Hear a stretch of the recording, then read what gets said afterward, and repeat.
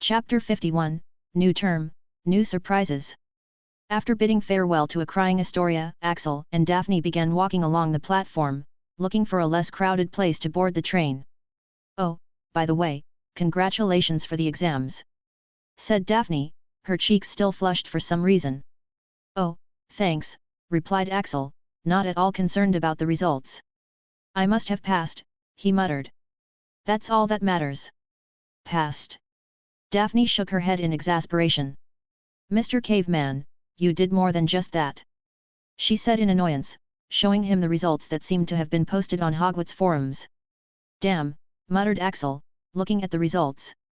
"Looks like he overdid it a bit." Since he had quit his studies years ago, he had no idea how good he'll have to do to get average ranking. Turns out, he had managed to get the highest scores in dueling, history of magic, and charms. Rose was at the top in transfiguration and flying, while Daphne had the highest in herbology and potions. "Top of the class in 3 subjects, you were the dark horse this year," said Daphne, shaking her head in wonder as she looked at the scores. The curious students who had checked the Girl Who Lived's results were surprised to see someone else getting the top marks in 3 subjects. Though it was understandable, since even Daphne herself was surprised. She had never seen him ever studying any course material. Heck, even all of his homework was done by her. Thus, the forums had blown up with discussion, with everyone expressing their surprise and curiosity over the news. Bye. Waving a final goodbye, Daphne boarded the train with Axel. As Axel looked at the students clamoring around in the Hogwarts Express, he couldn't help but notice that something seemed different than the last time he was here. For one, it was a lot more noisy than it was the last time. "What's all the hubbub about? Why does the atmosphere seem so different from last year?" he asked Daphne as they searched for a compartment. Daphne, who was looking quite excited herself, looked at him in confusion. Of course they'd be different. This year has so many different things happening. Lockhart aside, I think we're going to learn a lot this year from the exchange program." "Oh," muttered Axel with a nod. "Wait," said Daphne, looking at him in resignation. "You have no idea what I'm talking about, do you?" "Nope," said Axel, getting into an empty compartment followed by Daphne. "All right, Mr. Caveman. I'll tell you," she said, shutting the door. "I don't think you'll be interested in other things. But the exchange program is something I think you'll like." Axel raised an eyebrow. "Really?" Daphne nodded excitedly. "Yep, we're having an exchange program with another magical school. They're sending some of their students and teachers here to study and learn about our magical practices while also teaching us about theirs. There's even going to be a few friendly competitions as well, so everyone is just too eager to earn fame and prove Hogwarts' superiority." Axel nodded in understanding. "Well, that would explain all the excitement," he muttered, looking at the students clamoring about through their compartment door. Daphne shook her head with a sigh at his lack of awareness. "Not all of it. Seriously, do you have no one to talk to? And why the fuck could I not contact you over the summer?" Axel shrugged as he took out his magi mirror and turned it on again. "I was busy." He had turned it off 2 months ago when he was making his life-saving potion, and he hadn't turned it on ever since. As for the owls? That was another matter altogether. "What about the owls? Why couldn't they reach you?" she asked. "Well, I just blocked them." Daphne didn't seem to understand. "Wait, that's possible as well?" "Of course it is. If it wasn't, then there won't be any criminal on the run. All you'd have to do is write a letter to the criminal and follow the owl," he said, making Daphne have an enlightened look on her face. "Fuck. I'd make a terrible criminal, won't I?" she asked. Axel shrugged. "Well, it's not exactly common knowledge either. At least for the common people. Criminals need to have this knowledge. So he had also found out about it through the system. Though, I wonder how the owls detect us," said Daphne thoughtfully. Axel also didn't know the answer. "System? Can you tell me?" "Affirmative. The magical owls, though now used throughout the world, are a species which originated from Britain, from an owl which was Merlin's familiar. All of this owl's descendants are able to inherit its gift of sight, an ability that essentially allows them to find any person just by knowing their name. This is how the species of magical owls came to be." "Oh, you're here." While Axel was listening to the system, their compartment door was slid open as Susan Bones invited herself in, followed by the rest of the Golden Gang.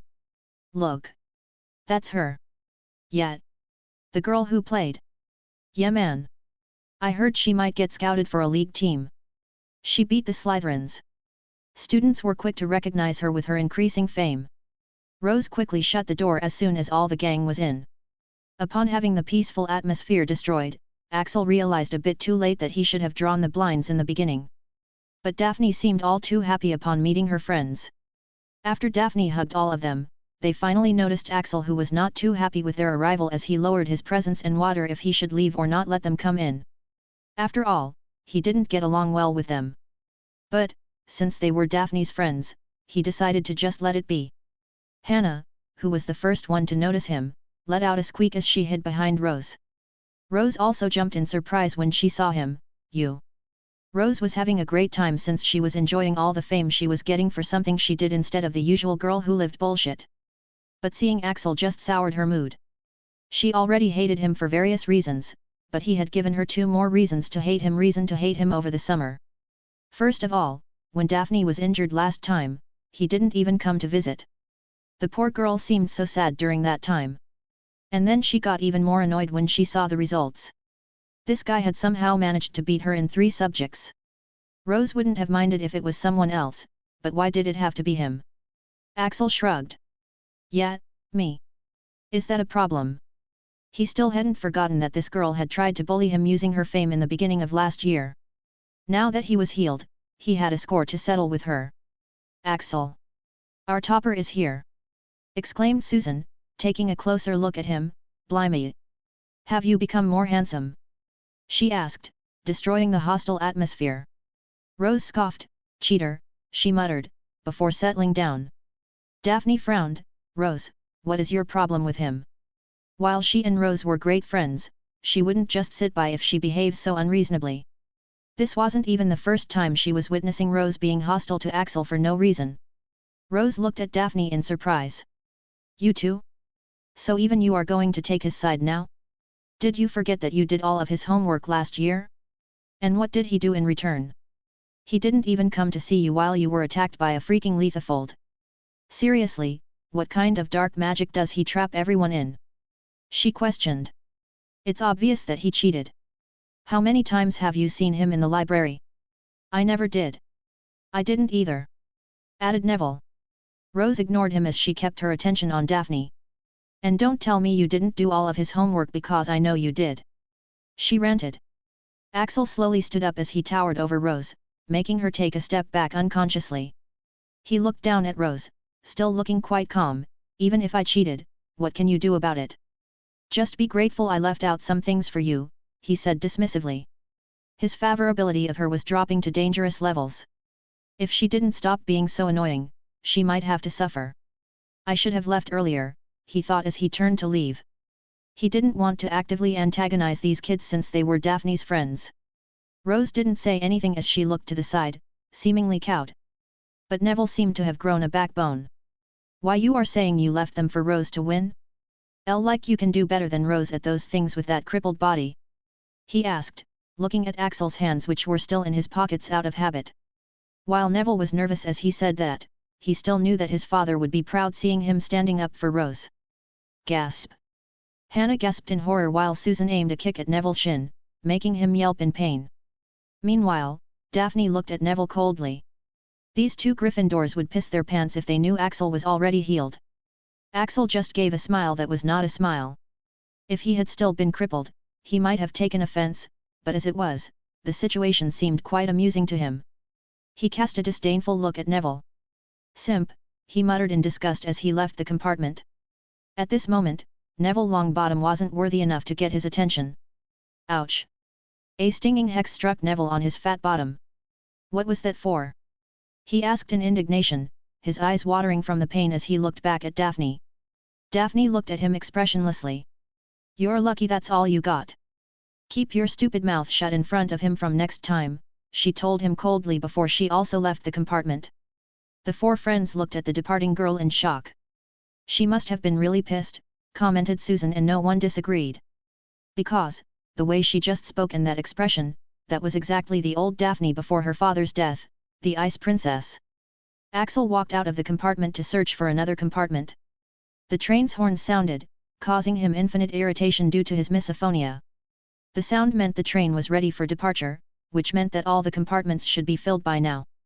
Seriously, if they weren't Daphne's friends he'd have kicked them out instead of leaving himself, but he figured she'd like to hang out with her childhood friends more than him. He couldn't have lowered his presence further either, or Daphne would know about his ability, and his stealth abilities must remain absolutely secret. In the end, leaving by himself was the best option. As he walked through the corridor, looking into different compartments, another pair of footsteps joined him in his search. Axel turned to look at Daphne in puzzlement. "Why are you here?" Daphne shrugged. "Need you even ask? I'd rather be with you." "If that's okay with you," she added. Axel once again began to look for compartments. Though this time, the corners of his mouth were slightly raised. "Doesn't look like there's any empty compartment left. And those with space would have annoying people inside," observed Daphne as they walked. She had other friends, but Axel wouldn't like them one bit. Axel stopped in front of a particular compartment that everyone was purposefully avoiding. "This would have to do for today," he muttered.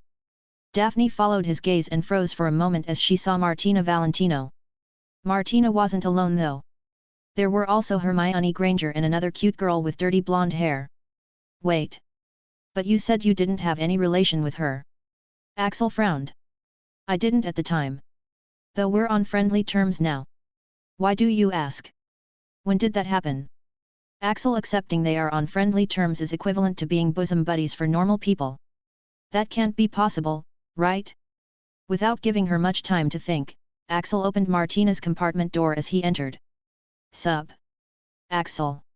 Martina stood up in pleasant surprise. "You've changed so much," she muttered, observing him. "Yeah, that I have," Axel agreed, taking a seat. Martina then turned to Daphne as she smiled. "Heiress Greengrass. It's good to see you again," she said politely. Daphne returned the courtesy. "Likewise, Princess Valentino," she said stiffly, still quite surprised at Axel, who had casually entered without any knocking and sat down like he owned the compartment. Looking at the two girls, Axel frowned. What was up with these two? Why are they suddenly pretending to be all prim and proper? He wondered.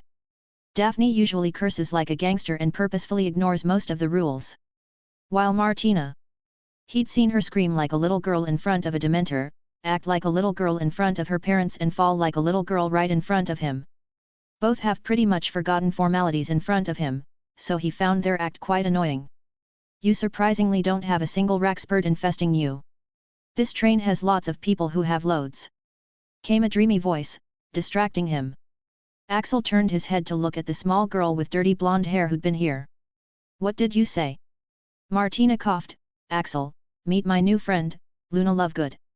She is a bit eccentric, so you might not understand whatever she says," she told him as she turned to Luna. "Luna, this is Axel Hunt and this is Daphne Greengrass." Luna nodded. "You're Axel Hunt?" she asked, looking at Axel with interest. "I've never seen you," she revealed. After that, she turned to Daphne. "Nice to meet you." Axel agreed with Martina's words. Yep, this girl was eccentric all right. The rest of the train ride was peaceful. Martina and Daphne were still formal to each other, and Axel had just decided to focus on continuing with his training. Legilimency. Stage 1.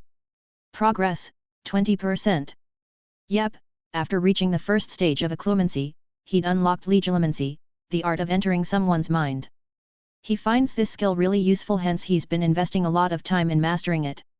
They took the carriages to Hogwarts while Luna followed Hagrid to take the boats. As he went to sit at the familiar slithering table in the Great Hall, he saw that the students who'd always turned away from him were now looking at him invitingly. Feeling weirded out, Axel ignored them as he went to sit at his staple corner seat.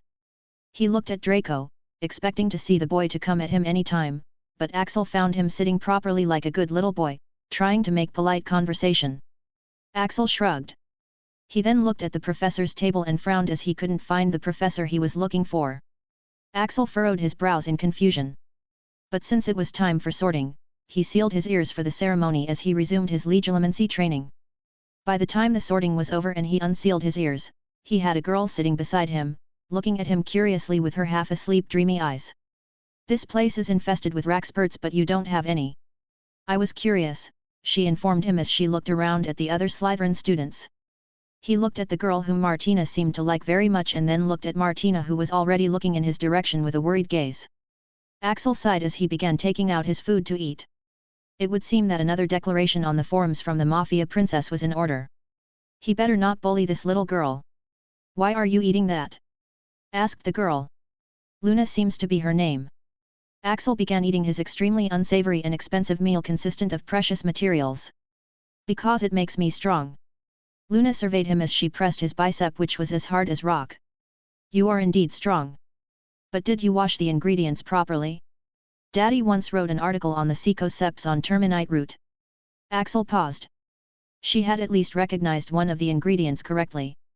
The girl didn't stop talking to him the whole dinner until Dumbledore finally stood up, making Axel relieved. Dumbledore spread his hands wide in his classic gesture. "Welcome, my dear students, to another year at Hogwarts." Applause. "But this year is going to be especially thrilling, informative and invigorating for us. Because this year, Hogwarts is holding an exchange program." Cheers. Dumbledore raised his hand, silencing the crowd. "Now, some of you might be wondering, which school is coming? And why specifically that school? All of your doubts will be cleared momentarily, but I have a few other announcements to make first," he said, making the students disappointed. "First of all, let us welcome our new defense against the dark arts professor, Mrs. Narcissa Malfoy N.E. Black, who has graciously offered to teach the students in Professor Umbridge's absence." There was a loud cheer for Mrs. Malfoy, and few whistles from the older students as well for the beautiful woman. But Professor Narcissa didn't seem affected. "And for the next announcement, with a heavy heart I have to announce that Professor Jakub Gorski has had to leave due to an emergency." There was a collective protest and lamentation at that news, as no one seemed to be happy with that news. And the most depressed one was, of course, Axel. "Fuck, there goes Plan B," he cursed. Of course, his Plan B to find out about the organization was to simply ask Gorski about it. For obvious reasons, it hadn't been his first choice, since he'd have to risk revealing that he knew about the organization and that Jakub was a member. And he especially didn't want to forcefully take out the information. But nevertheless, it was an easier alternative than the last plan. Now, he only has Plan C left. This plan was the easiest of the three plans, but also the most dangerous. Since he can't find the organization, why not let the organization find him? Since even Gorski had already warned him that the organization would come after him once they see his name and appearance, he just has to spread his name far and wide enough that the organization would find out about him. And when they come, he'll be waiting. Risky? Yes, it was fucking risky. But Axel looked at the huge amount of SP that he had gotten after stealing the fake Philosopher's Stone and the System Shop interface. When they come, he'll be waiting, prepared. Chapter 52, The Exchange Program. While Axel was busy in his thoughts, Dumbledore had arrived at the main topic. "And now, on to the main topic you've all been waiting for, the exchange program," he said, and the hall quietened down as everyone now paid more attention. There were hushed conversations as the students seemed to speculate who it was going to be. Axel even heard some of them placing bets. 10 Galleons says it's Livermorny. They have some really cool subjects. You're on. They have too many Mudbloods in M. I bet it would be Coates Corvus. They teach you dark magic as well. Shut up, mate, it would be. Dumbledore smiled. I know there has been a great deal excitement of speculation and even votes on the forums on who the school might be, since we had to keep it under wraps in case there was a change in plans. But now, it has been confirmed. The school that is going to be coming for the exchange program is Mahaut Okoro School of Ninja and Jutsu. Axel closed his ears in annoyance as the crowd loudly cheered, while some also expressed their disappointment over the news. Dumbledore waited for a few moments for everyone to quieten before he spoke again. Now, since the school has remained relatively closed off in the past, I suppose a brief overview of the school is in order. Mahaut Okoro is one of the best schools of magic in Japan. But, in terms of its education, it is quite different compared to Hogwarts. Hogwarts trains wizards while Mahaut Okoro trains ninjas. While Hogwarts focuses on spell casting, charms, hexes, transfiguration, enchanting, etc., Mahaut Okoro is more oriented towards training their students in combat, physical and elemental magic, and other skills. The ninjas trained from Mahaut Okoro are becoming increasingly popular as they are hired for various jobs and are really skilled at what they do. They have their own unique way of spell casting which is quite interesting but also equally difficult to use. And the education they receive is vastly differs from ours. Overall, both the schools have a lot to learn from each other and I hope we can get along with our foreign friends. There was a round of applause after which Dumbledore spoke once again. While they're here, the schools are going to have a few friendly competitions in a few common fields so that the students can learn from each other. And let me assure you, our deputy headmistress would not be pleased if you showed unsightly behavior, he said, looking at McGonagall who gave the students a stern look. And neither will I. Dumbledore added as the air around him turned serious. This is the first time in many years that a cross-continental cooperation between schools of different cultures is being organized without any prior relations and precedents. The magical schools and governments from all over the world will be paying attention to it. If it ends with positive results, we might be opening up the doors to the cooperation and exchange between all major magical schools in the world. So, I sincerely hope you will conduct yourselves like a student worthy of Hogwarts' reputation and bring honor to our school, he said, his words unconsciously making everyone straighten up. After, he began to go over miscellaneous stuff like the increased security and stuff, but Axel was just too busy thinking about ways to attract the organization's attention to listen to anything. He had almost 0 to nil information on them, so he didn't know just how he could attract their attention. He can't just advertise the fact that he has this cross-shaped pendant that the organization is looking for, can he? Nope, that's just not the right way. Even if he wants them to come after him, he doesn't want them to know that he actually has the pendant. It seems like the only way to attract their attention is to show his face to more people. Just like Gorski, surely someone else from the organization must also recognize his face and compare it to his father, right? But the question is, how? No one knows him outside Hogwarts. Until now, Axel has always focused on ways to draw the least attention, not the most attention.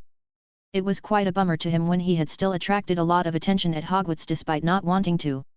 Speaking of which, the thing which got him famous at Hogwarts was that scandal with Martina. Does he have to repeat something like that again? Axel sighed. Just the thought of that is making Plan D much more appealing. Plan D, yes, he had a Plan D. But it was so bad that he didn't even consider it until now. It's just that, Bellatrix Black knew his dad, so he thought, would she also know about the organization? But obviously, this was a very bad idea. After the students were dismissed, as Axel exited the Great Hall, someone called his name. Axel. Axel turned around to see Martina making her way over to him in a hurry, the crowd breaking out into hushed whispers as they looked at the two of them. What is it? Martina had a pleading look on her face as she looked at him. Could I talk to you for a moment? She asked, gesturing towards a broom closet. Axel frowned. This is quite an unreasonable request, but since she was quite accommodating to him and Daphne at the train ride, he didn't want to reject it. All right, but make it quick, he ordered as he followed her, not realizing that the crowd had gone bonkers behind him seeing the two of them going into a broom closet. Yep, his social skills were lacking. What did you want to talk about? He asked as he entered the broom closet after her and closed the door, making everything go dark. Martina, who wasn't prepared for the unexpected darkness inside, tripped due to a bucket. Ah! Damn it! Martina quickly got up and pulled her skirt back down. It was so dark, he shouldn't have been able to see anything, right? Only Axel, who could see perfectly, sighed, have you got some kind of split personality? He asked the girl. This was what? The third time she fell in front of him? Maybe fourth. He couldn't compare this awkward girl with the calm and composed girl who acts like a dignified princess in front of others. And, what's her deal with the color purple? The design was different this time, but she was still wearing purple inside. Meanwhile, the students outside were beyond surprised to hear the noise followed by Martina's moan. Are they really going at it? Damn, that guy, with Martina Valentino. Inside, Martina used diplomacy to calm down. He didn't see anything, he didn't see anything. Under different circumstances, she wouldn't have been able to recover so quickly, but right now she wanted to talk about serious stuff. Taking out her wand, she quickly lit up the room and put some privacy charms, after which she finally turned to face him in the dim lighting. I'm sorry, again, for my ungainliness. But I wanted to talk to you about something important. She said, her face slightly flushed due to yet another embarrassing moment in front of him. Go on. Martina looked at him with concern. I just wanted to ask, Has anyone tried to bother or bully you after my warning? Axel tilted his head. No.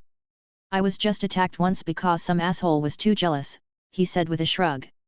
Martina looked shocked. Really? Who was it? She asked, outraged as the things inside the cupboard started to shake. Axel thought about it. His revenge wasn't done yet, not by a long shot, and he didn't want to be suspicious when bad things happened to those assholes. So, he just shook his head. No need, none of the Slytherins can touch me. Is that all you wanted to ask? Martina looked at him, slightly astonished. Was this the same boy whom she saw limping through the corridors while shaking non-stop on the very first day? But now that she looked at him again, she was surprised just how much he had changed. He was now as tall as her, and his whole being seemed to radiate power and danger. She recalled how he had handled the troll and dementors and how he had handled her brother. Yeah, if it's this guy, the Slytherins need to be the one to worry. But... Martina sighed. No, there's something else, she revealed. She had never expected that Luna would get sorted into Slytherin. Just like Hermione, Luna was a beloved character from canon and she had decided to not let the poor girl be bullied like she was in the canon. But... now that she was sorted into Slytherin, it's like throwing a sheep to a den of wolves. That's why, she was here to ask for Axel's help, the only good Slytherin she knows. It's about Luna. She is, slightly different from the normal girls. And I'm afraid she'll be bullied in the dorms. So, could you please look out for her? I just need you to inform me if you see her getting bullied, said Martina with a pleading look. Axel looked at her in puzzlement. Are you two related or something? No. Then why are you going out of your way to help her? In his case, it was understandable since it was her fault he was in trouble. But why is she helping Luna? Martina paused as a nostalgic look flashed on her face. I just feel like I've known her from my previous life, she said half-truthfully. Axel gave her a weird glance. This seems quite a drag. But then, his hand went to his pocket where he kept the knife she gave. It was the first Christmas gift he'd gotten. He still hadn't given her anything in return for this thing. After all, what could he give her that she can't get by herself with just a word? Thus, Axel sighed. Whatever, I'll try. Martina was so happy that she hugged Axel. Thanks. It's not a big deal. Axel had an uncomfortable look on his face as he slowly pushed her away. Today is turning out to be a peculiar day. This is the third time he's being thanked like this. His guard is lowering itself while his mind is thinking of weird things, like, how easy it would be for these girls to stab him in the back while they're hugging him. Later, while sitting in office, Dumbledore pondered over various thoughts while looking through the various policies spread out in front of him. The time for war is drawing nearer as the forces of the enemy are making their moves in the dark. Thus, he can't afford to be passive either. The danger this time will not only threaten Britain, but the whole world. It is not only Voldemort they need to be worried about. It's a complete dimension. Yes, the boundaries between the worlds are somehow loosening, so if someone didn't prevent it, there is fair chance that the creatures from Netherworld might invade Earth. And that can be apocalyptic. Netherworld's threat can be imagined just by the fact that the magical creatures on Earth didn't originate from here, but the other two worlds. And over time, their bloodlines diluted and their powers weakened through the generations while they stayed on Earth. The tales and myths of legendary magical dragons didn't originate from Earth, but from the other two worlds. So, all Dumbledore can now do is make preparations for the worst scenario by bringing the magical countries of the world together to fight as one, all the while hoping it doesn't come to this. While doing that, he also has to pay attention to Rose's safety. Which is why, he's allowed Bellatrix to place her Aurors at Hogwarts. Sigh. With a sigh, he popped a lemon drop in his mouth. Dumbledore was weary, oh so weary. He just hoped someone else could do this in his stead, but alas, no one but him can be trusted with such a heavy responsibility. Andromeda looked at her sister who had been quite busy these days. How did you even get the organization's information? Bellatrix shrugged, I just caught one of its members. Andromeda couldn't believe it. What the hell really? This was quite the shocking news. How did you even get the information out of a member? The last one committed suicide before you could get anything. Bellatrix shrugged, I learn from my mistakes. Anyways, I think Axel might be in danger. Andromeda was instantly worried. What do we do? Bellatrix thought, well, I'm already sending orders to the school for the exchange program. I can arrange for his protection as well. Orders. Just the word reminded Andromeda of her daughter who was still on training. She sighed. Nymphadora, even though she looks cheerful on the outside, she's changed after Ted's torture. Bellatrix looked at her sister. At one glance, she could tell her thoughts. She thought about the security for the exchange program. Come to think of it, wasn't the Aura Force short-staffed right now? Something can be arranged. Chapter 53, Savage Axel. I made a typing error in the previous chapter. Gilderoy Lockhart is teaching defense against the dark arts and Narcissa Malfoy is teaching history of magic. My fellow author friend pointed it out to me when I had him read this chapter. We usually go through each other's chapters and discuss before posting. After his meeting with Martina, Axel went to the Slytherin dorms just to assess Luna's situation. Besides, he has to keep showing his face there every now and then anyway, so that people don't get suspicious. He entered just in time to see the yearly introduction begin. But this time, instead of Alaric Malcolm, a different person was sitting in the leader's position. It was a beautiful bronze-skinned girl who looked to be above 5th year who was sitting elegantly at the throne-like seat with her legs crossed. She had jet black hair that flowed to her shoulder like a curtain and her electric blue eyes looked at the students present authoritatively. "Hello everyone," she said, her voice having an exotic accent to it. "I'm Patricia Afonso, the new captain of the Slytherin Quidditch team, and a 6th-year Slytherin prefect. My father is the newly appointed Brazilian Minister of Magic," she said, sounding rather bored. "And for those who care, yes, I'm a pure blood. For at least this year, I'm assuming control of the Slytherin house, replacing Alaric Malcolm, who did a rather poor job in his final year," she said matter-of-factly. There were voices of protest from various Slytherins who were loyal to Alaric, especially from Damian Malcolm and the group around him. Patricia raised a single eyebrow at the opposition. "Is there any basis for your objection? He lost us the Quidditch Cup and the House Cup last year. Under his leadership, House Slytherin has turned into nothing but a bunch of bullies and villains. Does any one of you know how many points we lost last year just because of you guys picking fights and breaking rules? We came at the last position, with the least number of points, even below Hufflepuff. Do you know how disgraceful that is?"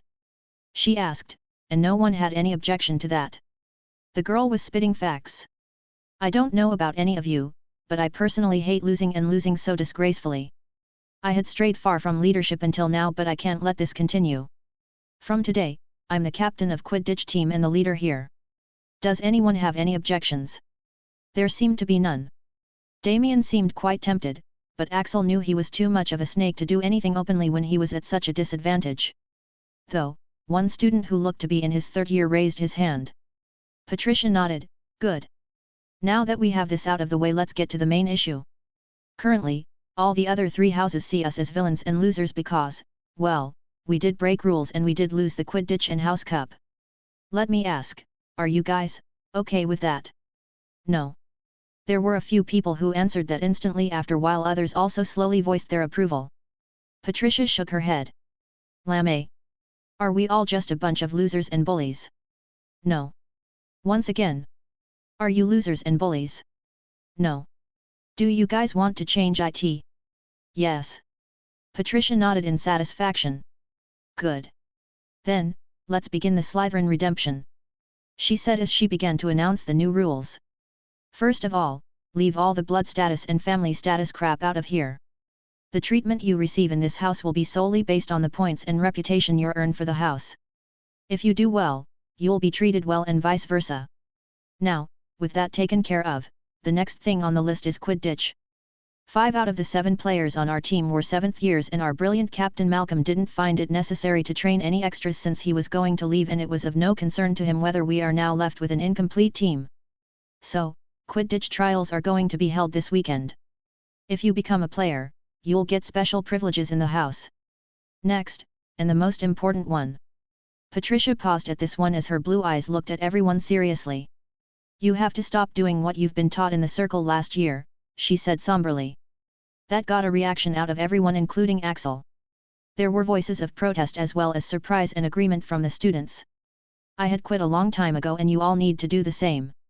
Tell me, after learning what was taught to us, have you not noticed the effects? Are you not more volatile? More temperamental? Several Slytherins had a look of realization while some remained unmoved. Looking at the girl still speaking, Axel sighed as he shook his head in pity. What this girl was trying to do was quite virtuous and laudable. Too bad though, whether she realizes it or not, she's going to have a difficult time due to it.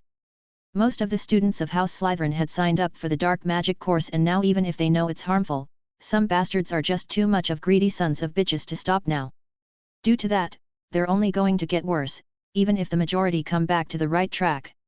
As for the Quidditch Cup, now that she's left with 2 players, there's a fat chance she'll be able to compete with other teams. To put it in a nutshell, she'll be bringing positive effects, but she'll have to suffer the backlash. The next day, Axel was going to classes for the first time with his healed body. He was in quite a good mood as he went to the Great Hall. Right now, his only problem is, how much of his ability should he reveal? It was quite a complicated matter. Staying low-key has its benefits, but it also has its downsides. Like how Neville Longbottom of all people insulted him yesterday and he didn't do anything. Besides, he hasn't exactly been able to remain low-key despite his best attempts due to his bad luck. Sitting at the breakfast table, he looked at the New Year's timetable. First he had charms, then potions, and then defense against the dark arts. Why do you not eat normal food? Sitting in front of him was Luna, who looked a bit drowsy. Axel frowned. Why are you still sitting with me? Did you not make any friends yet? By now, the rest of the first years were already sitting in groups, so he figured she ought to be in one of those. Luna tilted her head. I did. But they asked me to sit somewhere else, she said dreamily. Axel looked speechlessly at the girl. Did she really not realize, or is she pretending not to? Whatever the case, Axel realized that it's not going to be easy keeping this girl out of trouble. Axel reached the charms class early and made to go straight to the last seat, which, by now everyone knew, belonged to him. But, he found someone else sitting in his seat instead. What's up, Hunt? Asked Draco, sitting on his seat with his friends surrounding him. Malfoy, I've been in a good mood today. You better fuck off while it lasts, said Axel expressionlessly. He had been in a good mood ever since he'd healed. He cherished every second he could spend with his body not feeling uncomfortable anywhere for the first time in years. Thus, he was a bit more tolerable to minor annoyances. But, that seat was the best location to sit for him, and he ain't a pushover who'd just give it up if an ant tries to claim it. Malfoy got angry while his friends had a mixed reaction. Draco, why don't we sit at our usual place? Asked Pansy. She really liked Axel and didn't want Draco to antagonize him. Though some like Crabbe and Goyle were just cracking their knuckles, trying to intimidate Axel. But Draco ignored Pansy as he smirked at Axel. What's up, Hunt? Not so brazen anymore? He asked smugly with his wand in his hand, looking overly confident. Axel sighed.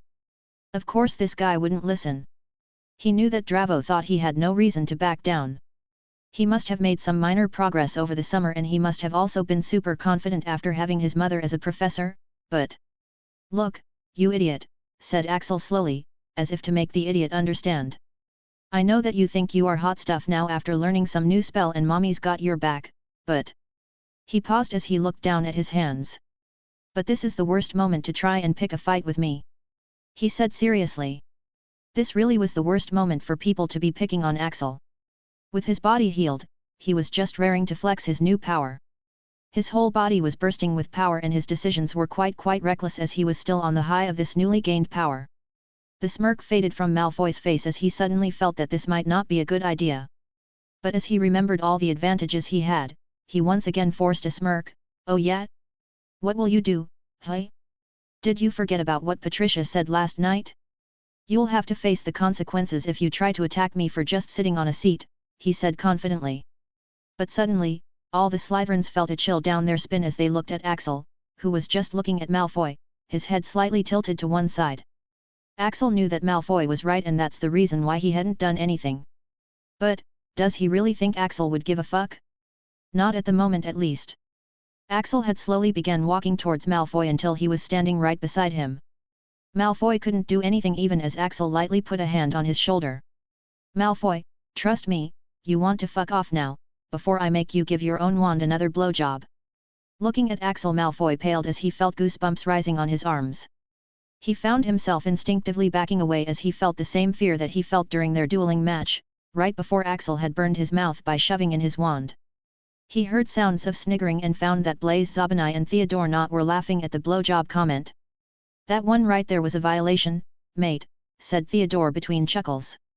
Even Pansy and Millicent were covering their mouths at Axel's savage reply to Draco. Seeing this made Draco forget his fear due to the rage he felt. "You cripple," he exclaimed as he pointed his wand straight at Axel, ready to curse the bastard. But instead, he found out that his hand was empty. "You've done it now," muttered Axel. "What's with these ants calling him a cripple? Yesterday it was that Neville and today it's this guy. Do they think that he's scared of their mommy or something? Do they think he's a pushover? Why do people like Malcolm even dare to attack him? That's right. Because he has indeed been acting like a pushover. He hasn't yet shown anyone even a little bit of what he's capable of right now. Why has he been so passive? Because he wanted to stay out of trouble. But if trouble is still coming his way anyway, and he's facing annoyances anyway, then why not simply do whatever I want?" He wondered as he gripped Malfoy by his hair. Getting into trouble is much better than being insulted by ants, he decided. In the next moment, the wand he'd snatched had been returned to its rightful place, Draco's mouth, after which Axel lifted Draco off his seat and threw him across the class under everyone's shocked gazes. Malfoy might have been fine with just that. Too bad two bulky bodies of Crabbe and Goyle followed right after, landing on top of him, completely flattening him to the ground. Crick crack. Chapter 54, Savage Axel Strikes Again. "That ought to teach him a lesson, right?" muttered Axel, dusting his hands as he looked at Draco buried under Crabbe and Goyle. Even though he wasn't really sure whether the guy learned his lesson or not, but there was one thing that Axel was sure of, this was satisfying and he didn't regret doing it. He didn't do this because of the seat. No, that much offense, he could take. In fact, he didn't even intend to hurt him for that. But, when Malfoy called him a cripple, Axel just didn't find a reason compelling enough to stop him from doing whatever he wanted. Neville only managed to escape because he was Daphne's friend and just too pathetic. Wah! Did you see that? Did he just? How the hell did he do that? Of course, the onlookers were understandably flabbergasted upon witnessing the unbelievable spectacle of someone literally throwing their classmate with just one hand. This wasn't something that would be possible unless you have the physical strength of a peak athlete. But, looking at Axel's lean frame, they simply couldn't believe that it was him who did that even if it happened right before their eyes. At this moment, Professor Flitwick ambled into the class, witnessing a commotion going on. "Can anyone tell me what is happening here?" And this is how the House Slytherin lost its first points even before any of the houses gain a single point. Draco Malfoy was sent to the hospital wing, but the matter wasn't too serious, considering that bones can be fixed in a jiffy in the wizarding world, but the bastard made it look like he was dying. Flitwick was quite lenient on Axel.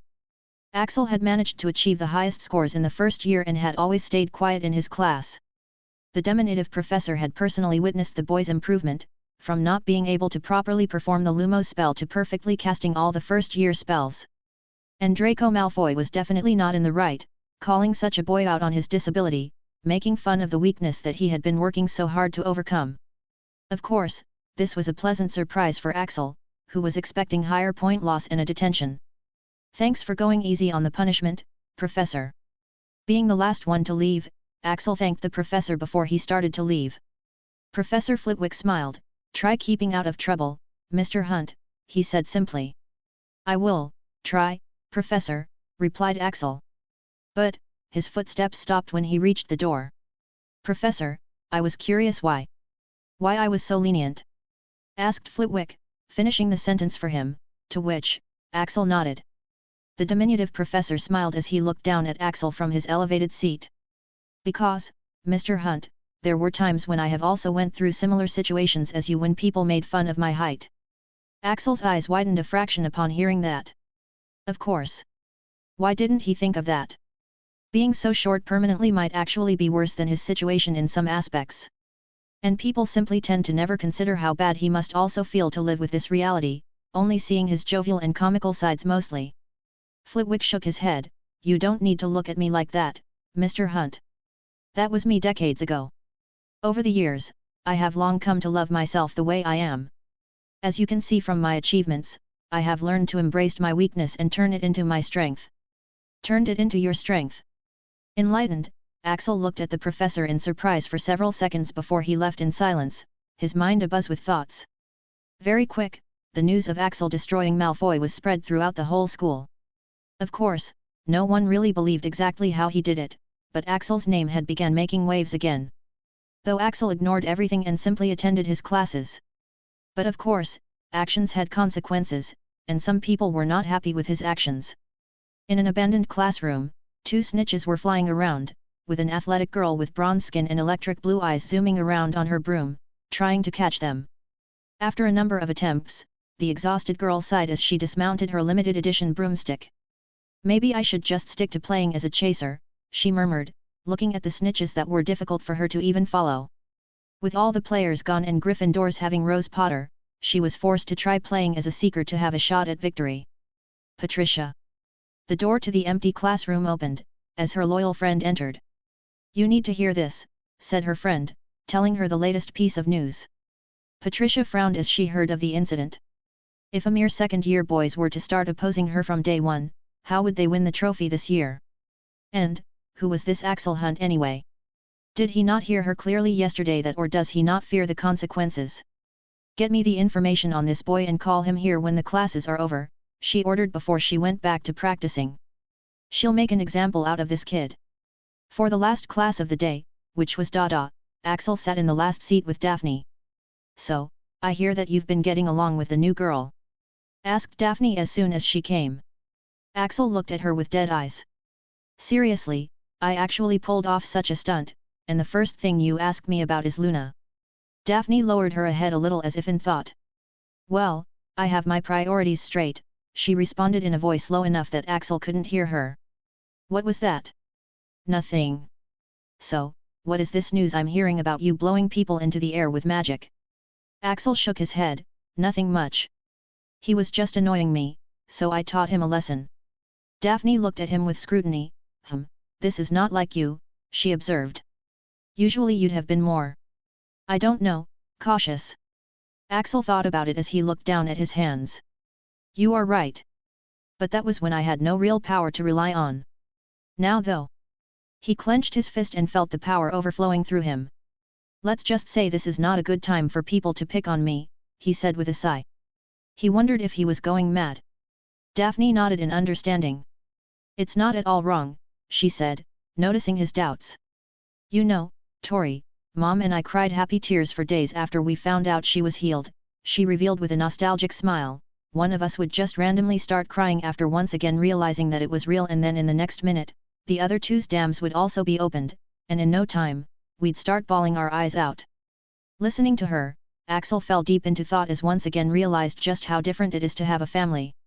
Despite having a chronic disease like that, he still felt a bit jealous of Astoria for having such a loving mother and daughter. Hey, by the way, Luna is cute, right? Asked Daphne out of the blue, interrupting his thoughts. Yeah, wait, what did you say? Asked Axel, who didn't quite hear what she said. Never mind, said Daphne, looking away. Soon, Gilderoy Lockhart entered the class, making many of the students cheer. Lockhart spread out his hands, as if to indicate that yes, he was the one. Ladies and gentlemen, congratulations! You finally get to meet me, he said, flashing everyone a smile with his abnormally white teeth. Me, Gilderoy Lockhart, Order of Merlin 3rd Class, one of the top 30 most followed people on Hooter and Magebook, and which weekly 5-time most charming smile winner and much, but you already know that, don't you? Looking at the cringy behavior of the man, Axel could only shake his head in disgust. Is this guy for real? Daphne also shook her head in bewilderment. Let's just hope he knows how to teach, she murmured. And then I disarmed him without even looking at him. Like this, Expelliarmus! He shouted, clearly looking at the dummy sneakily from the corner of his eyes. Well, Lockhart turned out to be much of a comical guy, as he'd exaggeratedly demonstrate each and every spell on a practice dummy while bragging non-stop. But, as it turned out, even though the guy was narcissistic as fuck, he at least seemed to know his stuff. The spells were a bit weak, but still, he managed to cast them well enough, muttered Axel. Daphne nodded. Well, better at teaching than at least Umbridge so far. But his fame is undeserved. No way he can do the things he's bragged about with just this. Was her judgment. Axel looked at her quizzically.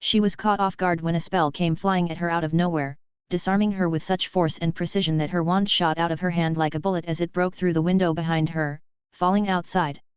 Looking at her, the hole in the window, cold sweat flowed down Patricia's back as she imagined what would have happened if she took even half of that force. Her hand that had held the wand had a burning feeling to it. Axel shook his hand as he inwardly clicked his tongue. He still isn't adept at controlling this new power of his. His precision is now top-notch, but control is severely lacking. Pocketing his wand, which he'd drawn within milliseconds, he glared at the girl. "I'm telling you again, stay out of my way. You don't know even half of what I'm capable of," he said as he started to leave. Before he left though, he reached out with his hand and a small golden ball got caught between his two fingers. While Patricia sat there, tongue-tied as she witnessed Axel casually catching the snitch without even properly looking at it. "Annoying balls," he muttered before his hand blurred. Ding! An ear-splitting sound rang out before the constant buzzing of the room suddenly stopped. With a stiff face, Patricia slowly turned her head to find the two broken and still twitching remains of two snitches lying on the floor. Even after Axel had left, Patricia sat there in stunned silence for a long time, looking at the two snitches. In those broken remains, she could also somehow see the Quidditch cup with House Slytherin's name on it. Slowly, an obsessive gleam lit up in her blank eyes. "I need him." Chapter 55, is it that time of the month for her? Step, step, step. Sounds of heels reverberated in the quiet and empty hospital wing as a woman walked towards a particular bed. The occupant of the said bed, who was constantly moaning in pain, perked up as soon as he saw the woman. "Mother!" he called out, almost forgetting to keep up his injured act. The woman, Professor Narcissa, frowned looking at her son. Seeing her son's acting, she wasn't at all moved. "Draco, stop being so pathetic," she said, looking at her son in distaste. "You're not fooling anyone by pretending to be injured." "But mother, he attacked me for no reason at all. And he didn't even get punished. Please punish him." Draco Malfoy was terribly frustrated right now. He had wanted to get back at Axel ever since that humiliating duel. Too bad he didn't have the guts to face him last year. But, he had thought that this year would be different. This year, he had his mother teaching at Hogwarts and his magic had also improved. He had even trained a lot to be a seeker. So, he had naturally thought that he would be the center of attention at Hogwarts and also teach that cripple a lesson. Too bad, he got humiliated at the start of the year. Now he could only depend on his mother to seek revenge for him. Contrary to his expectations though, Narcissa's frown only deepened. "Lucius has spoiled you rotten. Did I not tell you that I'm not your mother here? You will not be getting any special treatment. Stop making a fool out of yourself and stop acting so spoiled. I didn't come here to see you whining like a child." Mother tried Draco once again, but Narcissa cut him off. "Mr. Malfoy," she said, her tone becoming stricter, "do not expect any help from me. From now on, you will stop these childish actions which your father has instilled into you and conduct yourself with the way you have been taught by your etiquette tutor." Draco looked pitifully at his mother. When he was younger, she used to give him whatever he wanted, but slowly, she has changed. She no longer even pays attention to him, let alone fulfilling his demands. Draco sighed pitifully, "Yes, mother. Come with us. Patricia wants to see you." Hearing the two Slytherin students, Daphne's brows furrowed at the mention of Patricia's name. Unlike Axel, she didn't have the tendency to be ignorant about everything. So, she knew quite well who Patricia Afonso was. The Brazilian beauty was quite popular at Hogwarts due to her looks and being at the top of her year. But, her popularity was now at its peak since her father was now the Minister of Magic of Magical Brazil. And that girl wants to see Axel. What would that girl want with Axel?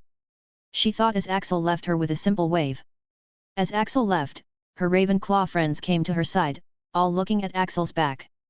"Has he become more handsome?" asked Lisa Turpin. Daphne frowned. All these friends of hers like to do is talk about useless things and gossip. That's why she finds their company a bit undesirable. "His hairstyle has changed and he's gotten even taller," observed Padma Patil. "And yet, his skin looks quite good." Mandy Brocklehurst sighed. "No wonder Martina couldn't wait yesterday night," she muttered, and the other girls had affirming responses. But, Daphne grew puzzled. "What are you talking about?" Soli looked at Daphne in surprise. "You don't know?" It's all over the forums. Daphne had to roll her eyes on that. Of course I don't. It would seem like Axel's indifference was becoming contagious. Now she no longer wasted her time on her magi mirror. Seeing this, her friends looked at each other with a "who's gonna tell her" a look. Eventually, Mandy Brocklehurst was the one to speak first. Not long after the dinner was over, Martina and Axel were found going into the broom closet together. They were totally shagging in there.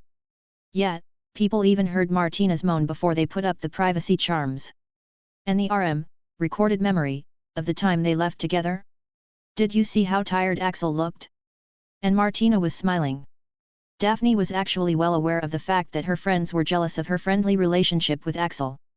And she knew better than to trust them. But still, she was indubitably perturbed. Martina. It's Martina again. Lunchtime. Axel ate the breakfast calmly as he sifted through the minds of first years. Yep, legilimency wasn't as difficult as one would imagine. At least not for him. Currently, he had only learnt reading the surface thoughts, but it was good progress, as far as he was considered. This skill, he was simply learning because of its high utility, not because of any urgency or reward like the time with occlumency. Legilimency, as he found out through the system knowledge, wasn't simply reading someone's mind as he'd believed. It's far more complex than that. He already knew from his insights into occlumency that mind is quite a complex, many-layered mess.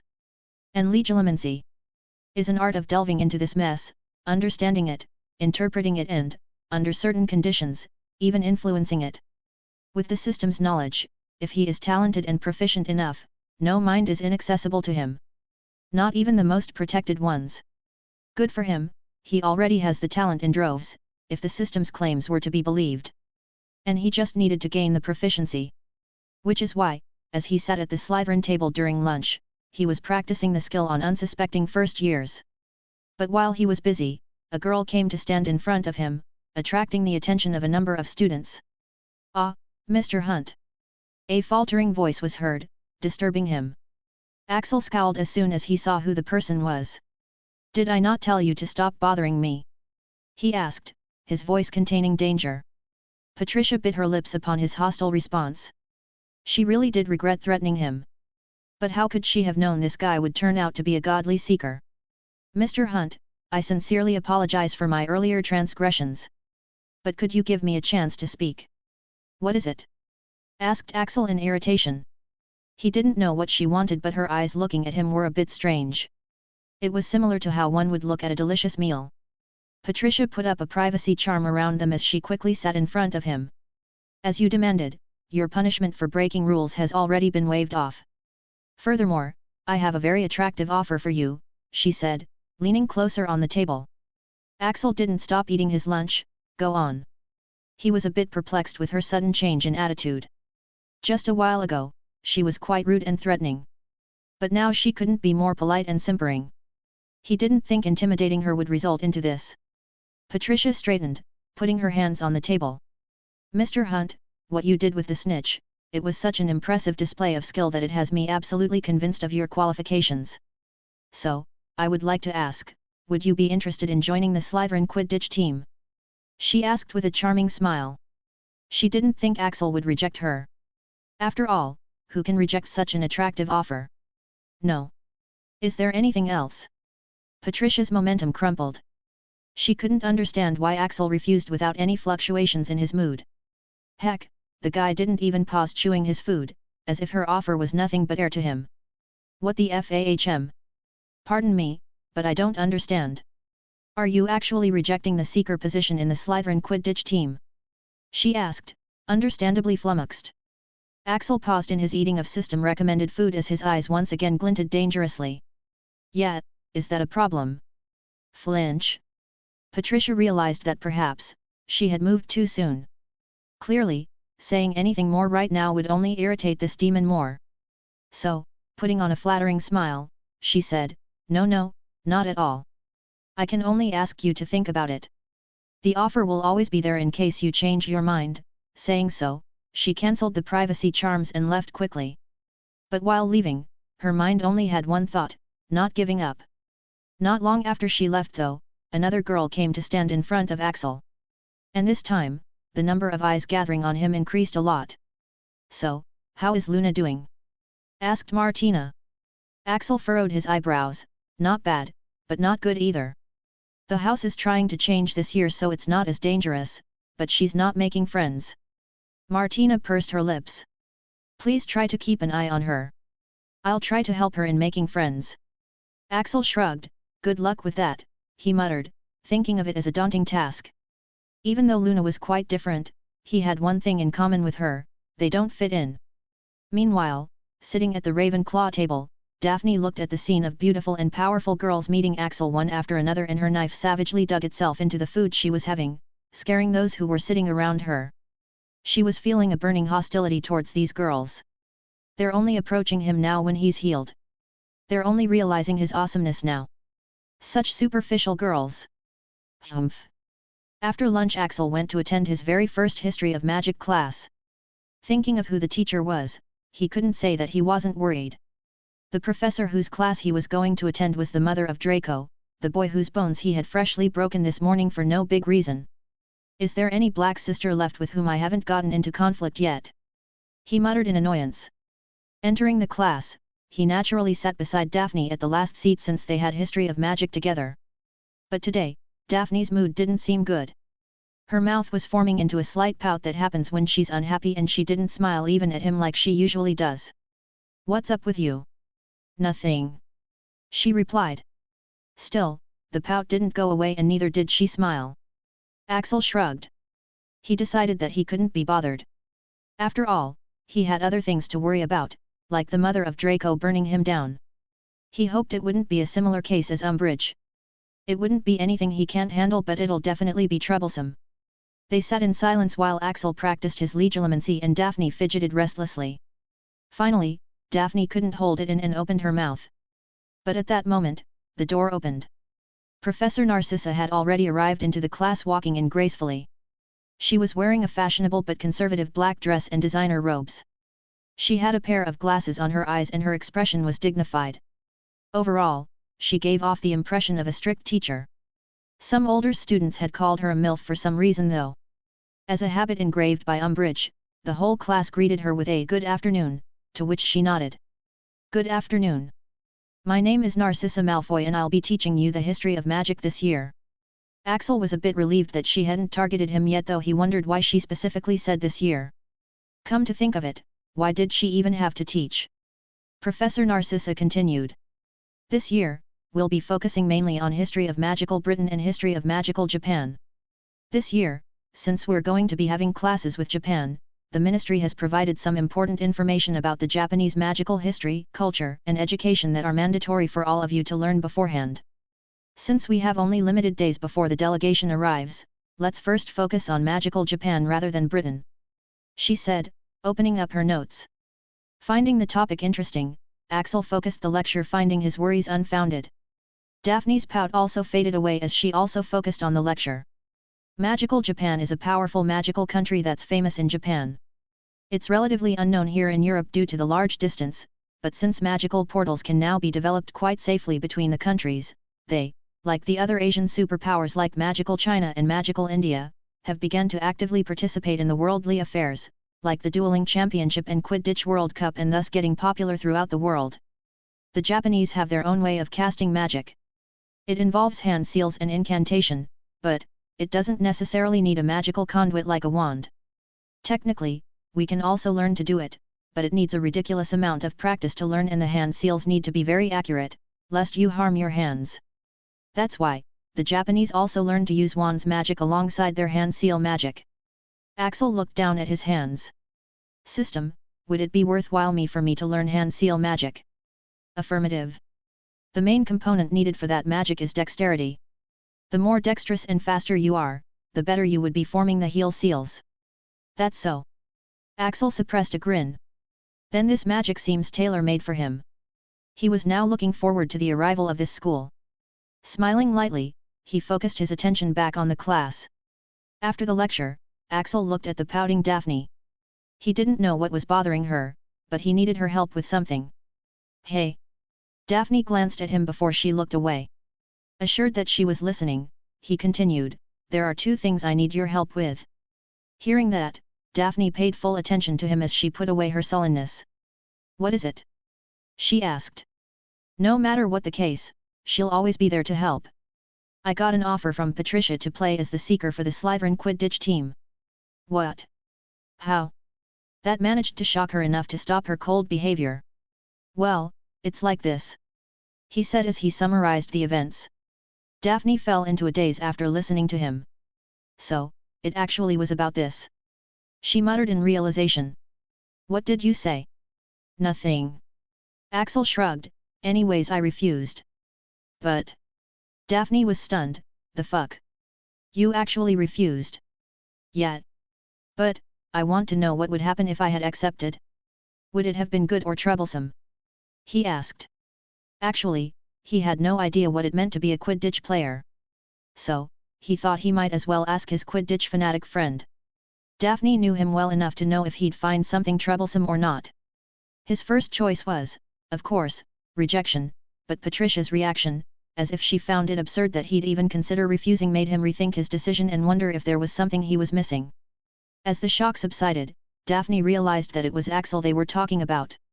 So, refusing kinda is actually the better choice. On second thought, I think you made the right decision.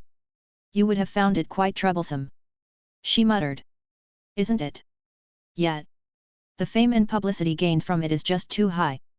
Especially if the player is as absurd as you." That made him pause. Fame? It reminded of a mission he had half given up upon. Really? He had only watched one quidditch match in his life. So of course he didn't know it was this big. Daphne nodded. "Of course. I'm afraid if you played, not only Britain, you'd be famous even in the foreign countries once the videos of your play are uploaded to the Magi Hive.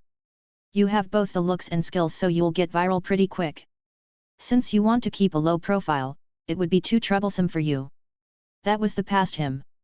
The current him needed all the attention he could get for an absurd mission of his, since he had no other choice.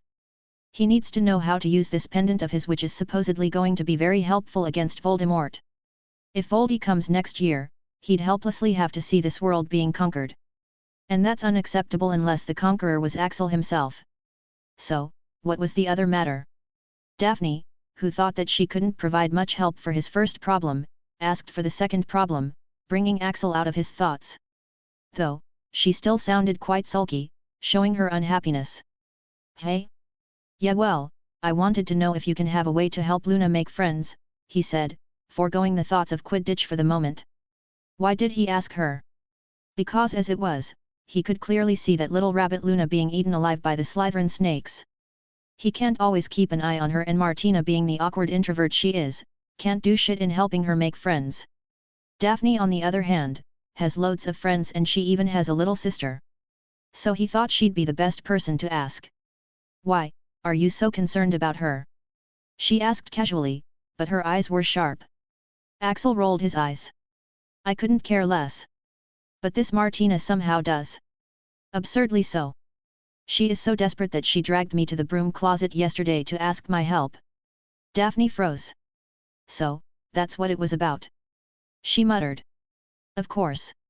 She even came to my table in front of everyone today, making me quite irritated. I can't let this keep going." "So, that's what that was about," she repeated. "Then, weren't your worries all useless?" Axel waved his hand in front of the dazed Daphne. "The hell is wrong with you? Why are you suddenly smiling now?" he asked, looking at the goofy smile stretching on her lips. Daphne coughed as she suppressed her smile. "Nothing. Leave this matter to me," she said in a bright mood. "I'll make Luna so many friends that no one would bully her." "Lunatic," muttered Axel, looking at her weird behavior throughout the day. "Is it that time of the month for her?" According to the system's general knowledge, sometimes witches get quite temperamental during that time. Chapter 56, Hogwarts vs Mahaut Okoro. "No. You can't just do or say whatever you like, Luna. You can't say things that people can't understand or find weird. You should try to be normal, to blend in," explained Daphne, her expression already a bit troubled and tired. Luna slightly tilted her head in confusion. "But, why would I need to do that? I like to do things that I like." Daphne shook her head. "But then you wouldn't be able to make friends," she stated, a bit exasperated. How long had this been going on? Luna smiled. But don't I already have friends? You do. Luna gave her a puzzled look, aren't you my friend? Looking into the pure eyes of the girl, Daphne couldn't bear to deny it. I meant in House Slytherin, she clarified. But I have Axel there. No you don't. Daphne snapped. I don't. Damn it, thought Daphne. The words had left her mouth before she could stop herself, but she regretted it when she saw the innocent girl looking at her cluelessly. Daphne got up. All right, we'll talk later, saying so, she left before the girl could make her more frustrated. Daphne sighed. What the hell was she thinking, promising Axel that she'll help this girl make a lot of friends with so much confidence? Thinking. Oh right. She wasn't thinking at all. At least not anything remotely rational. Daphne sighed again. What was wrong with her these days? Every time when it comes to Axel, she finds herself acting like an idiot and taking impulsive actions. Her thoughts aren't rational and she finds it difficult to look him in the eyes. And then there's the damn heartbeat. It increases to such levels that it makes her fear he'll hear it. Is it really what I think it is? She thought helplessly. It's not like she's dense or ignorant.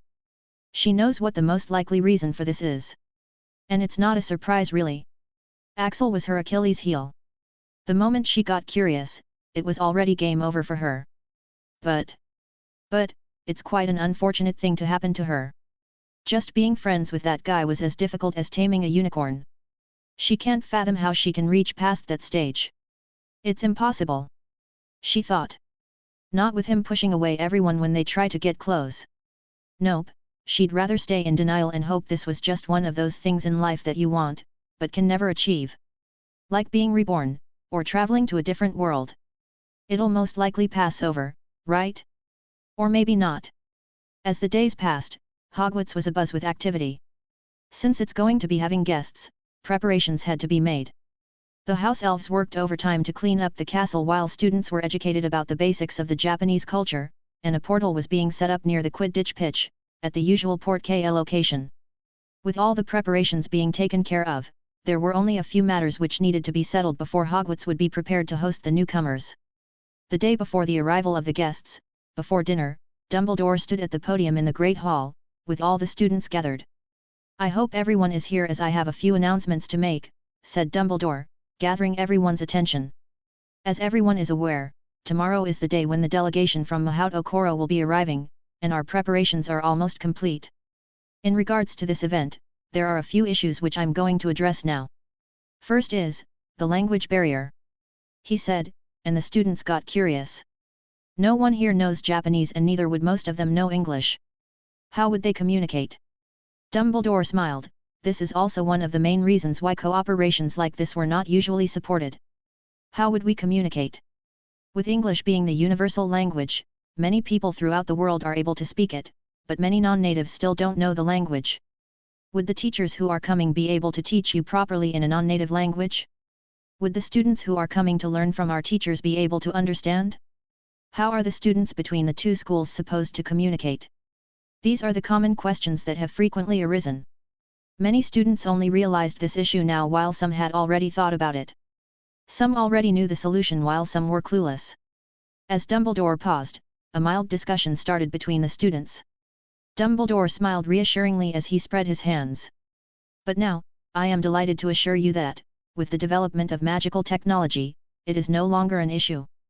He made a go-on gesture and the prefects of each house began distributing something to every student in their respective houses. Being the closest to the corner, Axel was among the first ones to get it. Axel looked at the pendant-like object in his hand with curiosity, but he could already hear the students. The translation amulet? Nice.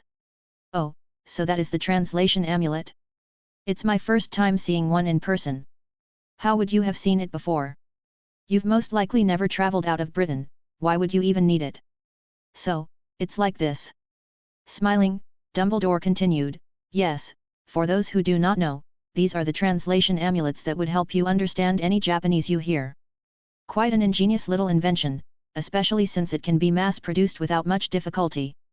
Ever since their invention, they've become quite popular in the ICW and other international meetings. The students all stared at their amulets excitedly. Meanwhile, when Martina looked at hers, she could already tell how it was made. Elder Futhark runes to make the information storage and Celtic ones to make converter and an understating. This is all right, but the runes are machine inscribed, so won't work for as long, and material is not good, temporary unbreakable charm, can only convert Japanese to English. A cheap knockoff of the one I designed, she murmured, already analyzing everything. Legally speaking, she could sue this company since she owned the patent, but the Valentinos were already drowning in money and there was nothing groundbreaking in this invention, so she decided to just let it rest and focus on what Dumbledore was saying instead. Students are requested to keep their amulets secure. In case of it being damaged or lost, getting a replacement will be difficult and the one who damages them will have to pay for compensation, said Dumbledore seriously. Moving on, in Quidditch, aside from the usual matches, there will be one more match that will be played, Hogwarts v/S Mahaut Okoro. What? Really? Yet. This made everyone excited. Instead of competing between houses, they'd be competing with a different school. This time, they can indisputably support one team. Dumbledore smiled at the students' enthusiasm, so the main question that arises is, how will the members be chosen? The old man raised a valid question. Who would be the members? Every player would demand a spot in that team, and there are differing opinions on who is better suited to be on the team. And then, when the members of different houses form a team, would they be able to play in harmony? In lieu of such conflicts, we have opted to choose a simple solution: the house team that wins the inter-house championship will get the opportunity to represent Hogwarts in the upcoming match between the schools. May the best team win, said Dumbledore, subtly glancing towards the Gryffindor table at the end of his sentence with slight amusement. Cheers! There was a loud cheer as 3 of the 4 houses cheered, hoping they might be able to win and represent Hogwarts, while the Slytherins didn't look so happy. Hearing all the noise, Martina just shook her head. She could already tell that the main aim of Dumbledore was to have Gryffindor, or rather Rose Potter, win this thing. With the Slytherin team in shambles and the other houses inferior to the Gryffindor's current team, Gryffindor will most likely win this thing. With this he has at least made sure that none of the players from the Slytherin team can enter. When the noise subsided, Dumbledore continued. Now, the next issue that needs to be addressed.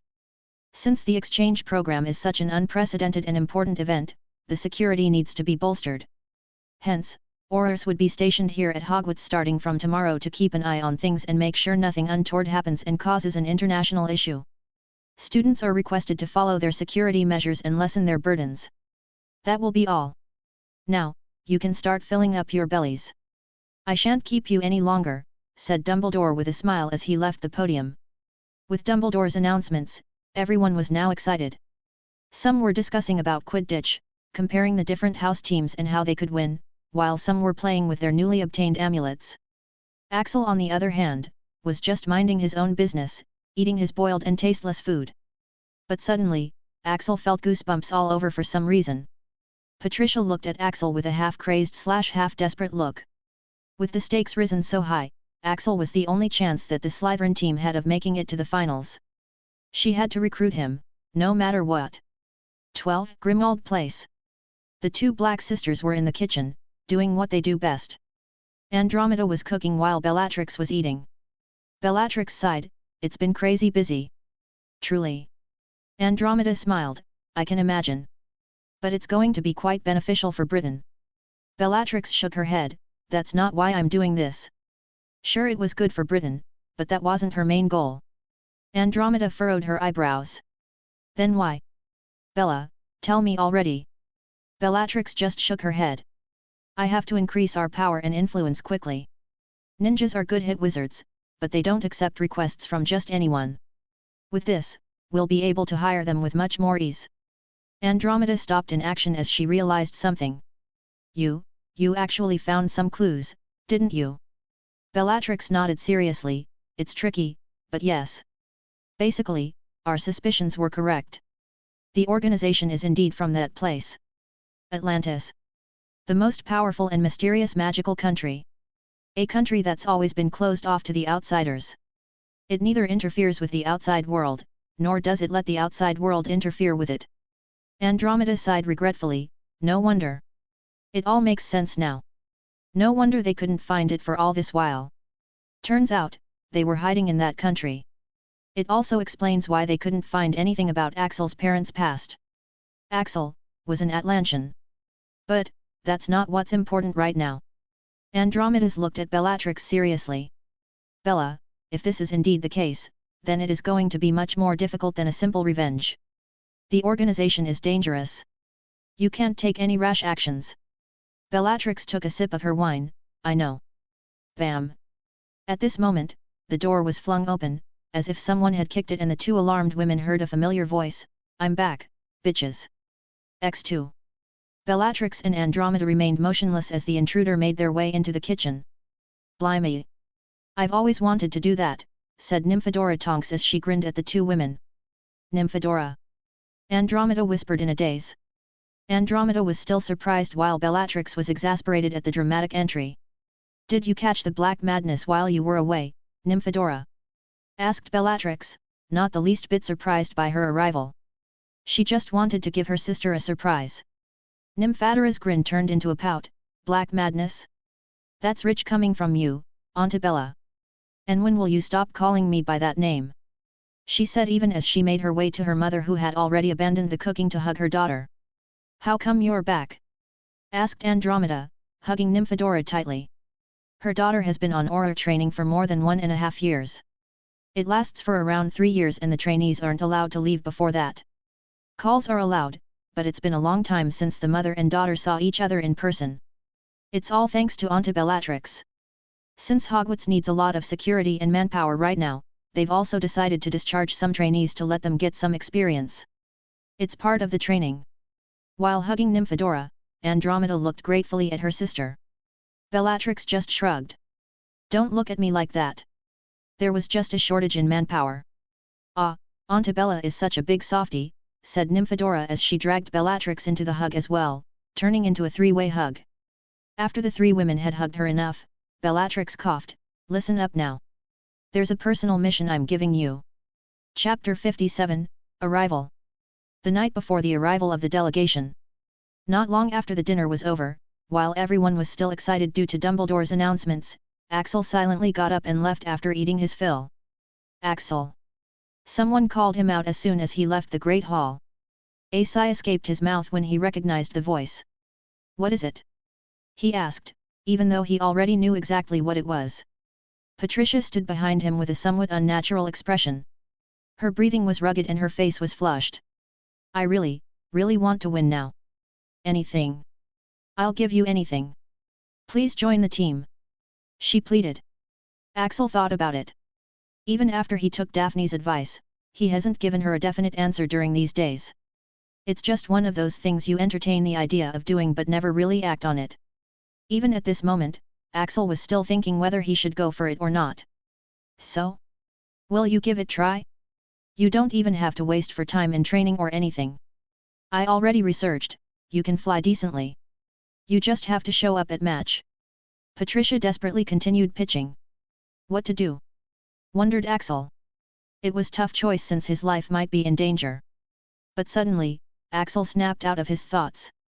What the heck is he doing? Since when has he been so indecisive? Wasn't it all clear? He wants the organization and he wants to do the mission. Then why hesitate? If he has to do it, he'll do it, and kick ass while doing it. If he can't even handle the organization, is he supposed to just roll over and die when Voldemort conquers this world? Alright. And I'll even handle if anyone tried to bother. What did you say? Patricia paused in her pitching as soon as she heard him. I said I'm in, Captain, said Axel decisively. Patricia's face lit up with joy. She was so happy that she rushed up to hug Axel. But, she hugged nothing but empty air as Axel suddenly disappeared and appeared a meter away. Not every time, he muttered with his back to her, already walking away.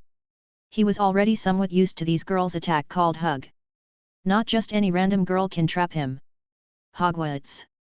With a shout and pinch of flow powder, Nymphadora Tonks arrived at Hogwarts flow station. How things have changed. She muttered, looking at the flow station. She still remembers the time it was being built. It used to be a boys' toilet near the Quidditch pitch before that. But now, the Quidditch pitch has turned into a Quidditch stadium and this thing has transformed from a boys' toilet to a flow station. Whoosh, whoosh. The other Aurors had arrived while she was looking around. Frank Longbottom, Kingsley Shacklebolt, Hestia Jones, and around a dozen others. Blimey, things have been changing too fast, muttered one of the aurors. Well, it's still quite similar, observed Tonks. They didn't even have to change it much. Just had to replace the urinals with a fireplace. Otherwise, it looks the same. The other aura agreed to her statement, but he seemed to have missed an important point here. And how in the Merlin's pants, do you know how this boy's toilet used to look like? Asked Hestia Jones, Nymphadора's friend and fellow aura trainee, emphasizing the word boys. Nymphadora grinned. Well, let's just say that being a metamorphmagus has its perks, she said with a wink. Hestia had to take a few seconds to digest that. So, you can actually grow a pair, she said, and the two of them burst out laughing. Some other aurors who were listening in on the conversation also had to suppress their sniggers. Enough, said Frank Longbottom, making the aurors flinch. Don't forget that the two of you are on active duty. Yes, boss, replied Tonks, once again cursing the involvement of Frank. This man was the head of magical law enforcement, and more importantly, he was very strict and a pain in the ass. She was glad he was here only for today to welcome the delegation. They were currently under Kingsley Shacklebolt. Aurors, listen up, said Shacklebolt, gathering everyone's attention. He then began briefing them on their duties. Someone was supposed to keep a lookout on the wards, someone was supposed to patrol the castle, someone was supposed to keep an eye on the students and prevent any major disputes from happening, etc. Trainee Tonks. Yes sir.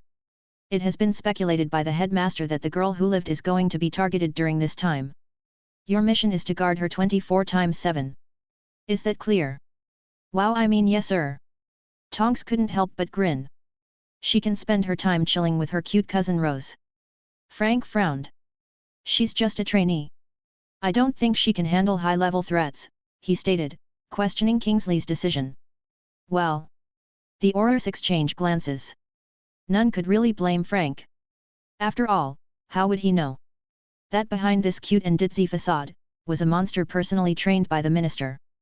By the next day, the news of Axel joining the Slytherin team as a seeker had already spread far and wide at Hogwarts. And people had quite different opinions on it. He's just a cripple. There's no way he can be a seeker, was Draco Malfoy's opinion, who was still woefully unaware and wrong at many levels. He was enraged. He's going to destroy them, was what Daphne was thinking. It seems like she'll be supporting the Slytherin team this year. But still, she was worried. Why did agree? It's not something he would do. Was it, because of that beautiful captain of Slytherin? Why would he do this? Was what Rose wondered as she sat at the Gryffindor table for lunch. Why indeed would he do this? It was understandable if it was something like dueling, but isn't playing quidditch quite hopeless for him? As a seeker herself, she didn't feel right playing against him. Neville, who was quite proud to see both his father and mother sitting at the professor's table, simply scoffed. I bet it's because I taunted him last time. He couldn't accept the fact that he'll never beat you at quidditch. Meanwhile, Nymphadora, who was sitting with Rose, looked at the Slytherin table curiously. Which one is he? Who was this guy for whom Auntie Bella and Mom are so concerned about? Rose didn't even have to look over, corner of the table from left. Damn! Muttered Tonks as soon as she saw him. She then looked at Rose in a new light. So, you hate him? Rose nodded. You have no idea. Hate can't even cover half of it. Nymphadora grinned as she shook her head. Sweet Merlin, is this what I think it is? Oh? Why exactly is he annoying? She asked Rose. That, because, he's such an idiot. Why is he even trying when he knows he can't win? And there are so many other reasons. Is that so? Rose grew annoyed. Yet. And what's with that shit-eating grin of yours? Tonks' grin widened as it stretched up to her ears, literally, just to troll her ickle little Rosie. Metamorphing for win, nothing. Blimey, isn't it hot in here? The portal opened, and an old man wearing a yukata stepped through, his eyes appearing almost closed. This was Yamasaki Hiroshi, the principal of Mahaut Okoro School of Ninjutsu and Jutsu. The man had a walking stick in his hand even though he walked in an upright manner. His head was bald, and his eyebrows, beard, and mustache were white and long. Behind him came the teachers and students of Mahaut Okoro. While the headmaster looked quite harmless and peaceful, these people gave out strong and intimidating vibes as they looked around curiously. Unlike Hogwarts students who were wearing long-ass impractical robes, these people were wearing clothes that were easy to move in, and each of them had a forehead protector which was carved with a symbol that signifies their specialization. Fire, water, wind, and earth. Yamazaki. Dumbledore. Dumbledore greeted Yamazaki Hiroshi familiarly while the other students and teachers of Mahaut Okoro looked around curiously. When they looked at the students, their eyes showed traces of disdain. This somewhat guaranteed that the upcoming months weren't going to be as peaceful as some would have liked. You've grown old, Dumbledore. I no longer see that fire, said Yamazaki, tapping his cane on the ground. Dumbledore smiled. I can say the same for you, my friend. The you of 40 years ago would have already bombarded me a few times. Then, let me see if you still have it in you, said Yamazaki before his hands formed a series of hand signs and his face turned up towards the sky. In the next moment, flames erupted from his mouth, forming a giant dragon as they reached high enough. Dumbledore sighed, I'm too old for this, my friend. He pointed his wand at the giant dragon. Even though he said this, both the old fogies knew that this was the right move. Both sides needed to show the students what the other side had to offer. Now, there were many ways Dumbledore could have dealt with this, but to dispel the Mahaut Okoro's disdain and condescension, he had to make a demonstration. A flaming phoenix burst out from the Elder Wand and went toe-to-toe / talon to claw with the giant dragon. Boom! Holy shit! Bollocks! Is this the power of... The students looked the giant dragon and phoenix fighting it out in awe. On the other hand, Axel was trembling with excitement. Arcane eyes. True invisibility. Presence reduction. Bland. Fuck. He had opened his arcane eyes just in time when the old fogey had warned Dumbledore of his attack. And the results were exciting. These two are really monsters, he thought, looking up at the sky. He has a long way ahead of him if he has to match that one day. Compared to Voldemort, who is supposed to be even stronger than this, he'd prefer whoever the organization sends who would underestimate him as a 12-year-old. Magic hands. That being said, he has to improve fast in order to survive. His hands quickly formed a series of symbols, trying to exactly copy what he'd seen just now. Ding! You have unlocked. A laugh along with a small burst of flame escaped his mouth. This year is going to be interesting. Organization headquarters, Atlantis.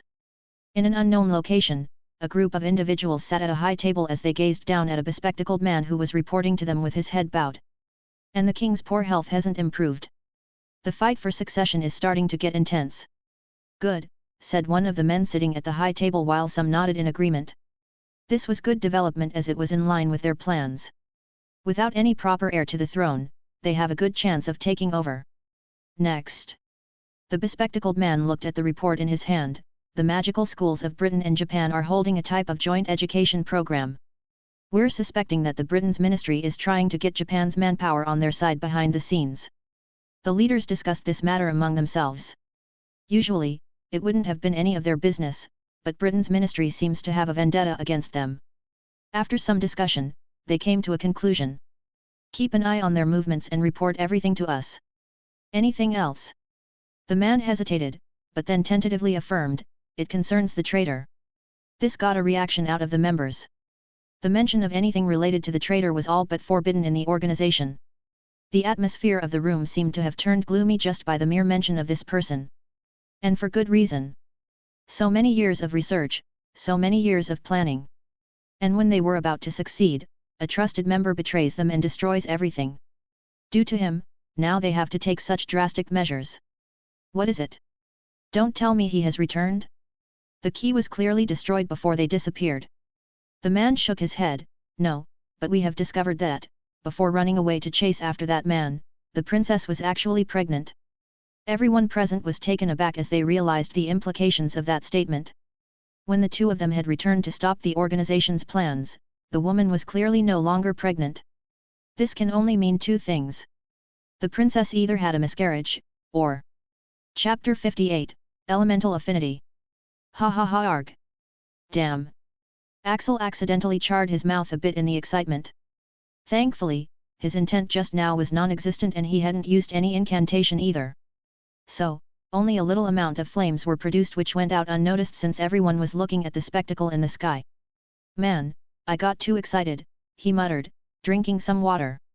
He was so eager to try it out that he forewent the safety precautions. Magic hands. Proficiency, 15% 16%.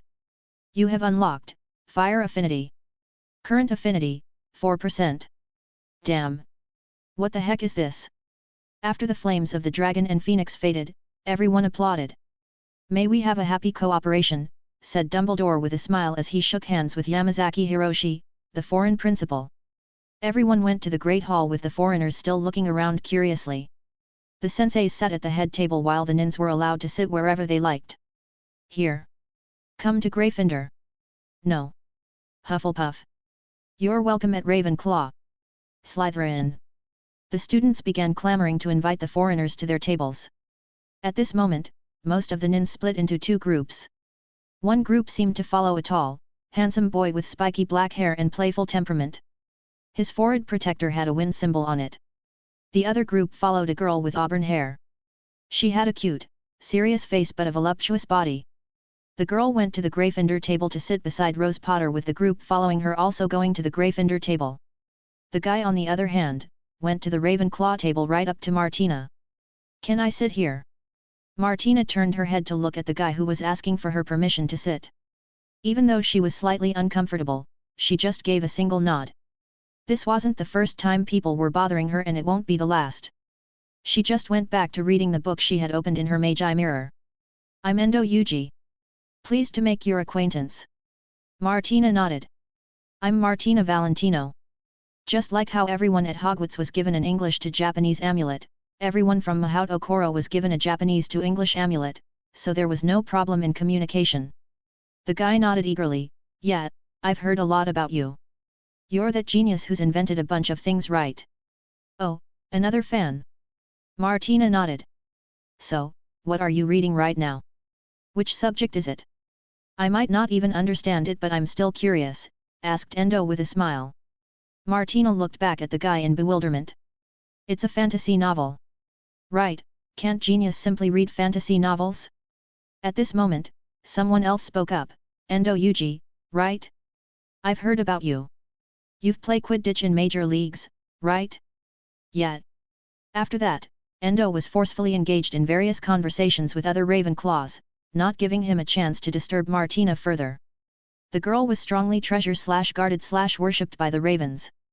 After everyone was seated, Dumbledore went to the podium. I'd like to begin by offering a very earnest welcome to our guests from Mahaut Okoro. I wish you have an enlightening, educative, and salubrious stay. There was a sound applause for that, after which he continued, Hogwarts and Mahaut Okoro are two of the best magical schools in the world. But, what's more interesting is that, the teaching methods of both the schools vastly differ from one another. Both the schools produces elites, but they have their weaknesses. The students from Hogwarts can't compete with Mahaut Okoro in combat, stealth, physical magic and so on, while the students from Mahaut Okoro can't compete with Hogwarts in the fields like enchanting, transfiguration, charms, etc. So, when Principal Yamazaki here and I happened to be in contact with each other after a long time, we thought, why not combine our strength, and produce elites, who have no weaknesses? And that, my dear students, is how this cooperation came to be. From now on, the curriculum of both the schools will have slight changes, with new subjects being added to the mix. I hope you not waste this opportunity and learn what is being taught with an open mind, he said, finishing his speech under the thunderous applause. Dishes then appeared on the table, this time with various Japanese dishes mixed in. Apart from a certain someone who was eating boiled tasteless meal, everyone else enjoyed the meal. While the welcoming feast began, the students were also given their new timetables, which made them gasp and even cause somewhat of a small commotion. The heck? It starts from 7 in the morning. Mate, stop messing around, I go to sleep at 5. Physical training? What do we need this for? Well, I have no problems with this. I'm quite fit due to quidditch. But then it's a stealth class. Wonder what that'll entail. The most exciting is the hand seal magic class. Can you imagine? Wandless magic. But, so many classes? How are we supposed to do this? After the feast was over, Dumbledore made several announcements to soothe the students. Since the number of classes have increased, you are hereby absolved of a majority of the grueling homework that takes up most of your time. I hope you enjoy this year. Cheers. The students burst into cheers, some even raising their hands up in bonsai. Sitting in the nondescript corner away from everyone's gaze, Axel also smirked, so, even they know that the homework they used to give was useless, he thought. He certainly hoped that was the case. Anyways, nothing changes for him, but Daphne should be happy, right? Fuck. Daphne was not happy. She had already done most of Axel's homework of this year, all of which is now useless. Also, it was already quite a small thing just doing his homework, but now she has no way left to even slightly repay him for what he did for Astoria. Daphne felt very useless. The next day, since everyone was already going to come at 7, Axel went to the grounds at 5 o'clock in the morning for his own workout. He usually starts after 6:30, but now he has to adjust his timings. It was said that you could wear training clothes, tracks, or other clothes you were comfortable in. So, Axel came in his usual clothes that he wears during his training. After coming to the grounds, he found that there was an obstacle course of sorts built here. It must have been built yesterday night. Shrugging, he started his own training. After being healed, he has upped the ante with his training, trying out every grueling and intense exercise. The skills which he couldn't progress or unlock in the past have started to be unlocked and progress rapidly. He first ran laps around the ground at high speed. While running, he also took a few seconds to clear the obstacle course just for a proper warm-up. Then, he went to the Forbidden Forest to start the real training. With so many skills to master, he was only half finished by the time it was time for classes. So, after cleaning himself up, he went to see what this basic training was about. By the time he arrived, the grounds were filled with students. In the crowd, he found Daphne, who was looking around with her magi mirror in her hands. "Why aren't you picking up my calls?" she asked as soon as she saw him. "Well, it's usually off," he said, checking his magi mirror. When he looked back up again, he found that she was just looking at him in a daze. "You still haven't woken up?" he asked, waving a hand in front of her. Daphne snapped out of her daze as she averted her gaze from him. "No, it's not that. I've rarely seen you in different clothes," she said, her ears turning pink. Axel looked at himself. He was simply dressed in track pants, a sleeveless t-shirt and sneakers. Due to the heat from the earlier workout, he had taken off his jacket and simply hung over his shoulder. "Oh. Well, I've also only seen you in school robes or dresses," said Axel with a shrug, not finding the problem. Daphne was sporting a t-shirt, tights, a jacket and trainers, looking quite spirited. In fact, everyone else was also dressed differently, but she wasn't looking at them at all. "It's different when it's you," she murmured in a voice low enough that he couldn't hear it. "Everyone." Just as Axel was about to ask her what she said, the professor who was supposed to teach them had arrived. He was a muscular guy wearing a bandana over his head. His forehead protector had an earth symbol on it. "You can call me Yamato-sensei, and I'm here to give you the basic physical training of being a ninja," he said in a loud, heavy voice. "Ninjas try to make 100% use of their body. A capable ninja can kill a capable wizard without even using magic," he said with a bit of disdain, and Axel had to agree with the man's words. Axel himself can take on a few wizards without needing to use magic. "So, it would be better if you guys don't slack off and take this seriously. Those not interested can leave this class after they defeat me in a duel where you can use everything while I can't use magic." That got a reaction from various students. Some seemed ready to challenge the guy there and then, but Yamato-sensei continued. "The very first thing that comes under the physical training curriculum of mahaut okoro is physical training. Second, movement, your ability to move around. Third, stealth, and fourth, weapon wielding and hand-to-hand combat. I'll only be teaching you the first two. Is that clear?" There was a lackluster response. Forming a hand seal, Yamato-sensei lifted one foot and slammed it back on the ground. Boom! The ground shook and everyone felt the tremors. "You were supposed to say, 'Yes, sensei.'" Once again. "Is everything clear?" "Yes, sensei." Thus, the first class was spent running laps, which Axel had already done, and doing various exercises. In the remaining time, the sensei had a few students who still had a bit of energy left go through the obstacle course. The rest of the students were cheering for their favorites in the beginning, but in 5 minutes, everyone had given up, no one able to reach past the half point. Yamato-sensei smirked disdainfully, "You guys have a long way to go. Do you guys know what the top mahaut okoro students' current best timing is?" The students grew curious. Many of the students here were quidditch players who had been working out for years. Considering that someone would be able to complete it, the timing shouldn't be low, right? 1 minute 10 seconds. What? The students were inevitably shocked to hear this. The gap between them seemed quite huge. Yamato-sensei clicked his tongue. Does that seem impossible to you? Well, it should be. Unlike you guys, who live a pampered and easygoing life here, the ninjas at Mahaut Okoro are strictly trained from an early age under special conditions. Those who come from ninja clans begin training even early. Of course they'd be different. The gap is not something you surpass quickly. My job is make you aware of this difference, so that you know the difference and know that magic is not everything. Physical ability is also as important, he explained, making some students very motivated while some humiliated. Meanwhile, Axel, who had finished the obstacle course in a few seconds as a warm-up this morning.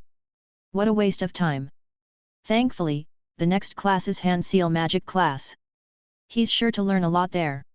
Daphne, who was lying on the ground beside him, looked at him in bewilderment.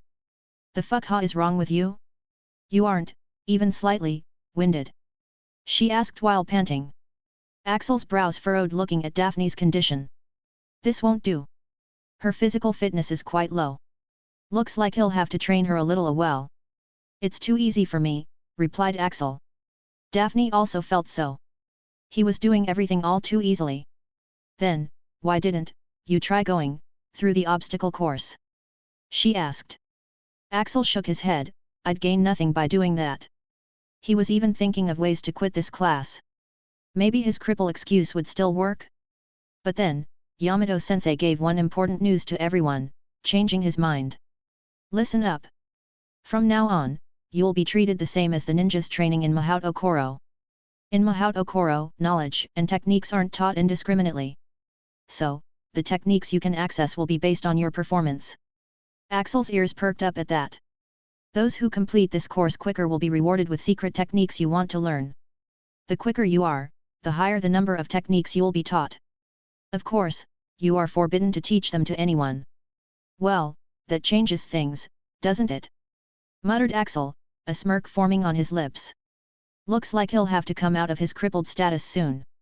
Isitra, the queen of dark elves, looked at the small kingdom they had relocated and rebuilt after Voldemort attacked most of their kingdom. This time, it was underwater, covered in a layer of magic that prevented any water from entering. How did you come up with this? Making a kingdom underwater? She asked Lily, who was waving her wand over a few mirrors in front of her. Lily shrugged, it's not my idea. Back in Midworld, we have a city called Atlantis which is also built underwater. I got inspiration from there. Isitra got curious. Oh? How did it look? Was it beautiful? Well, I've heard it's beautiful, but I've never actually been able to visit that place since outsiders are banned from entering. I happen to be friends with the Princess of Atlantis though, when she and her lover were on the run. She was the one who told me about the mechanism. You knew the princess? Asked Isitra, tilting her head. Yeah. Actually, that's the couple who were generous enough to leave their research about Netherworld and Etherworld with me, said Lily nostalgically. The couple also had a baby whom they were going to leave with her at the Potter Cottage under Fidelius since they had urgent business. But then Voldemort attacked the Potter Cottage, cutting their contact forever. She still sometimes wonders what happened to that couple and their child. Isitra looked at the mirrors which Lily was working on. Is it done? It should be done. But are you sure they wouldn't betray us? Isitra nodded with certainty. I know they're rulers. They wouldn't betray us. Besides, most vampires and lichens wouldn't have submitted to Voldemort if they had choice. It's just that they didn't have a Lily Potter who could successfully help them escape. If we contact them, they'll definitely side with us. Lily was still uncertain. Even vampires? I mean, I had a werewolf friend and he was a good person, even though the werewolves of our world are different than your lichens. But vampires? They're just evil undeads on our world, said Lily. Isitra scoffed, the vampires a noble race. There are a few similarities, but don't compare them to your world's vampires. Well, as you say, said Lily, handing her the two-way mirrors. These things have always been handy, so of course she had learned how to make them. They plan on sending the other halves of these mirrors to the leaders of other races to establish stable contact. Since even the Dark Elves have also finally lost, they can only ally with other the races now. Chapter 59, Jutsu Class, Axel's Affinity. I uploaded the wrong chapter just now. This is the right one. While complaining and groaning, the students dragged their bodies back to the castle for bathing and breakfast. This physical training had a mixed reaction from the students. Some of them, who were fitness enthusiasts, were all too happy to show off their physical ability and improve themselves. But, a majority of students would agree that they'd rather sleep in their warm and comfy beds than toil away on the grounds like that. Though, some were simply happy to be able to see their crushes in something other than Hogwarts' bulky robes. For example, a photo of Martina in tracksuit quickly went viral on the forums with hundreds of students simping over it. A photo of Axel was also uploaded by a girl where he was doing push-ups and the muscles he had gained due to his training were showing due to his sleeveless t-shirt. The caption said, "Who is this cutie? Can someone give me his hooter?" A discussion had broken out in the comment section. Holy Morgana! My heart! Who is he? Look at those muscles! Oh Merlin! He looks like a prince! Isn't he the one who Martina picked? Really? Damn it! It was something like that. Most of the accounts on this forum are anonymous, so the girls had no shame drooling over a younger guy. And nonchalant from all the fuss, Axel had different thoughts in his head as he headed for the next class, the hand seal magic.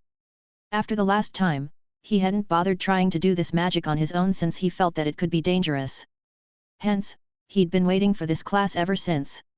The class was held in the huge dueling arena. The second years of all 4 houses were gathered, looking around curiously. Soon, their sensei arrived. It was a beautiful woman in a kimono whose age could not be determined by her appearance. She had a small beauty mark above her lips which were arched into a small smile. "Good morning and nice to meet you, little ones. I'm Sayako Sensei and I'll be teaching you a new way of doing magic, which is done by forming hand seals," she said with a gentle smile. "So pretty. She's beautiful." Sayako Sensei seemed used to the students' reaction as she began her class. "So, let's begin with the question, what are hand seals? They are specific actions, which aid in summoning and molding magic according to your will and performing a jutsu or a spell. There are quite a lot of hand seals in existence, but usually, only 12 hand seals are used in most jutsus: rat, ox, tiger, hare, dragon, snake, earth, horse, ram, monkey, bird, dog, and boar," she said, her hands forming the 12 hand seals in quick succession, her each and every moment appearing perfectly smooth and clean. Her hands, thought Axel. They were very stable and dexterous. Perfect for stealing. Or for forming hand seals, I guess, he thought wryly. "Now, before we get started, there's one thing I'd like for you to test," said Sayako Sensei. "We have to check your elemental affinity." Elemental affinity? What the heck is that? I've heard about it. Sayako Sensei smiled at the students. "Yes, elemental affinity. Like all of you have your specialties in various fields, like transfiguration, charms, etc. Similarly, you have aptitudes for specific elements as well. You'll find yourself learning the techniques of these elements much faster than any other. But of course, you can learn techniques of other elements as well, though you'll have a much harder time mastering them." Saying so, she produced a transparent crystal from her waist pouch and put it on the table in front of her. "This crystal will tell you your affinities by lighting up in that color. The brighter the glow, the stronger the affinity. There are 4 affinities that are common in wizards: fire, red, water, blue, wind, light green, and earth, brown. Aside from this there are other affinities which are much rarer to find. Some lucky people just have them while some are able to awaken them later. These rare affinities have some features that can be quite desirable under certain circumstances. Also, one person can have multiple affinities." Hearing this, everyone wondered if they'll be able to draw a rare affinity or if they'll have multiple affinities. After all, everyone thought that they were a main character, especially Draco Malfoy. Seeing this, Sayako Sensei's tone turned a bit strict. "But, you can awaken new affinities or strengthen your existing affinities through training. And the common affinities are no worse than the rare affinities if you strengthen them properly. So, don't be discouraged or too excited no matter what affinities you draw. Because in the long run, only hard work matters. Now, please form up a line and come one by one to check your elemental affinity." The excited students at once begin to scramble to be ahead in the line, even pushing one another. After all, this was like a lucky draw. Who knows if they'd get a rare affinity? Axel, on the other hand, had no real enthusiasm over this. He already knew his luck. If he seriously wants something, all the stars will align in order to prevent him from getting it. So, he's just decided he'll make do with whatever he gets. After all, the sensei has already mentioned that he can get other affinities and strengthen the existing ones through hard work. And in his view, if it can be done through hard work, it's easy. Besides, fire affinity, unlocked. Proficiency, 4%. 4% is quite low. Everyone must have at least this much proficiency already, so it's no big deal. But the big deal is, he has also unlocked some knowledge on how to raise this proficiency. So theoretically, he should also be able to unlock the other affinities and increase their proficiencies. Just thinking about it makes him excited. While Axel was lost in thought, the students quickly realized that their fantasies weren't necessarily going to be fulfilled. For most students, the crystal just gave out a weak light of one of the 4 common elements. Only a few people had 2 elements, one of whom was Susan Bones. The other person was a guy who Axel didn't know, but the glow of crystal in his case was quite weak. The next was Neville, who had a strong brown glow, signifying earth. But, Sayako-sensei's eyes widened a little seeing something. You also have a bit of nature affinity. See the dark green specks? Though, it's a pity that it's too low, she said, disappointment clearly written all over her face. What is nature affinity? Asked Neville in confusion. The nature affinity was the affinity of the strongest ninja in history. It's incredibly rare. Even Mahaut Okoro has no one left with this affinity. Hearing that, Neville puffed out his chest. He couldn't wait to tell this to his dad. Even the students were impressed. Since Neville and Susan were done, the next one in their group was Rose. Everyone paid attention to what kind of affinity the girl who lived had. Frowning, Rose placed her hand on the crystal. At once, a red glow was emitted from the crystal, brightest of all of the students. Though, that's not what was surprising. What was surprising was the pitch black color that dominated around 70% of the crystal. Congratulations! You have a very strong fire affinity, said Sayako-sensei with a stiff smile. Though even Rose could tell that something wasn't right. Why is it black? Sayako-sensei shook her head and regained her composure. It's darkness affinity. It can be very powerful. That's all she said before calling out the next one. Aside from Axel, almost everyone else was fully focused on seeing the attributes of other students. Sometimes they even oohed and awed at the results of some students. Though, there was one other person who did not seem interested. Damn it, these bitches. Motherfu. Axel frowned as he turned to look at Daphne, who was cursing while scrolling through her magi mirror. What's up with you this time? Daphne sighed. It's nothing, she muttered as she looked at Axel's photo, which had gone viral with a lot of girls typing naughty and indecent comments. She couldn't care less about checking out other people's affinities right now. Can't these hungry bitches find someone else to lust after? Why did they have to come after Axel? Soon, it was Axel's turn and Daphne put away her phone as she thumped his back in encouragement. Good luck. Luck. That bitch has long forsaken me, thought Axel cynically as he put his hand on the crystal.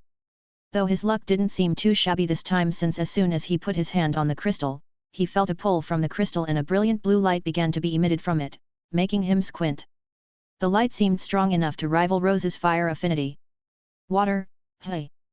Thought Axel, looking at the blue glow. He couldn't quite figure out why he'd have water affinity though. He hated water because rain is the bane of homeless people and for thieves. The streets are empty and once you're soaked, chances are, you don't have another pair of clothes to change into. He still remembers the time it rained continuously for 3 days. It was a nightmare. Well, he'll get the other affinities through hard work. At least the other basic ones, since it was possible to learn them according to sensei. It would just be a bit difficult. Shrugging, he was about to remove his hand, but a hand pressed onto his own, preventing him from doing so. Sayako-sensei's reaction was quite different from his. Lightning. Lightning affinity. You have a lightning affinity along with water. See those sparks traveling through the crystal? That's a sign of lightning affinity. It was only then did he notice that blue sparks were traveling through the surface of the crystal. Damn, now that would make sense. He liked thunder. Though he was glad he didn't raise his other affinities yet, or he'd have drawn too much attention.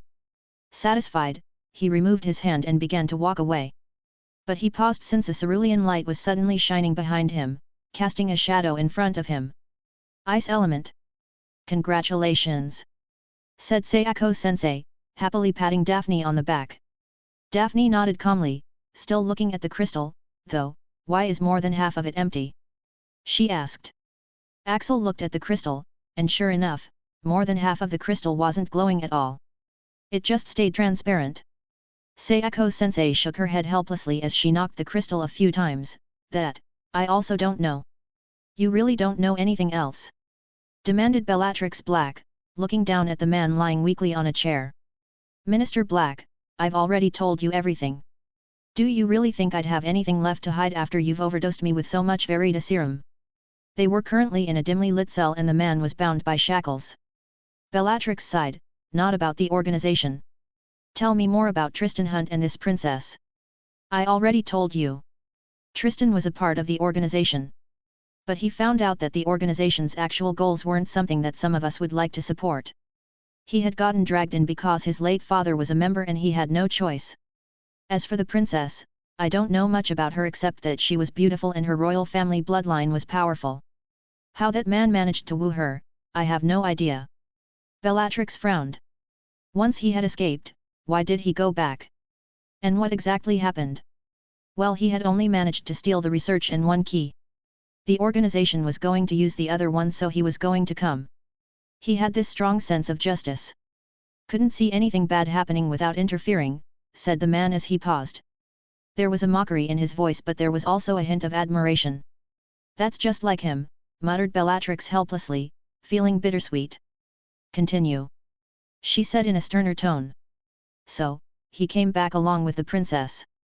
The two of them also stole the second key as well, but they were discovered and surrounded. Turns out, the higher-ups were waiting for him all along. The two of them were powerful, exceedingly so. But in the end, both were badly hurt. Tristan then cast a shield on the princess and destroyed the key. Then? What happened next? Asked Bellatrix anxiously. The man shook his head, the explosion was just too powerful. Both of them, along with a dozen members who were nearby, directly disappeared. Those further away either died with a mangled body or got seriously injured. I thanked the two of them for their sacrifice and finally managed to escape that place. There was a silence after that. After which Bellatrix sighed, "You're quite different from the other member I caught. That man committed suicide as soon as I broke through his mental defenses," said Bellatrix with a sigh. The only thing she could find out from that person was that Tristan was dead. For so many years she had been obsessing over what exactly happened and if he suffered before he died. And now, she can finally get some closure. The man chuckled in amusement. Yes, Minister. I'm different. I had joined the organization purely for the research. I'm mentally and morally quite stable, if I do say so myself. But, you are also quite different from what I'd imagined, considering that you still haven't used the cruciatus or legilimency on me yet, said the man, feeling grateful. After all, the minister was infamous for her vicious means. Bellatrix's delicate eyebrows creased at the mention of that. Cruciatus and legilimency, you're just lucky that I no longer enjoy using them. She muttered as she turned to leave. Not after Axel. She thought. She no longer found it amusing to torture someone or break into their minds. It made her remember the pain Axel must have gone through, making her hate herself even more. Though, it would be alright if Axel cast those things on her for what she did in the past. Just as she was about to leave, the man called out to her. Minister, will I ever be allowed to leave? I haven't done anything wrong and I genuinely enjoy my job. Bellatrix looked back as she shrugged casually, maybe. Just be obedient and I might let you leave, Professor Jakub Gorski. Chapter 60, Stay back after the class. With everyone's elemental affinities determined, Sayako-sensei moved on to teaching exactly how to cast the jutsus. Casting a jutsu is not easy as casting magic. First, you need to memorize the hand seal pattern of that jutsu. Then, you've to perfectly form those hand seals, which is not as easy as it seems if you are transitioning in quick succession. A slight deviation can cause the jutsu to fail and result in serious damage to your body. Damn! Thought Axel. It seems that he was right in not trying out more of that magic on his own. Your intent and visualization needs to be accurately projected as well. Lastly, do remember that you are not using a wand. So, even if you do everything perfectly, you will still need a lot of practice before you are able to summon the magic. With everything explained, the sensei started teaching the basic hand seals to the students one by one, even explaining the meaning of each. The hand seal patterns of each jutsu are quite long. If you want to shorten it to a few hand seals, you need to understand the functioning of each seal. This was the reason why they couldn't simply cram the hand seal pattern of any jutsu. After she'd explained everything, she had the students make each of the hand seals. First try forming ox. Like this. Now try ram. Like this. There was a big chart pasted on the wall with the illustration and description of each of the seal, and Sayako sensei would just walked by each of the student who were standing in an orderly fashion with some distance between of them. At first, the students thought that it was an easy task, but after trying it out, they realized that it wasn't as easy as it looked. Your fingers are misplaced. It's too slack. Your hands are not stable. Sayako sensei began to point out flaws in each of the students. Every student she passed by, she'd have to correct them. Horse. You're taking too much time. Ram. Tighten the grip. Bird. Wrong, it's like this. Meanwhile, standing at the back, Axel yawned. While the sensei had first shown the hand signs, he had already memorized and thoroughly practiced each of them. He was just waiting for all these other grunts to catch up so that the sensei can move on to the next stage. Though at this moment, since the sensei had reached his position during her rounds, he began to make the seals like the other students as well. But, when she was passing by Axel, the sensei suddenly stopped walking. Hare. Snake. His hands. She noticed as she called out another seal. They were perfect for killing, and for seals. Though, what was more surprising, was that the boy was perfectly forming the seals she was calling out. She couldn't find any fault at all. Sayako sensei recalled that this was the kid with lightning affinity. Bird. Dog. Snake. Tiger, dragon, ratbur dragonox ram tigerbur dogboar snake. Previously, she was deliberately taking a pause between each seal so that the series of seals doesn't accidentally result in magic casting. But, after observing Axel for a few seconds, she suddenly increased the pace, watching him intently. A pleasantly surprised expression appeared on her face when Axel perfectly executed the sequence without batting an eye. As a result, crackle crackle. Small arcs of lightning began crackling around Axel's fingers, startling him. What the? His hands jerked at the unfamiliar sensation. Unlike when he was casting through the wand, the electricity was going through his own body instead. Ding! You have unlocked lightning affinity. Current affinity, 57%. Damn! Thought Axel as he looked up, only to find Sayako sensei looking at him in pure astonishment. You!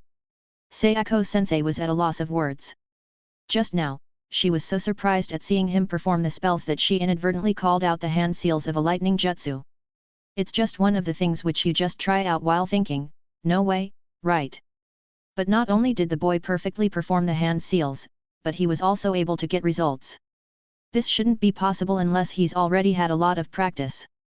What's your name, boya? Axel Hunt. Sayako sensei smiled as she took Axel's hands in hers and dispelled the remainder of the lightning as she examined his hands. Calluses, cuts, scars, and hardened skin.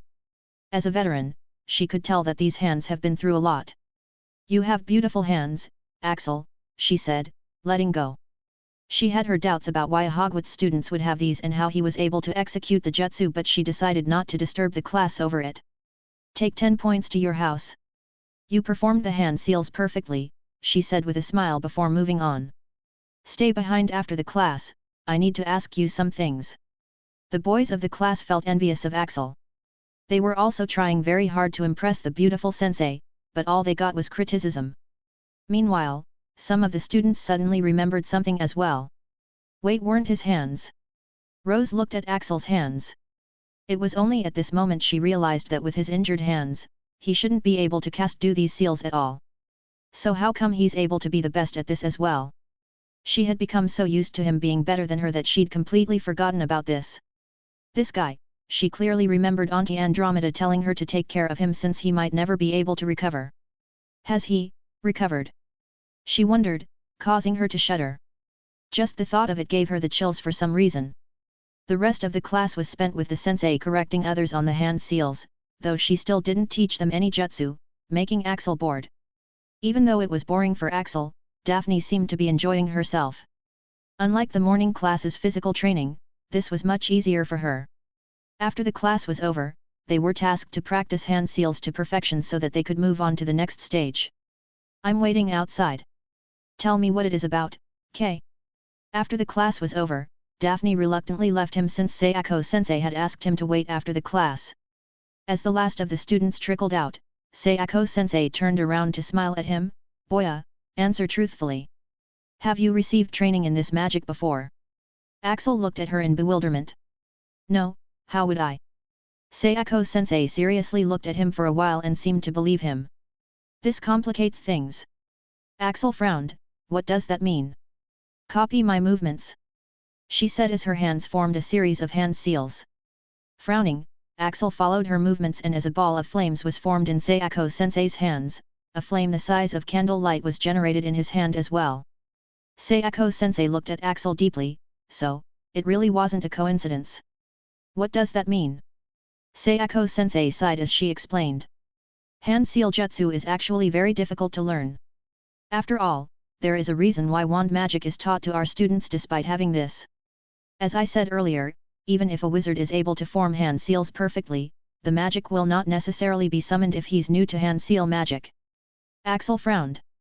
That wasn't the case for him, right? Yes, a normal wizard needs time and practice before their circuits are able to summon magic through hand signs. For the next few classes, your fellow classmates are going to be practicing basic hand seals in a basic jutsu. I'm just informing you to let you know that you won't be learning anything in the next few classes since you've already done it. I won't blame you if you choose not to attend. Hearing this, Axel frowned. It's not really a surprise that he's different. After all, his diet, training, and skills have made him quite unordinary.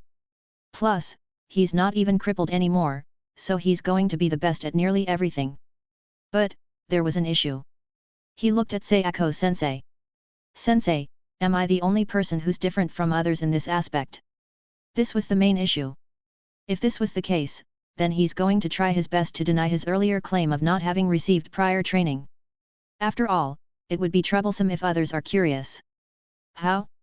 Well, there are excuses he give, like he found a scroll, or he was taught by an old man, etc. Thankfully, Sayako-sensei shook her head with a smile. It's not unprecedented. In fact, there are a few other students who were able to do this as well. Some are even monsters with multiple affinities. In mahaut okoro, these students can receive special training, if they desire, since attending normal classes is a waste of their talent. Special training?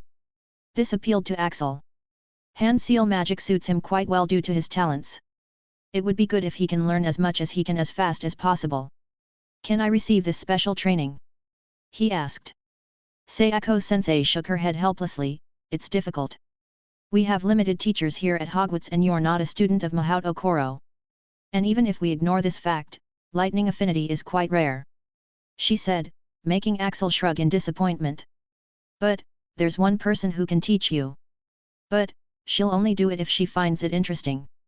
There is someone? Who is it? Does this person also have the lightning affinity? Sensei gave him a mysterious smile. She's a student. But, her qualifications are enough to be a professor. As for her affinity, let's not talk about it. I'll ask her if she's interested, though don't have much hope. You can go now, your friend is waiting for you, she said, glancing mischievously towards the faraway entrance of the arena where Daphne was still peeking, unable to hear the conversation. Axel hesitated. Sensei, if possible, I don't want anyone to know about this, he said before leaving. This was all he could ask. And it won't be a big deal even if others knew though. After all, he was still holding back a lot while he performed this. Just like how he has to hold back to lower the output of his magic in other classes. He hadn't even used magic hands. As he came out, he found Daphne casually leaning against the wall outside, as if she wasn't peeking just a few moments ago. What was it about? Axel shrugged. Apparently, I'm too advanced, so I can skip a few classes, he said casually as they both headed for the Great Hall for lunch. Oh, that was it. Yeah. What do we have after this? Any more mahaut okoro classes? asked Axel. He was finding these classes a bit interesting. Daphne shook her head. We only have normal classes left for today. The mahaut okoro classes will be tomorrow, stealth and espionage and weapon welding and hand-to-hand combat. These ones. Axel frowned just hearing the subjects. He was still wondering what to do with these classes. For the stealth class, he could actually teach the sensei instead. But, he can't really show any of his skills or talents there, can he? Rumors of a thief are already circulating in Hogwarts after he stole everything Damien Malcolm owned. And if he shows off even a quarter of his stealth abilities, he might become a suspect. As for weapon welding and hand-to-hand combat, he doesn't want to show much of his combat abilities since he wants the organization to underestimate him. When they come after him, if they underestimate him, they'll be much more rash in their attempts. After all, who would be cautious against a 12-year-old? Though, there is actually something to look forward to tonight as well, said Daphne. What is it? Daphne looked at him weirdly. You don't know? Nope. Sigh. Why am I not surprised? Anyways, a friendly exchange is going to happen here in this dueling arena tonight, just for the students to assess each other's dueling ability. Axel's eyes widened at that. For real? It seems like he should pay more attention to the happenings of the castle. If Daphne hadn't told him, he'd have missed it while doing his usual training. Daphne sighed, so, are you going to participate?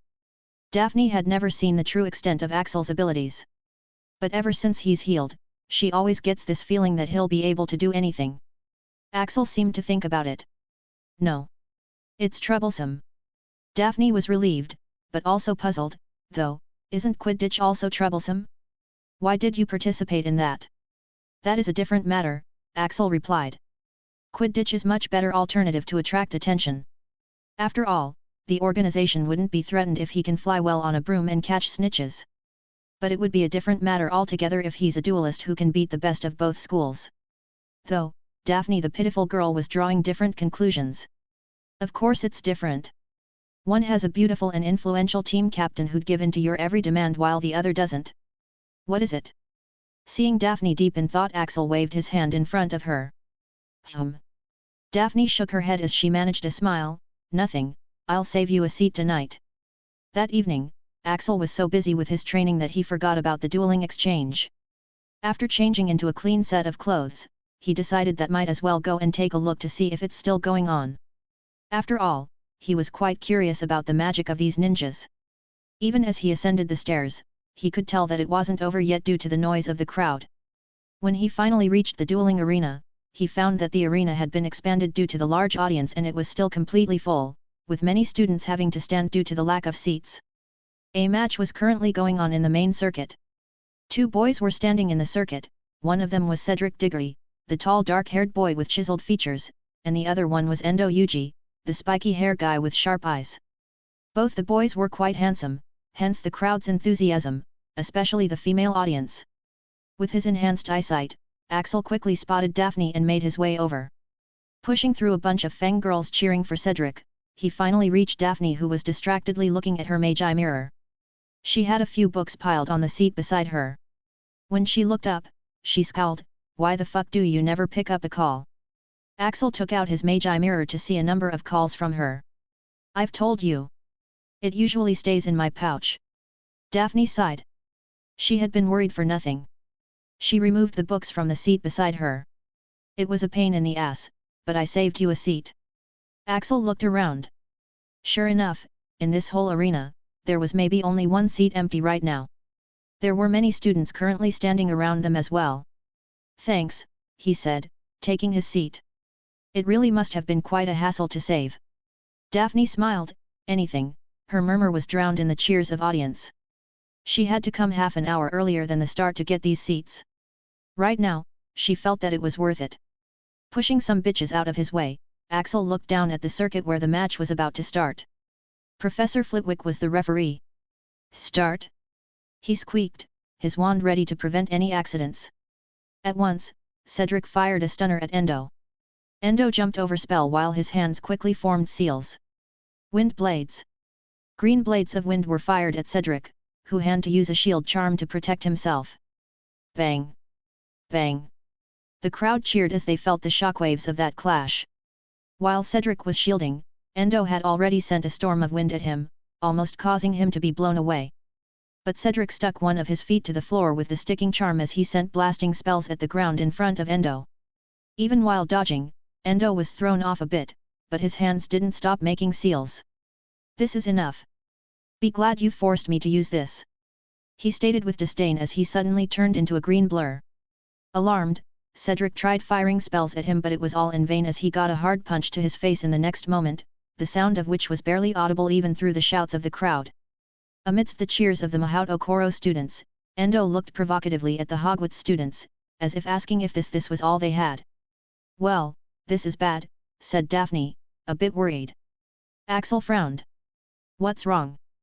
"These duels are being recorded and live-casted by several news agencies," she said, pointing at the reporters at the side. "Since the world is curious, they're going to get views worldwide. Hogwarts is going to look bad if we lose since this is not even their best duelist." Axel furrowed his eyebrows. For some reason, he couldn't bring himself to give a fuck.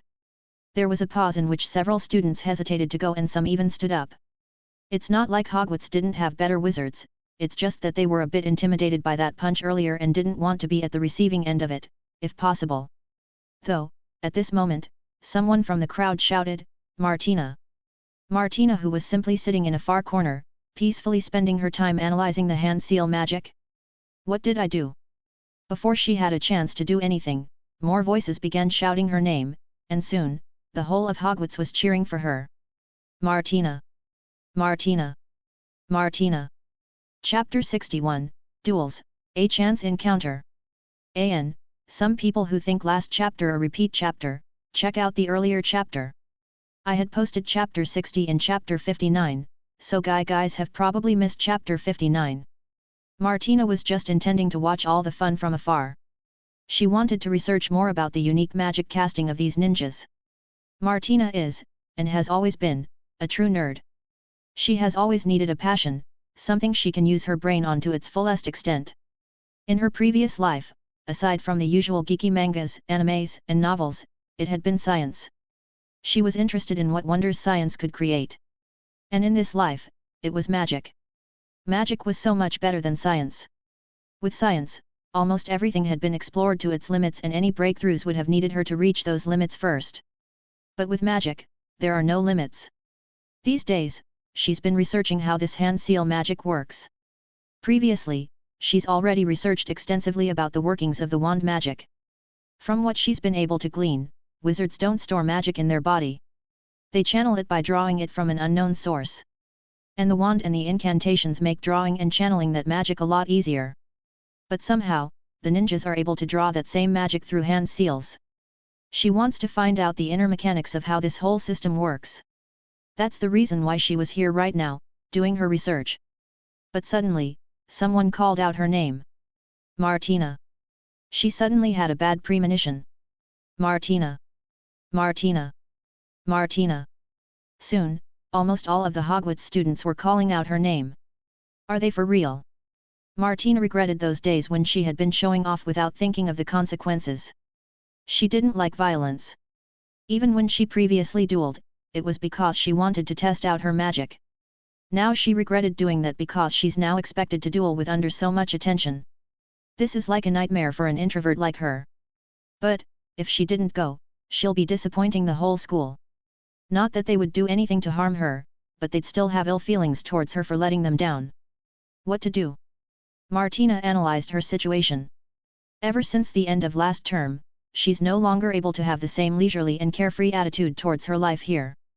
She had just found out that despite all the changes, Voldemort was still there, and with so many changes to the timeline, it was no longer certain if the light side would be able to have the victory again and at what cost. She'd been living with her head buried in sand, and the Philosopher's Stone incident made her face reality. Thus, among other things, she has also been trying to train her combat abilities ever since in order to be prepared. Though her command over her magic was quite strong, she had very little combat experience. And dueling in real life is the chance to gain that. Besides, if she experiences their magic up close, she'll have a better shot at learning more about the hand seal magic. Thus, despite her reluctance, Martina slowly stood up. Cheers! The crowd went wild when they saw Martina getting up. Up until now, they had lost the majority of the duels and they didn't like the disdainful looks of the mahaut okoro. Thus, when they realized that Martina, the Hogwarts genius, was going to face them, they were thrilled to see her beat them. The crowd parted, and under the excited cheers of the students, Martina entered the dueling circuit. Endo Yuji stood at the other side, looking pleased. He wanted to take this opportunity to show his capabilities to Martina in order to impress her. "Let's have a wager, Miss Martina. If I win, you will go on a date with me, and if I lose, I will go on a date with you," he said, brushing back his spiky hair. Boo! The students of Hogwarts were enraged. Especially the guys. Martina is Hogwarts' treasure. Even they have only been able to look from afar, and this guy is blatantly hitting on her after disrespecting the whole school. "No thanks," Martina looked at the boy with some pity. This conversation was currently being broadcasted and recorded with multiple devices. Since he's done this so openly, there's no way her family wouldn't find out about it. And that can only mean that this boy is going to regret his actions. Not wanting the boy to get himself into more trouble, she looked at Professor Flitwick. "Can we start?" Professor Flitwick nodded. "Duelists, take positions," he called out, his wand much more ready this time. "There will be consequences if anything were to happen to Miss Valentino." "Start?" Flitwick barked, and Endo began his hand seals. Martina simply observed his technique closely, doing her research. Soon, blasts of concentrated air came in Martina's direction with an incredible speed. It was much faster than average spells of students. Martina simply raised her wand and a semicircular shield formed around herself, which was quickly bombarded by the blasts of concentrated wind. Boom boom boom. Though this was much powerful than what he had used against Cedric, Martina's shield wasn't even phased and no fluctuations reached her even when shockwaves of wind rippled through the arena. Panting a bit, Endo looked at Martina in surprise. He was feeling humiliated for being so publicly rejected by her, and he was also quite offended with the crowd's response. Hence, he'd used a lot of force in the earlier attack. Even the best shields wouldn't have been able to take that attack, but Martina didn't even seem fazed by it. In fact, not only Endo, even the professors and senseis were taken aback. Martina hadn't used any wand movements or incantations just now, and the attack just now was powerful enough to obliterate any average prodigo. More importantly, the casting time was almost instantaneous, as if she'd done it quite effortlessly. After noticing the shocked reactions around her, Martina clicked her tongue. The spell she had just used was the one she usually used while doing her experiments. It's not uncommon for her experiments to result in horrible explosions. Thus, she had gotten used to automatically conjuring this shield in such situations. And now she had exposed it due to her habit. Damn it! Endo was regretting using that technique just now. He wanted to show his overwhelming superiority with that attack, but Martina handled it like it was nothing. Now he had wasted all that energy for nothing and still looked like a fool. "Very well then," he muttered, deciding to take it to close range. As Endo made hand seals for his next jutsu, Martina could already tell what he was trying to do. After all, she had observed his previous fight closely as well. It was the magic with which Endo had closed the distance between him and Cedric so quickly. To counter this, Martina recalled a familiar spell. "Lucius Nidorum." She called out just when Endo was done with his hand seals. With a burst of wind magic, Endo was about to make his way over to Martina at incredible speed, just like in his previous duel with Cedric, but... splat! His foot slipped and he fell forward with an incredible moment. Face first. The end result of Endo doesn't need to be described. Suffice it to say that there were a lot of teeth and blood. Professor Flitwick was paying too much attention on Martina and Endo was too fast, thus, by the time his cushioning spell reached him, it was already a bit late. "Oh. I'm so sorry." Martina just wanted to stop Endo from coming into close range, and she recalled the spell Axel had used against the troll and which had also made her slip. Thus, she used this spell.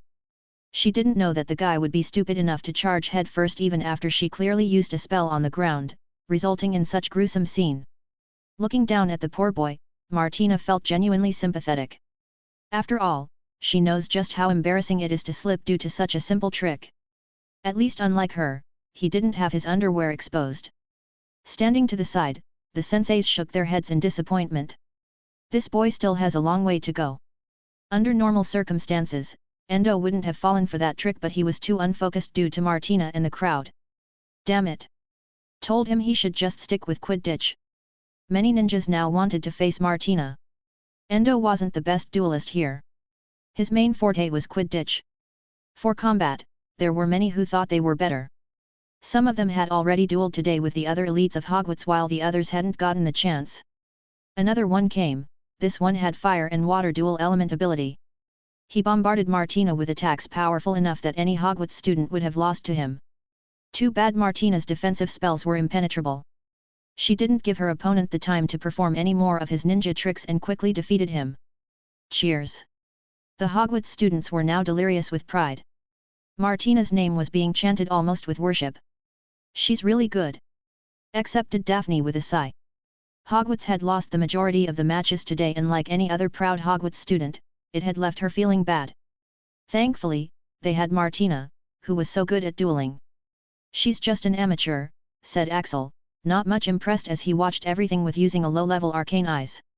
Martina was not good at fighting. He wouldn't claim he was better, not with her clearly holding back a lot right now, but if she keeps this up, an experienced fighter who has observed her fight would be able to take her down easily if she doesn't use more of her powers.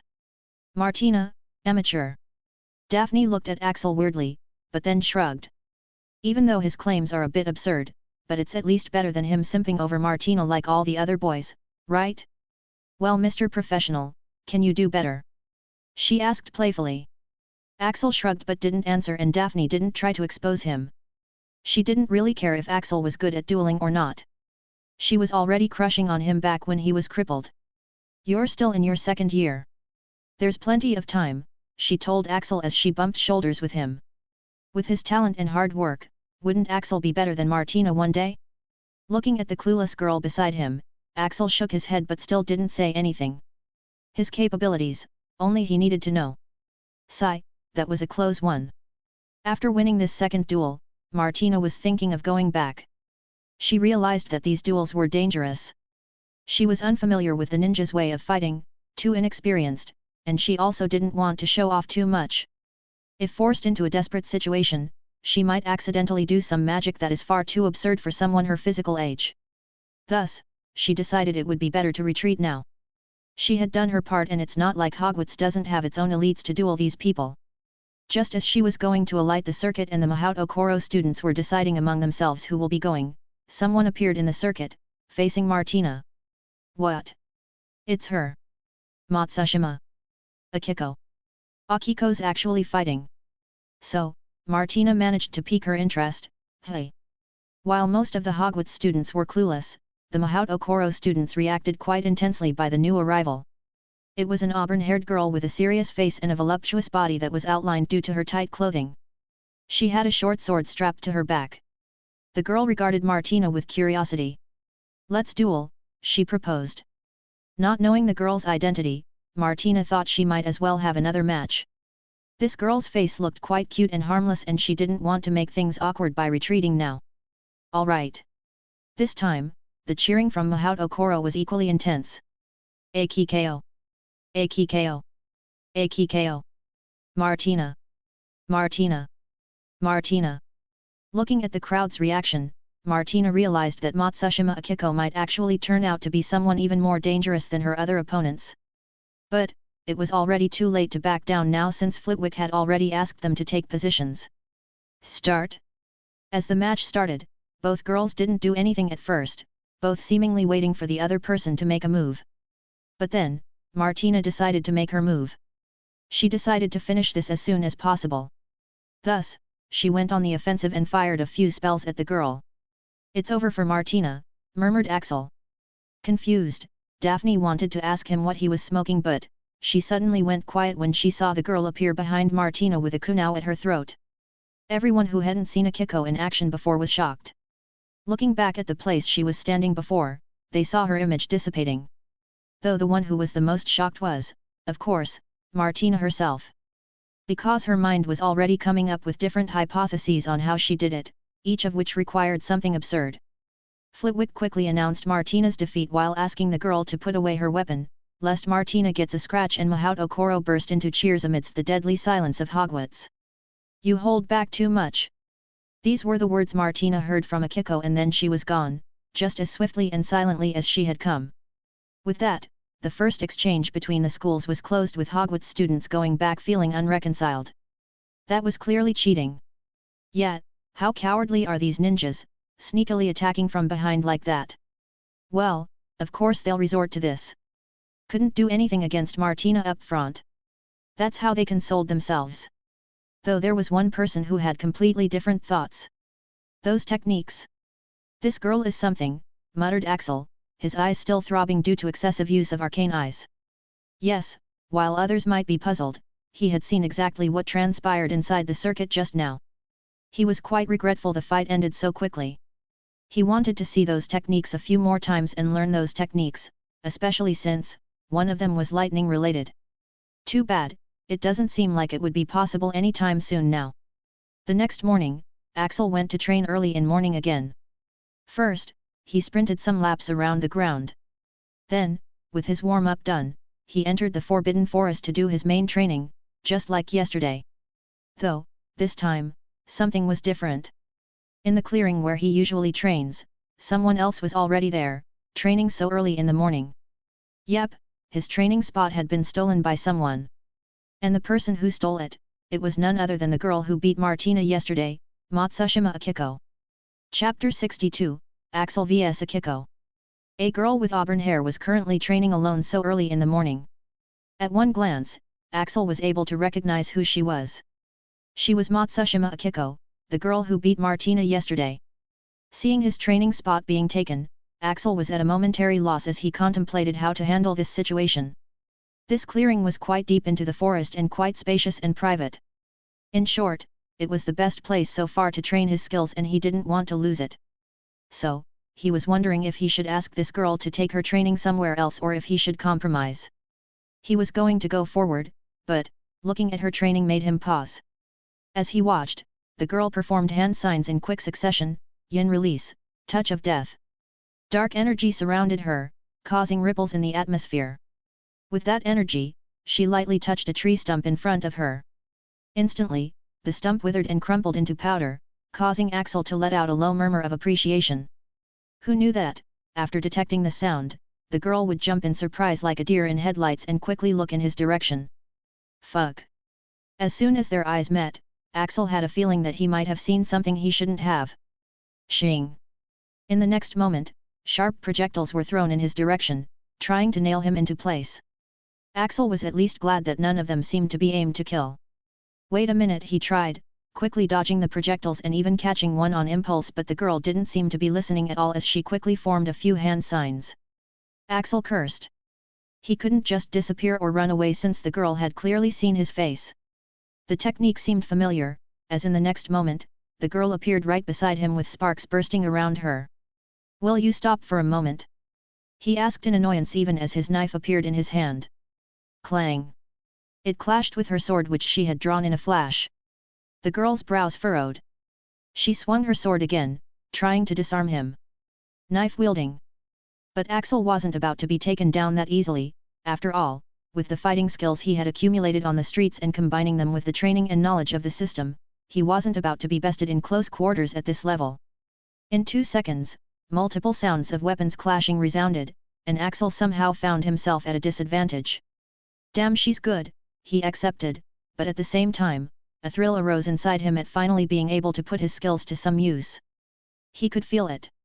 This girl has been trained professionally, with lots of experience in fighting while he had little to no practical experience fighting like this. Thus, he brought things up a notch. Arcane eyes. Arcane footwork. His eyes glowed faintly and the strikes were no longer as difficult to follow as before. With his feet moving quite fast, he was able to avoid most of the attacks, lessening the strain on his knife-wielding skills. The girl looked at Axel like she couldn't believe he was actually able to hold up, causing him to smirk even as their weapons seemed to blur, with only the sounds of weapons clashing and sparks erupting due to them. He was no longer backing down from the fight.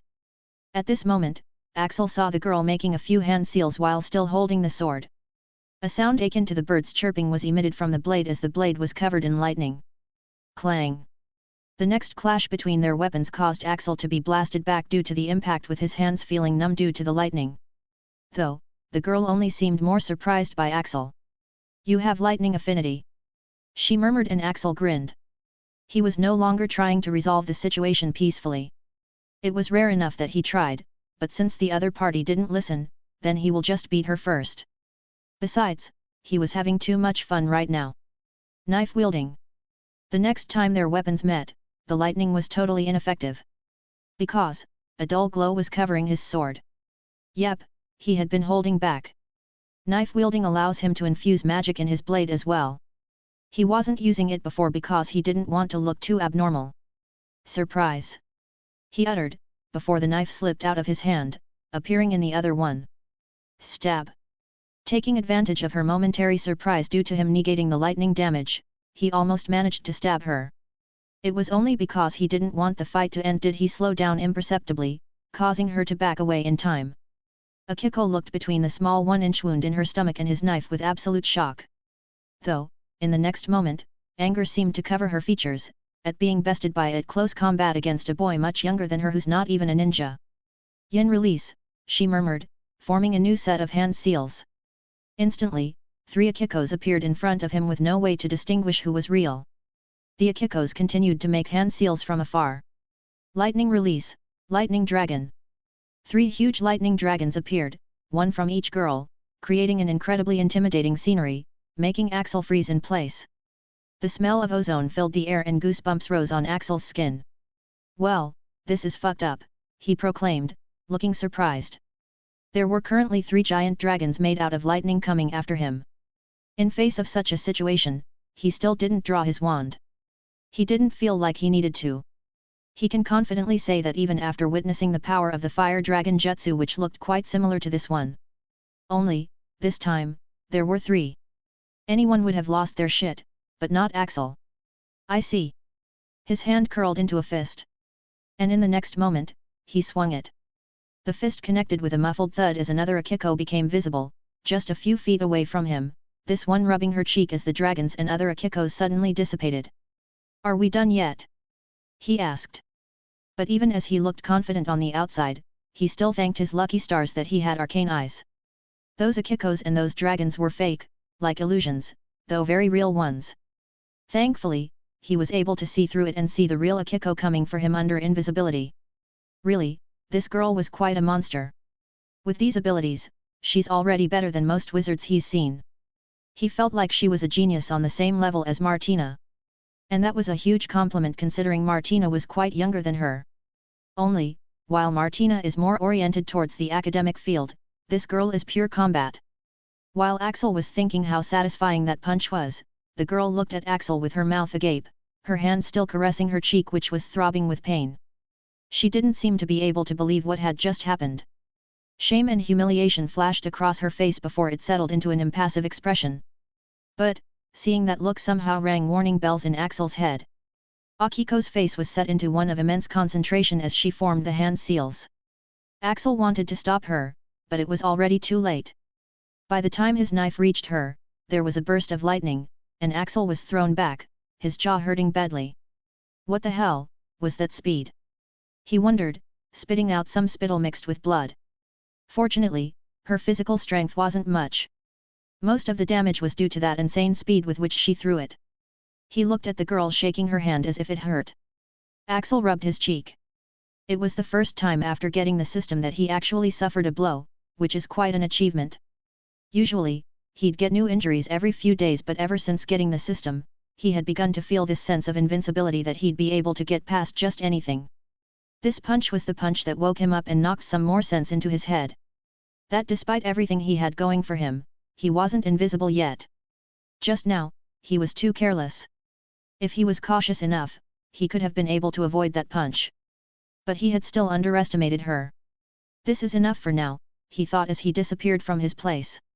Presence reduction. Bland. True invisibility. Soundless. Traceless. He silently walked behind the girl who's still looking around, trying to locate him. Petrifucus totalis. He chanted under soundless, using his wand for the first time. The girl went down like a sack. Thanks for that. I had fun, he told her, though, he also learned a lot. Now, what to do with you? He wondered. He couldn't just kill her since even she wasn't trying to kill him, only incapacitate him. Besides, with her lightning and darkness affinity, she was quite talented, too talented. If something happens to her, it'll cause a ruckus. Wait a moment, her talent, the gears of his mind began churning.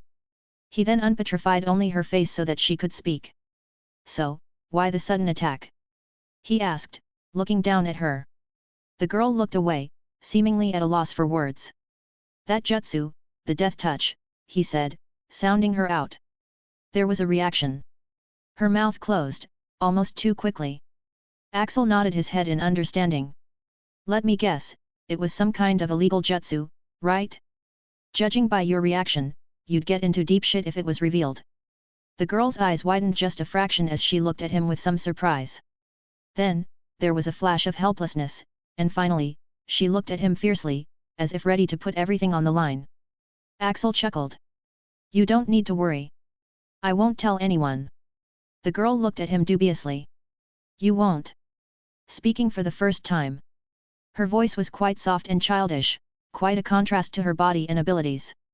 Axel frowned. She didn't seem to be questioning his credibility, but his ability. Don't give me that look.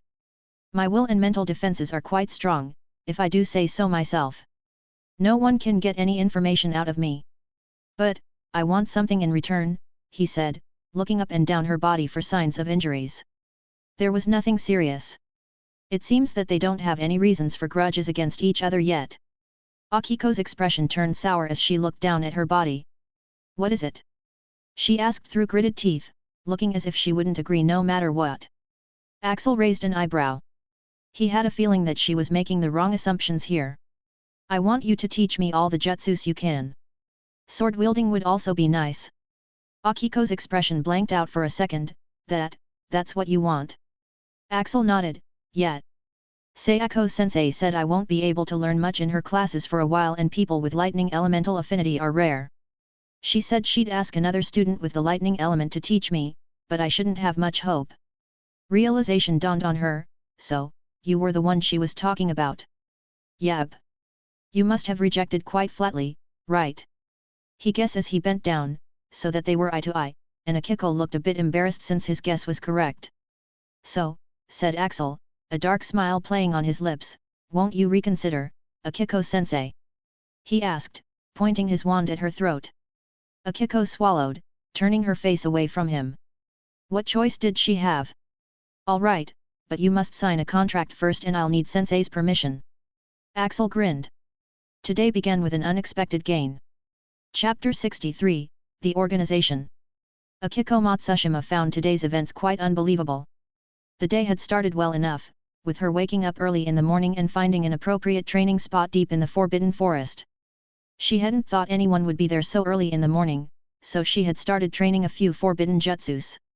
But, as her luck would have it, someone actually happened to arrive at that time, somehow without making any noise, as if gliding. By the time she heard his exclamation, he had already witnessed her practicing the Yin Affinity Forbidden Jutsu. Yin, also called the Darkness Affinity, is the best for creating illusions and genjutsu. Many of the ninjas train their Yin Affinity to learn genjutsu, and most people at Mahaut Okoro thought that she had done the same. But, in actuality, she already had the Yin Affinity. And it was very high. It was at a level where she could use actual darkness jutsus rather than just genjutsus. But, that fact has to remain concealed. Because, excess of Yin Affinity is quite frowned upon in Mahaut Okoro since most of the criminal nins are known to use the forbidden jutsus of this affinity. Of course, none of them actually had the Yin Affinity. This affinity is so rare that only she has had it in a century. Those criminals only used Yin Affinity jutsus by forcefully increasing their Yin Affinity to a level higher than the recommended standards. Thus, Akiko has always kept her use of Yin Affinity in public to simple genjutsus. And, this boy has seen her use the Yin Affinity Forbidden Jutsu. Akiko wanted to quickly perform the memory jutsu on the boy. So, she tried to stop him from escaping. But this is when the truly unbelievable part starts. She had thrown a few senbons his way to lock him in place, but, somehow, the boy actually dodged them all. He even caught one in his hands as if it was no big deal. Akiko was shocked. Even the students of Mahaut Okoro his age can't do that, let alone a wizard with no formal training. She hadn't even expected him to move, let alone dodge everything.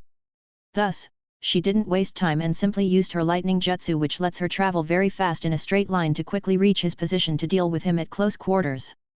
Though, somehow, the boy blocked her sword quite easily, and with a knife at that. Blocking a sword blow with a knife is quite difficult as compared to blocking with the sword, but somehow, the boy did it. Not seeing any other way, she used Matsushima Kenjutsu. Kenjutsu equals sword techniques. Unbelievably, the boy was able to match her, with just a knife. It has to be noted that the Matsushima sword style is one of the best in the world, and she is a certified genius who has been training in it since she was 5. So, her Kenjutsu was at a level where she could even beat most of the senseis. Plus, she was using a sword while the other party only had a knife, which is quite a big disadvantage. And yet, somehow, the boy was able to stand his ground. He was skilled, and his techniques were exquisite, but there was a discrepancy that gave her the chills. He had very little combat experience. Swordplay is mostly about muscle memory and instincts. When an experienced ninja is using different high-speed sword techniques to attack you, you need a lot of combat experience and muscle to instinctively react to it. But, it was plain to see that the boy was doing it without any of that. This only meant one thing: the reaction speed of this boy is insanely high. Not only that, but he's somehow able to move his body to match that reaction speed. This means, his physical abilities are also insanely high. He's much faster than her, a lightning user, and the strikes which she delivered with all her strength and momentum didn't even cause his arms to shake. Oh yeah, and he was still doing all this with a knife. Even as they fought, he was getting better. He no longer wasted his movements, his technique seemed to refine itself, and the grin forming on his face told her that he was actually enjoying this. What is this? Akiko has never been in such a situation. And she thought she was the cheat existence here. She now knew how others felt when looking at her. Having no choice, she infused lightning in her sword to stun him. This will be a bit painful, but it was the best option against this monster. Though, her next big surprise, he had lightning affinity. He was able to endure the shock of that attack without having to infuse any magic in his blade.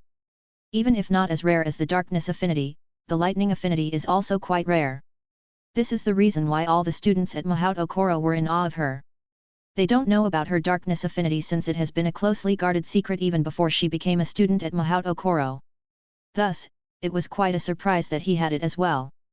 But then, it turns out that he can also actually infuse magic in his blade. He was just not using it. Has he been holding back all this time? The realization made her stunned. To think he didn't even consider her a big enough threat to use all of his cards. It was at this moment that she saw him counterattack for the first time. Suddenly, the knife in his right hand appeared in his left hand. Before she knew what was happening and backed away, it was already stabbed into her abdomen. Akiko blanked out for a moment as she took her distance from him. She had been injured. She had actually been injured. It has been such a long time since this has happened. She looked at the boy in a new light. This is no ordinary opponent. She had no choice but to take this opponent seriously. Maintaining the distance, she decided to use her second affinity. She used a powerful genjutsu to distract him, turned herself invisible, and used a sneak attack on him. But, he actually saw through her technique. Just as she was about to attack him, his eyes shifted away from the fake lightning dragon as they focused on her. There was a hint of ridicule in those faintly glowing amber eyes. Before she could react, a punch landed on her, smack dab in the middle of her cheek. The impact was so strong that her genjutsu dissipated into a puff of smoke as she was left standing stunned on the ground, barely able to keep her balance. It was such a powerful punch that she had to give him a second look to confirm that it was indeed thrown by him. The boy just stood there casually with a slight smirk playing on his lips. He wasn't even slightly winded, as if this was just a game to him. Seeing that smirk and feeling the disrespect, anger surged within her. No one had ever treated her like this. Lightning release, lightning god mode. Without even thinking of the consequences, she used her strongest lightning technique, her trump card which she hadn't shown anyone. Since she still hasn't mastered it yet, using this causes her body to be sore for days. But, it amplifies her speed and reaction speed by a huge factor. The boy seemed to realize that he was in trouble since he tried to stop her. But, it was too late. In an instant, she felt pain all over her body, but, the world slowed down for her. She avoided his attempt to stop her. Not so fast now, are you? She thought as she punched him with all her might. But in the next moment, her eyes widened when she saw his head already moving backward in the last moment, decreasing the impact of the blow. Seriously, this guy was creeping her out now. She was so glad to see the fist connect. But, her triumph was short-lived as she felt her hand throbbing with pain. When she looked back at him, he had already disappeared, and while she tried to search for him, she suddenly found her body unable to move as she fell to the ground. As she lay there, the foremost thought that dominated her mind was, so, he was still holding back. Axel's day was starting out great as he discussed the terms with Akiko, and finally, they both came to an agreement. For a year, she would try her best to teach Axel whatever he asked if she knew it and if she wasn't breaking any rules by teaching him. This was the first term. Akiko didn't think Axel would be able to learn much in a year. The second term was, they won't reveal each other's secrets. Both of them were pretty tight-lipped and their mental defenses were strong, so they didn't worry about the second term. "The heck is this?" asked Axel, looking down at a piece of paper filled with densely packed kanji letters. He half expected it to explode. "It's a Ninjutsu contract with the terms. You have to sign here with your blood," explained Akiko, biting her thumb and signing her name. Axel gave her a scrutinizing look. She didn't seem to be deceiving him. "System, tell me what's written. Is it the same?" Only after confirming everything with the system did Axel sign the contract. It was pretty much what they'd agreed on. Since this method seemed quite useful, Axel had Akiko make a few more blank secrecy contracts in case some other unkillable people found out his secrets. As Axel was signing the contract, Akiko looked at his name. "Axel Hunt." Axel nodded as he realized that he was yet to introduce himself. "That's me, and I already know your name," he was saying, but he saw Akiko begin to sway on her feet. "What's up with you?" Akiko shook her head, trying to clear her head. She rubbed her cheek, which was already bruising up due to Axel's punch. "It's because of that. It seems that the punch he had delivered earlier was still too strong." "Hey, are you all right?" "I tried controlling my strength," said Axel. After healing, he can't properly control his strengths. So, accidents happen. That strength was after holding back," murmured Akiko, looking angrier than soothed for some reason. Axel shrugged. "Yeah. Anyways, I'm going to the hospital wing right now to get rid of this bruising. Are you coming?" he asked, inviting her along. Both of them had a bruised cheek and Akiko also had a small wound from the knife. They wouldn't be able to attend their classes without raising hundreds of questions. Akiko shook her head. "I know a bit of healing jutsu," she said as she began to perform hand seals. But as she did the hand seals, her legs gave out as she collapsed on the ground. Seeing this, Axel frowned. This is not something that could happen just because of his attacks. But then it came to him, that last jutsu. "It was too much for you, wasn't it?" he deduced. Yep, he was right. It made sense now. That jutsu was too much of a cheat. He was quite eager to have her teach him. In the end, both of them ended up going to the hospital wing. Halfway through, Axel had to carry her using her wand since the girl was struggling to walk on her shaky legs. On a side note, he also made a mental note to also learn some healing magic. "Anyways, why were you practicing that forbidden jutsu? You're already powerful enough as it is," asked Axel as he carried her. It would be understandable in his case since his opponent Voldemort is so OP that his current level is far from enough. But, why would she need to take such desperate measures? Does she also know that the world is going to be taken over by that madman? Or does she have some other enemy? Akiko's eyes flashed with complicated emotions as her fists clenched. "That is private," she said in the end. "K." Axel didn't pursue the matter further. Though it would seem that she did have a strong driving force behind her strength. No one becomes that strong for no good reason, not even with extreme talent. Take Martina for example. Her hunger for power isn't strong enough. So, despite her talent, which is actually better than Akiko, Akiko destroyed her quite easily in the duel yesterday. They reached the hospital wing in silence. With so many students, of course, Madame Pomfrey wasn't the only healer. There were others and there were also apprentices pursuing healing as a carrier. The healer lady doing the night shift wasn't pleased to be disturbed in her sleep, but she did patch up their wounds in minutes. After that, she diagnosed Akiko. "Merlin's bladder, how did this happen?" asked the healer as soon as she was done with the diagnosis. Axel was disappointed to know that Akiko was strictly recommended a few days of rest along with the treatment. It would seem like they can't start the training today since the healer refused to let Akiko off. Disappointed, Axel completed his exercise and attended the physical training class. "What happened to your cheek?" asked Daphne as soon as she saw him. The bruise was almost gone, but not completely. "It's nothing. Just got punched from someone." Axel didn't know why, but he told her the truth. Daphne began examining his body in worry. "Merlin. Are you all right? Are you hurt somewhere else?" Axel looked at her fussing over him with some perplexity. This situation is still a bit surreal to him. Not long ago, no one would have given a shit whether he died or not. At that time, he had never expected that he'll ever find someone who'd care so much for his well-being. "This feeling is not bad," he affirmed once again. Though this time, he didn't take it too seriously. The last time he had this feeling, it was quite short-lived, Andromeda. Thus, he decided that he'll enjoy it while he still has it. "Sigh, I'm fine."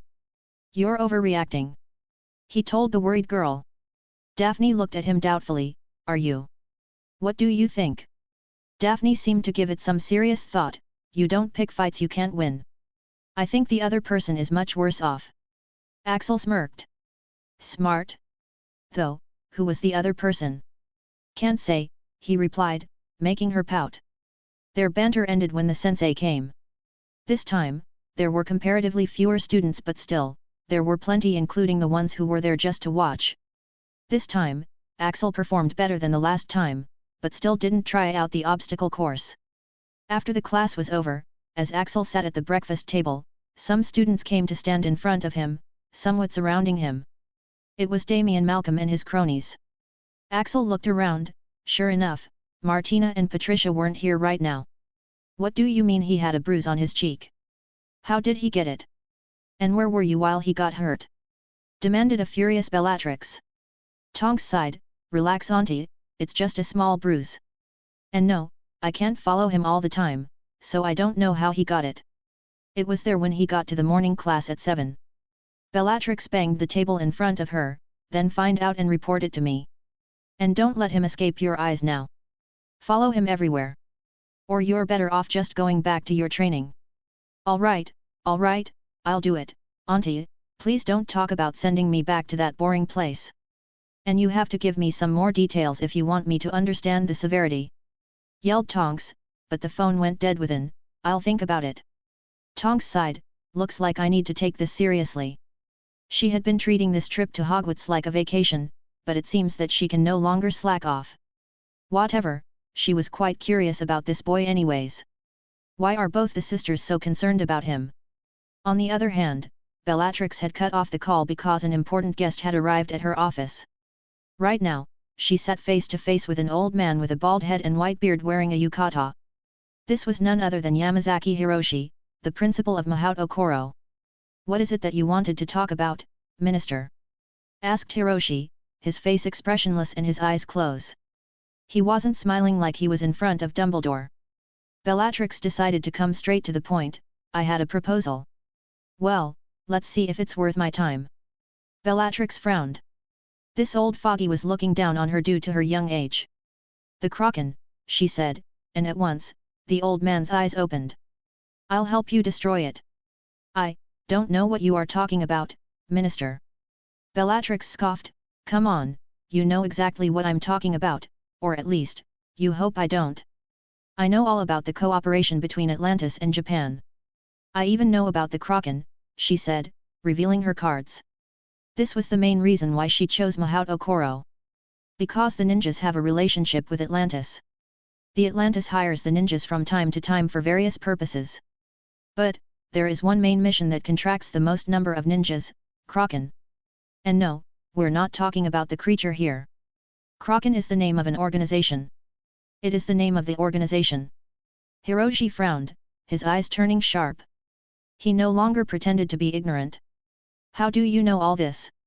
Not looking down on me now, are you?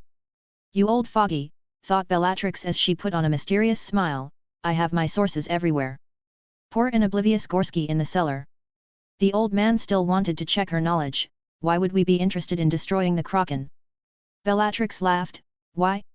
Where do I even begin? You want to test out how much I know? Fine.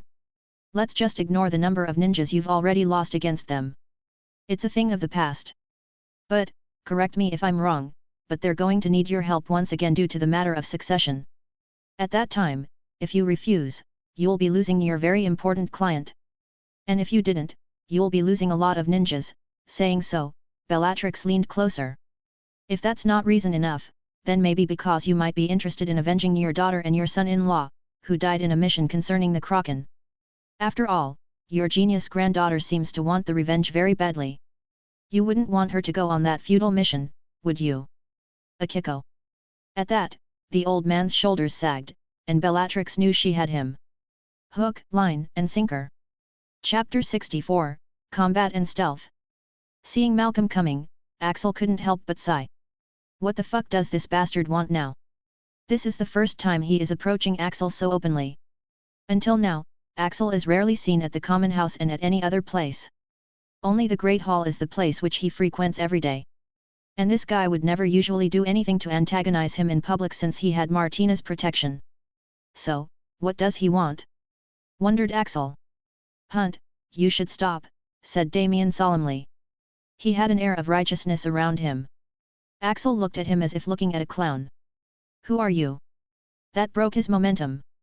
It's just like the arrogant fool to assume that everyone should know him. I'm Damien Malcolm. I'm here to stop you from continuing your disgraceful conduct. Axel tilted his head. He was curious what this guy was up to. All right, I'll bite. What are you talking about? He asked. Damien smirked. Oh, don't pretend to be innocent now. First, you seduced Martina to get her protection. Then you set your sights on the second most powerful girl, Patricia, and you get into the Slytherin quidditch team without trial. It was bad enough that all the old members of the team had graduated, but you are making it worse by playing a role as important as a seeker with no skills and experience. You are a disgrace to House Slytherin. Looking at the guy, Axel inwardly shook his head. This guy is digging his own grave, he thought. In his previous observations, he has already found that unlike his older brother, Damien Malcolm is quite impulsive, despite his moderately clever mind. He doesn't think his actions through before acting. Right now, he must have seen that both Martina and Patricia weren't here and thought it was a perfect chance to make the whole house against Axel. And, his plan was going quite well so far, since his words had the desired effect.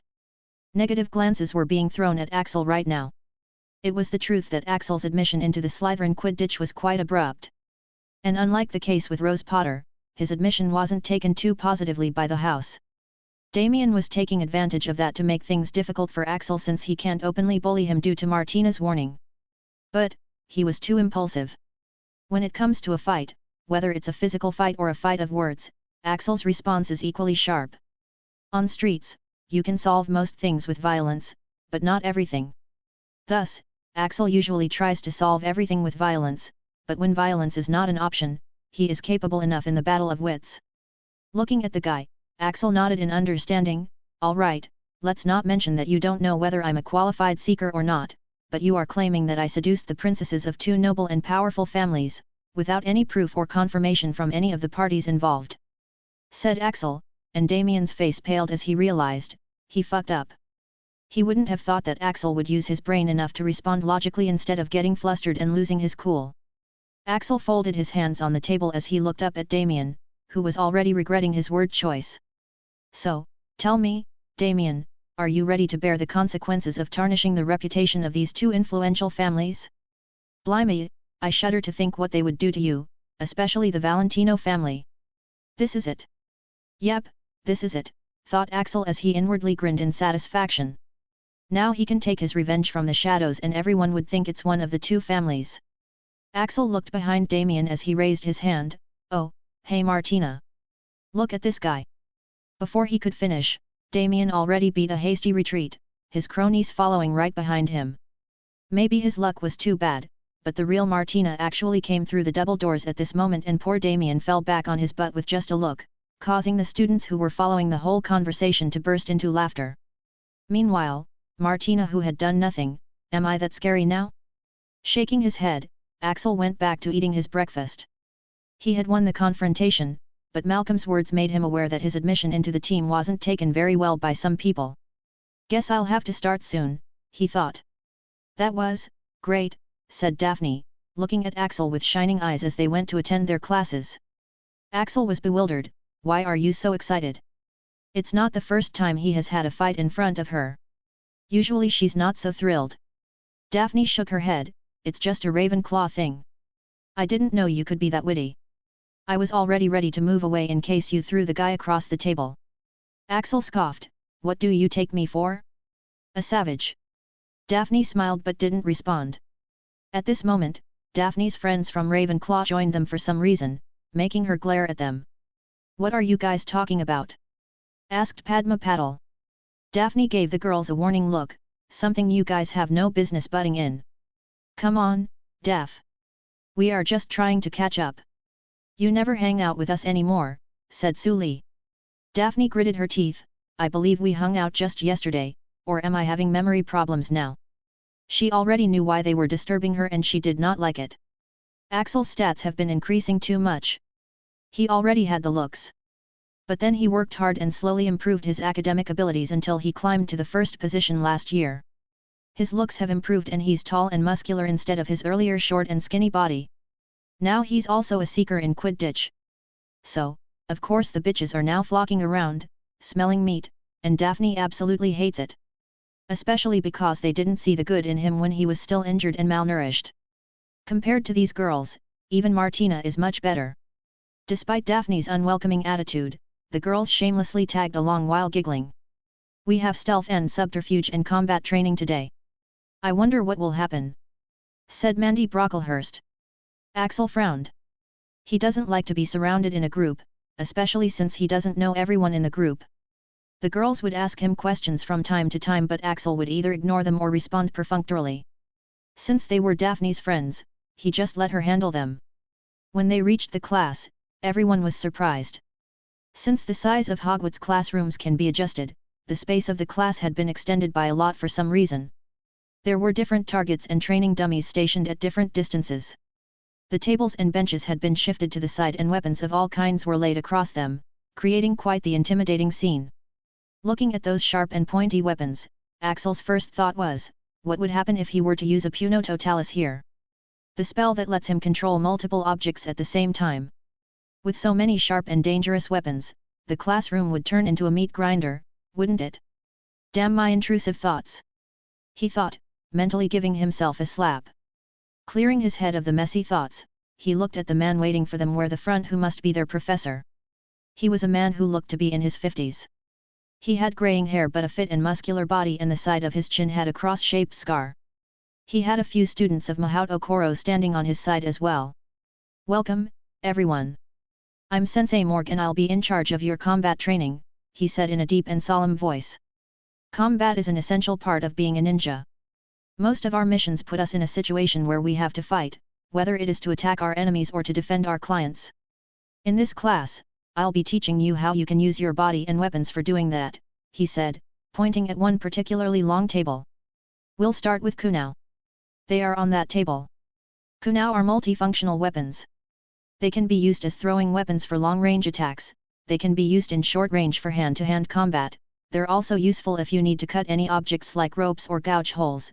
There's a hole in its back where you can tie a rope, further branching out its uses. That's why, a kunao is a basic weapon that every ninja carries and learns to wield. Pick out your kunaos from the table. We'll start with long-range training." "Blimey, a simple object has so many uses," commented Mandy Brocklehurst, examining the kunao in her hand. "What are we supposed to do with this?" asked Padma, picking up her own. Axel picked one up as well as he weighed it in hands and examined it. As expected, the edges were blunted with magic so that the students don't hurt each other or themselves. Sensei Morg pointed at the target circles stationed in front of them. "You're supposed to hit them. Improve your aim first." "Really? Just like that? It's on." Students found the prospect of throwing kunaos enjoyable so everyone got right to it. But, they quickly realized it wasn't going to be as easy as they thought. Out of all the kunaos thrown in the beginning, very few were able to actually reach the target, let alone hit it. "Lame. Let them show you how it's done," said Sensei Morg, gesturing to the students of Mahaut Okoro. The ninjas first demonstrated the technique and then made the throws. All of them were able to hit the bullseye. After that, they began to supervise the students so they don't accidentally hurt each other. While the others were busy throwing with all their might, Axel just stood and watched. He had to agree with Sensei Morg, everyone was lame. Even the students of Mahaut Okoro. He could hit the bullseye at this range even in crippled state. This throwing training was useless to him. None of the girls around Axel were able to reach the target, let alone the bullseye. But they were quite eager to see Axel try. I can't reach it. But, I think Axel can make it, said Mandy Brocklehurst, feeling up the muscles on Axel's arm which were hidden under the cloak. Whoa, what have you been hiding here? You shouldn't do that when I have a weapon in my hand, said Axel as she shook off her hand, barely resisting the urge to bash her face in. Even though the threat was real, only Daphne out of the girls realized that he wasn't kidding. Following Mandy, the other girls also touched Axel's arms. Wow! This is so hard. It's like rock. But not even a second later, they were all shoved away, not by Axel but by Daphne, even before Axel extracted himself. You all, stay away from him. She said in a scathing tone, trying to keep her voice quiet, but a student from Mahaut Okoro still warned them to not cause a commotion. The girls were a bit scared for a moment since they could feel the danger coming from Daphne this time. But then they thought it must be their imagination as they began whispering among themselves about Axel's looks. Only Axel, who knew her better, could tell that something was wrong with her. Even though I always wanted to do that, these bitches, there are so many sharp weapons here. She kept murmuring some strange things in a low voice and her eyes couldn't be seen due to her hair. Hey, said Axel, shaking her little. Are you all right? With a jerk, Daphne seemed to come to her senses as she looked at Axel. Yeah. I'm fine. It's just that these girls are too infuriating, she said, not trying to prevent her voice to be heard by her friends. Though even now, the girls didn't take her seriously. All right, we won't bother you if you can hit the target next time, said Mandy Brocklehurst. Yeah, we can do that. The other girls agreed as well. But of course, they knew that there was no chance her kunai would even reach the target, let alone hit it. Daphne coldly glared at the girls. Fine.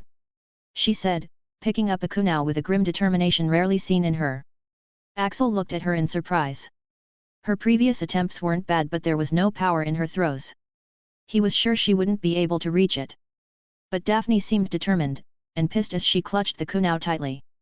After aiming for a while, she swung her hand with all her might. Shin! The kunai actually made a sound as it cut through the air, surprising Axel. This was a very strong throw. Strong enough that it would easily reach the target, proving everyone wrong. Though, Axel could also tell that her aim this time was off the mark. It wouldn't hit the target. The kunai in Axel's hand disappeared. Shin! Ding! The spinning kunai traveled in a curved path as it hit Daphne's kunai. Thump thump! They were too annoying after all, thought Axel, looking at the two kunai buried in the bullseye as he ignored the shocked reactions of everyone else. He was fine with just Daphne's company for the time being. For the stealth class, their teacher was a woman with braided black hair, wearing black lipstick and black outfit. Even her nails were painted black. I'm Karai. Welcome to your stealth and concealment training. Even her name, Karai, translates into dark. You all might have heard that ninjas are also called shinobis, and the underlying connotation of the word shinobi is to hide and by extension to forbear, hence its association with stealth and invisibility, she explained smoothly. So, stealth and subterfuge are an absolute must for any shinobi. It's the main reason why ninjas are hired. It's useful for spying and reconnaissance, assassination, concealment, disguise, and so on. Damn, this woman doesn't censor her words, thought Axel, looking at some of the students who seemed a bit terrified due to the mention of things like assassination. It has to be mentioned that ninjas don't accept just any assassination request, and not every ninja is given the authority to accept assassination missions. Officially, only the Hunter Nin Corps are given such missions and few people have the authority to move them. Unbothered, Karai-sensei continued, let's start with stealth. Stealth doesn't simply mean invisibility. It involves everything you can do to make sure that no one notices what you're doing. Saying so, Karai-sensei snapped her fingers. In the next second, a kunai was buried above the head of a student, Neville Longbottom, who promptly dropped to his knees with a terrified expression. Did anyone see me throw that? This is stealth. She's good, thought Axel. Too bad there was little she could teach him that he didn't already know. And the things he might not know are so advanced that they won't be taught in the first class. For the rest of the class, Axel simply kept a low profile. Since he was the best at stealth, it was that much more important to keep it hidden from the students. It's a skill that loses its usefulness the more you advertise it. The class passed peacefully. But, at the end of the class, "Hey, you!" Karai-sensei called out, making Axel stop. He looked back to see who was being called, only to see Karai-sensei's gaze fixed on him. "The fuck? Yes you, the cute one. You wait for a while. We need to have a talk." Damn it, this time I didn't do anything. Axel swore inwardly. What the heck? He had gone out of his way not to attract attention in this class, and this sensei is just destroying all of his efforts. Chapter 65, New Skills, Mysterious Martina. In the quiet classroom, Axel faced the woman in black. He wasn't sure why this woman would want him to wait despite him actively avoiding her attention. Karai-sensei looked at Axel with a penetrating look. "How peculiar," she muttered. Axel's expression still didn't change, but he couldn't help but ask, what might sensei be talking about? "You have a talent for stealth.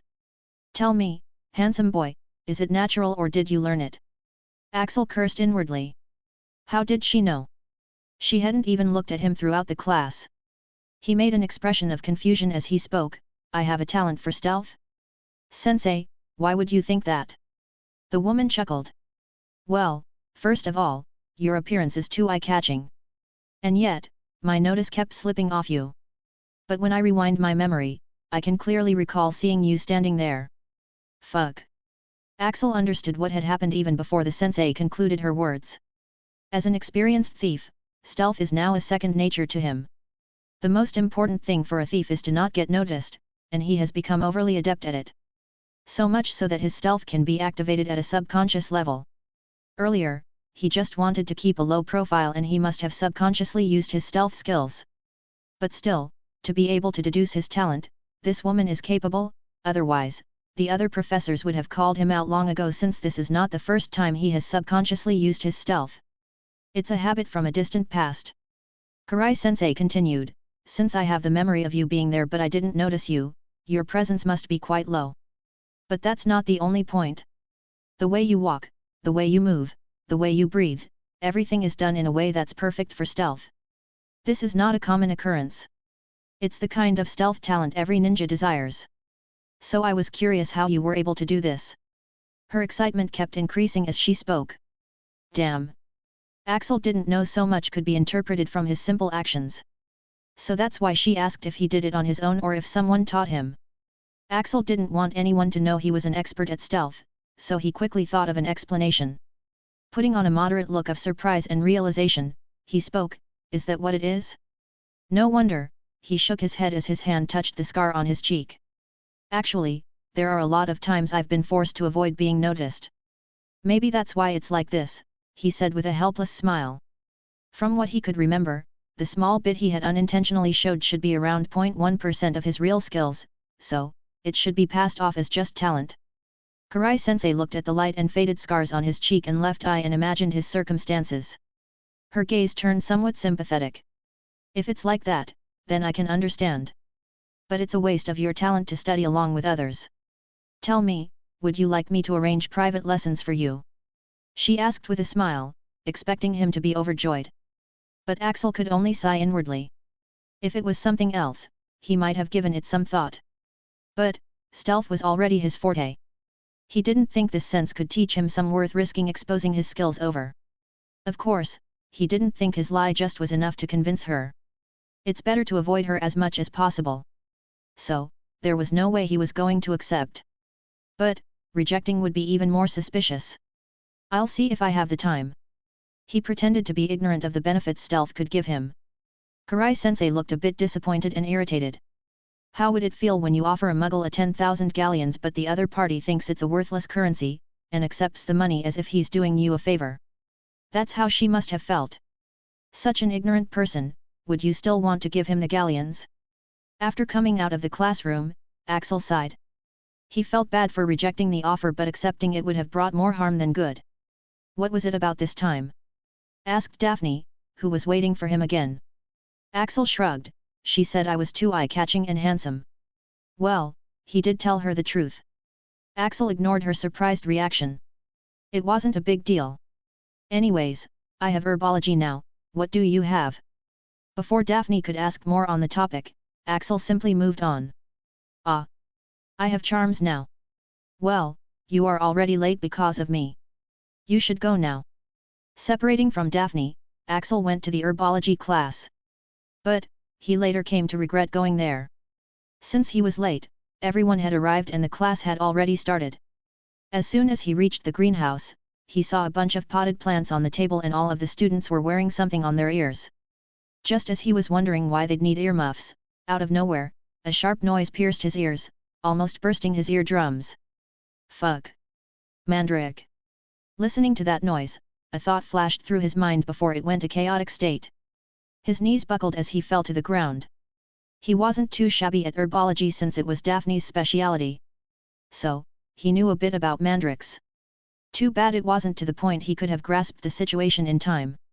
He had misophonia, a disorder that causes excessive irritation and discomfort towards particular sounds. His misophonia isn't too troublesome, just kicking in when he hears particularly loud and shrill noise, like the sound of a train. And every time, the situation is not too bad. He's able to manage without showing much external reaction. But this time, it was a mandrake's cry. It's enough to knock out a normal person. And on Axel who has misophonia, it's like pouring oil into the fire. The noise caused him such intense irritation and discomfort that he wanted to destroy everything. His magic flared up, about to destroy everything that was the reason for this noise. And with the last bit of coherent thought, he realized this could be a problem. Thus, he chose to not resist passing out. Asterisk. Asterisk. Just when Axel's magic had erupted, the students and Professor Sprouts suddenly had a dreadful feeling, but before anything could happen though, it stopped. No one knew where it came from. Axel woke up to a gentle sensation on his hand and forehead. It was strangely soothing, and it calmed down his mind which was still quite chaotic. He was able to squash down his destructive impulse and recall what had happened. He had been about to go berserk due to that extreme noise. And in order to stop himself, he had decided to let the sound knock him out. He could have resisted it, of course, but then he might have done something violent instead. And now that he was half awake and half asleep, this warmth on his forehead was able to bring him back to consciousness. Axel felt that this foreign sensation was not bad. He wondered if he'll be able to feel this more often if he got knocked out by Mandrake's cry again. Though as he stirred, and opened his eyes, the sensation was quickly gone, making him wonder if he had been dreaming. You're awake. Axel's eyes quickly scanned his surroundings as he sat with vigilance. He found out that he was in the hospital wing and the voice just now belonged to Daphne who was sitting on his bedside. How long was I out? Daphne's lips were curved downward. Only an hour, she said, as if she was displeased that he woke up. Axel frowned. That's a lot, he murmured. He should have woken up sooner. Though, why are you here? Susan told me. Oh. That nosy girl. His herbology was together with Hufflepuff's. The news must have spread everywhere. He muttered with some irritation. Daphne patted his shoulder. Don't worry. You aren't the only one. A few students from every class have passed out due to mandrakes. Unlike you, who didn't have any protection, they passed out because they didn't put their earmuffs right. Neville was one of them. Well, that did make him feel better. But still, he decided to do something about this misophonia soon. It's a glaring weakness. Along with that, he also had to make preparations against the organization. Later that night, in the training room of his secret hideout, Axel opened the system interface. His main focus right now was preparing for the organization's attack. After all, once he starts drawing attention, there's no telling when they'll come or how they'll come. It's better to prepare first. That's why, that night, he bought some new skills from the system. How did he get the SP for that? Well, as mentioned, SP can be obtained by stealing. The bigger and more daring the heist, the more SP he'll get. And at the end of last term, he stole a very valuable replica of the Philosopher's Stone, from right under Dumbledore and Voldemort's noses. Correction, only one of them has a nose, but you get the point. After that heist, the SP he got was amazing and he hadn't spent it yet since he wanted to save it for the time of need. And that turned out to be a great decision since the skills he needs now, after the change of his plans, are much different than the skills he would have bought earlier. The first skill. Super Sense. Develop the ability to sense a certain amount of area around you. This skill is absolutely necessary for his preparations. His enemies won't send out an invitation before attacking, and he doesn't want to be caught off guard. This skill can let him detect danger. Thus, this skill is going to have to be active for most of the time this year. The next skill, Heal. Arcane Thief is not a class that specializes in healing, so it wasn't powerful. But a healing skill was absolutely necessary, so it'll do. As for the last skill, it took almost all of his SP, but he still bought it. Void Travel. As explained, he puts his safety first, and this is like an emergency escape. There is already Apparition, a way of teleportation for wizards, but the thing about Apparition is, it can be easily blocked. It's useless at Hogwarts. In fact, after the rapid development in the last decade, anti-apparition wards can be found at just any property. That's why he chose this skill. Once he gains some proficiency in these skills, his safety would be increased by a lot, which is something that is very welcome at this time when he is doing something as reckless as being the bait for the enemy. With his paranoid and cautious nature, even his risks are filled with caution. Let's see what these skills are about, he murmured as he began his practice. Just like that, a few days passed. During this time, Axel was very busy with his training. He didn't do anything too eye-catching and only practiced the new skills even during the classes since he didn't have much to do. To practice Super Sense, he had to increase his spatial awareness. The beginning stages included meditation exercises and going through obstacles with his eyes closed. He'd wander out at night and go through the corridors sensing his surroundings. He tied up logs in his room. After swinging them, he'd have to try to sense and dodge them with his eyes closed. After getting bruised up with that, he'd practice Heal on his wounds. Heal wasn't too difficult, though the same couldn't be said about Void Travel. He hadn't made much progress in that yet. No progress was on the ninjutsu front as well. Akiko still hadn't healed yet. She stayed in one of the private wards in the infirmary and visits were not allowed for her, so he couldn't visit her and start learning from her. Axel found it a bit overprotective, but considering that she was such a genius, it might not be too implausible to give her such treatment. His days passed like this, relatively uneventful. Though, one day, something happened. Just like the past few days, he was wandering around the corridors at night to train his super sense. His stealth skills were active so that no one could find him as he walked through with his eyes closed, only relying on his other senses. During these days, since his eyes were closed during the training, his other senses had amplified. And maybe that's why, but as he walked, he suddenly detected a faint whiff of fragrance in the air. This faint scent of lavender. He was quite familiar with it. His eyes opened, though he didn't find anyone. His eyes opened, and of course, he didn't find anyone. But, when he activated his arcane eyes, he found the silhouette of a girl passing by the corridor ahead. Martina. What is she up to? Martina had always been quite the mystery girl.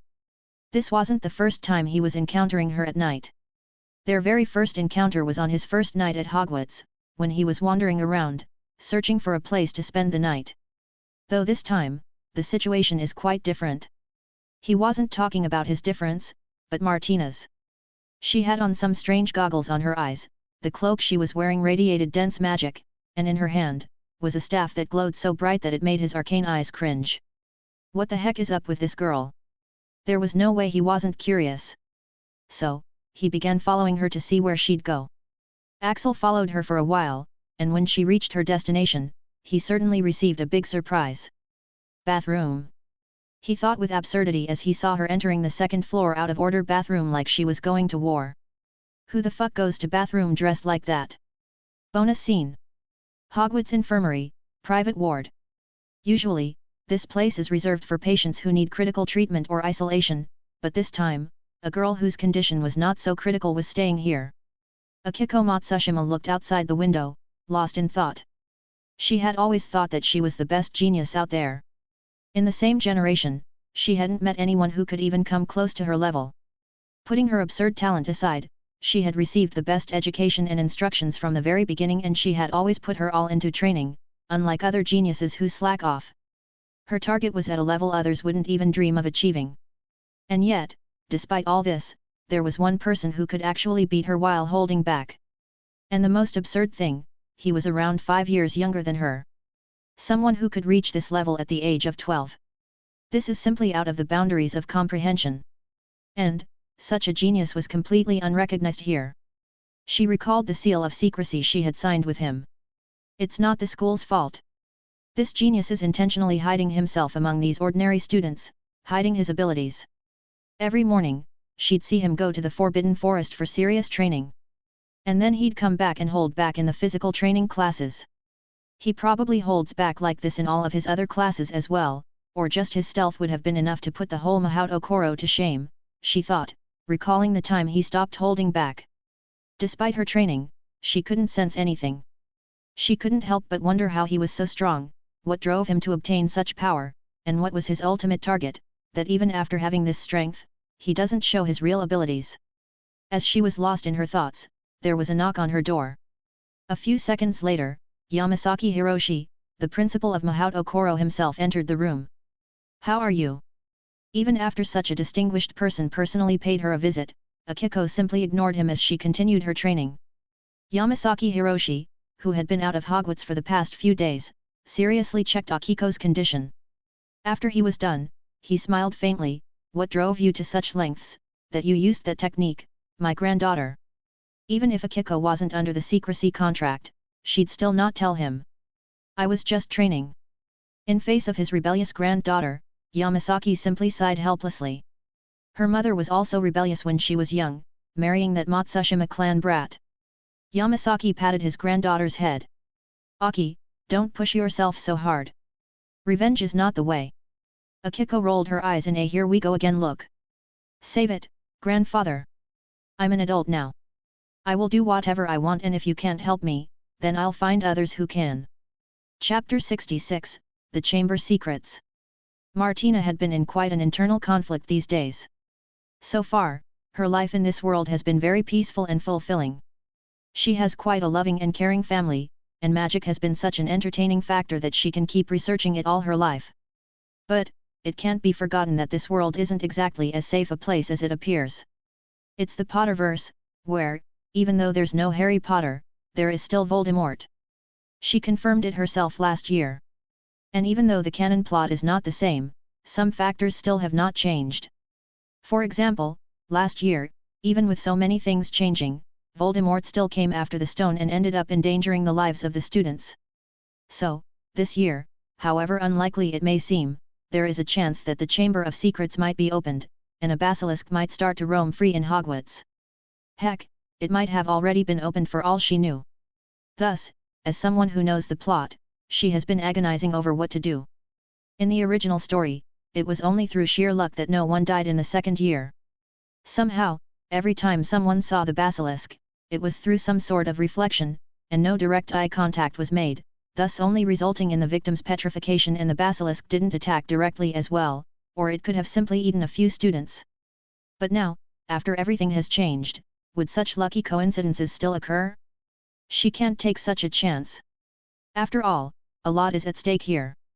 A basilisk is actually a big deal. It's one of the most dangerous XXXXX creatures. If someone is actually killed by it, the influential families from all over the world, whose precious children are studying here, would be beyond outraged. Especially since there has already been a troll incident before. They would politically tear down the school, and her parents would be leading the charge. Not to mention that the cooperation with Mahaut Okoro might end, leaving her research of her magic incomplete. Thus, the basilisk needs to be taken care of, as soon as possible. Martina had already made preparations for this years ago, but now that she was actually going to do this, she was having second thoughts. It was a basilisk. And this wasn't some fantasy. It's easy to think about it, but it's much more difficult to actually do it in real life. One wrong move could cost her life. But Martina had already made up her mind. If a 12-year-old boy with little to no magical training can do it, then why can't I, a reincarnator with so many cheats, do it? I even have the linguist skill, so parcel tongue won't be a problem, she thought positively. As a reincarnator with high karma, she had been able to get a few cheats with her reincarnation, one of which was linguist. It basically makes her adept in all languages of this world. That includes magical and runic languages.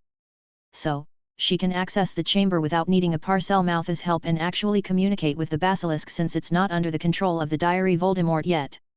Maybe, just maybe things could be settled peacefully, and if not, then she has made so many preparations as well. For basilisk venom, she had some phoenix tears. In fact, her parents have always had her carry some with her for use in case she even gets a scratch. For its deathly gaze, she has prepared special goggles that'll protect her eyes. For her body, she was wearing an enchanted cloak which has many enchantments, and her staff, it's something that has a much better magical conductivity than wands. And lastly, she has even brought with her a flock of roosters, whose cry are the only weakness of basilisks. Yes, with this much, I can do it, she thought, trying to push down her nervousness. Besides, she also wants to explore the Chamber of Secrets. She should explore it before the plot starts. Looking at Martina going into the bathroom, Axel frowned. As far as he knew, this bathroom was out of order. And on her way here, she had already passed by another girl's bathroom which was perfectly in order. Coupled with other circumstances like her unusual attire, demeanor, and time, she's likely not using the bathroom for its intended use. Then, what's going on? All sorts of reasons came into his head. Though at this moment, something happened. Ding! Special quest triggered. Snake hunting, get rid of the basilisk. Reward. Axel was pleasantly surprised to see the notification. After all, special quests have always given him good rewards. He got the light magic infusion and light armor skills from special quests, both of which have proven to be quite useful. He readily accepted the quest. So, what's this basilisk and where is it? He asked the system. As a person who just got acquainted with the wizarding world, he of course had no idea what the fuck a basilisk was. But he figured it was just a creature that somehow got into Hogwarts like the troll. It wasn't until the system gave him the information on the basilisk did he realized, this might be a scam. The basilisk, known also as the King of Serpents, is a dark creature which may reach gigantic sizes, and live many hundreds of years. It's highly resistant to magic, except light magic, and highly venomous. It has a murderous stare, and the beam of its eyes can be fatal. Young basilisks are weak to roosters' cry, but its effect diminishes with the basilisk's age. The size of the basilisk can go up to 50 meters. Going through the information, Axel realized that he might have bitten more than he can chew this time. He was particularly intimidated by the death stare skill. This thing can kill with just eye contact. How crazy is that? System, how am I supposed to handle the death stare? He asked the system incredulously. If not for that skill, he could have still managed, but if he's going to die even if he made a direct eye contact by accident, then it's too risky. Axel, death stare is not an absolute skill. There are ways it can be avoided. If you just close your eyes, it can't affect you. Then how the fuck am I supposed to fight? System, arcane eyes. Damn. The venom. He began. Leftover phoenix tears. Fuck. Sigh. No excuses then. It would seem that he has some snake hunting to do. Entering the bathroom, Martina went straight to the sink with the small serpent. Open dollar, she said, and the old mechanism came to life as the sink sank out of sight. I don't want to do this, murmured Martina, looking into the wide aperture that appeared in front of her. Her feet left the ground as she started to float in the air without the help of any broomstick. She then flew into the huge aperture, the long tresses of her purple hair fluttering behind her. Crunch crunch. When she reached the bottom of the tunnel and landed on the ground, the crunching of bones beneath her feet creeped her out. She tried to ignore the huge snakeskin that was lying not far away from her. Looking at it only made her determination waver. Walking into the passageway for a while, she came across another door. It had 2 stone serpents entwined carved on it, their eyes set with great, glinting emeralds. Open dollar, spoke Martina once again in a low, faint hiss. The serpents parted as the wall cracked open, and Martina, shaking slightly due to nervousness and anticipation, walked inside. This was it. This was the legendary Chamber of Secrets, built by Salazar Slytherin. This place has such a high archaeological value, and they were never explored further in the books.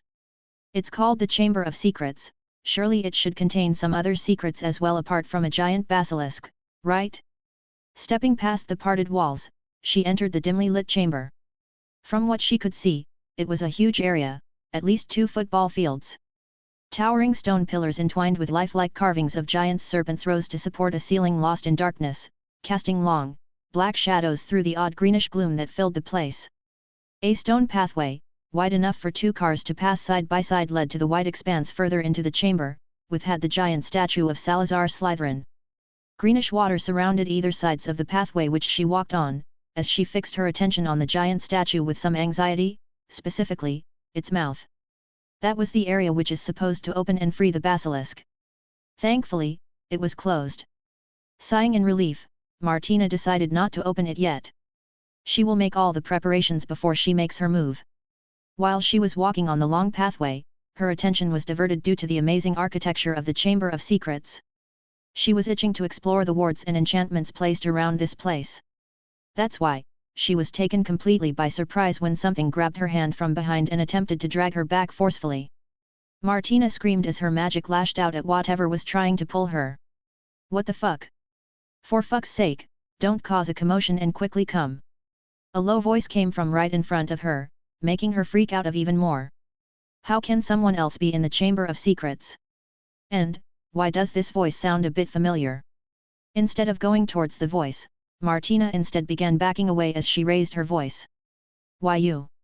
Don't come near me. I know very powerful magic. She yelled, raising her staff in front of her as a magical shield was raised around her. There were more curses from the other side. Dumb bitch is going to get me killed as well, muttered the voice in frustration as a person suddenly became visible, making Martina widen her eyes in shock. Axel. Axel was stealthily following Martina into the chamber while gathering more information from the system. It seems the basilisk is inside a secret chamber of Salazar Slytherin, thank God it's not roaming around freely like the troll, and Martina is going to hunt it down. Well, she does seem well prepared about the task and she's a powerful genius. So, Axel figured he would just watch from the sidelines and help out in case of emergency and claim the rewards afterwards. After all, the system only asked him to get rid of the basilisk. He doesn't need to do everything by himself. Thus, closing his eyes and activating his arcane eyes, Axel followed Martina, using her as a testing rat for traps and attacks. And as expected, Martina seemed to know her stuff since while Axel was constantly on edge, trying to search for the basilisk in the shadows, while Martina was navigating the place familiarly and wasn't even surprised by the lifelike statues and basilisk skin. As expected, this girl is on a different league, thought Axel as he looked at Martina who was walking along the pathway without triggering a single trap with some respect. She even had the time to admire the scenery while he worked hard to step on the exact steps she had taken. He had a headache just thinking about coming all the way here while checking for traps and wards by himself, especially since the wards of this place were quite complicated when he once increased the intensity of his arcane eyes and caught a glimpse of them. Meanwhile, the unaware Martina who just didn't bother about that stuff due to her reliance on canon knowledge and lack of practical experience, transmigrator's hot beverage. While walking along the pathway, Axel realized that the woman had completely ignored the seemingly deep water that was surrounding them from both sides, just like how she had ignored countless traces of the basilisk's existence around them. A doubt came into Axel's mind. Does this girl really know what she's doing? If the basilisk is not in that water, then where is it? Not trusting her, Axel increased the intensity of his arcane eyes as he peered into the waters on either side of them. Fuck. His heartbeat accelerated as he saw a giant shadow faintly glowing at the depths of the water through his X-ray vision granted by his arcane eyes. It's huge, he thought, looking at Salazar's snake. And it was getting bigger and bigger. Axel looked back at Martina and still found no reaction from her. The huge serpent was coming closer to the surface. It was moving very slowly, as if to not make any disturbance in the water.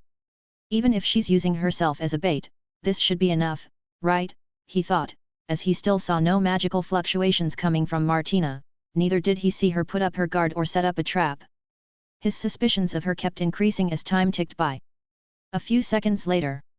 If she's still intentionally not doing anything, then I really admire her patience and balls, he thought as the shadow of the snake was even closer to the surface. It seemed like it would reach the surface very soon. A few seconds later. System, she has no idea, does she? No. Fucking hell, he muttered as he hurriedly tried to pull her back. Why did he not run away at this moment? Because of the thing called life debt. This girl had saved his life when he was attacked by dementors on the previous Halloween. Now, he can't just let her die, can he?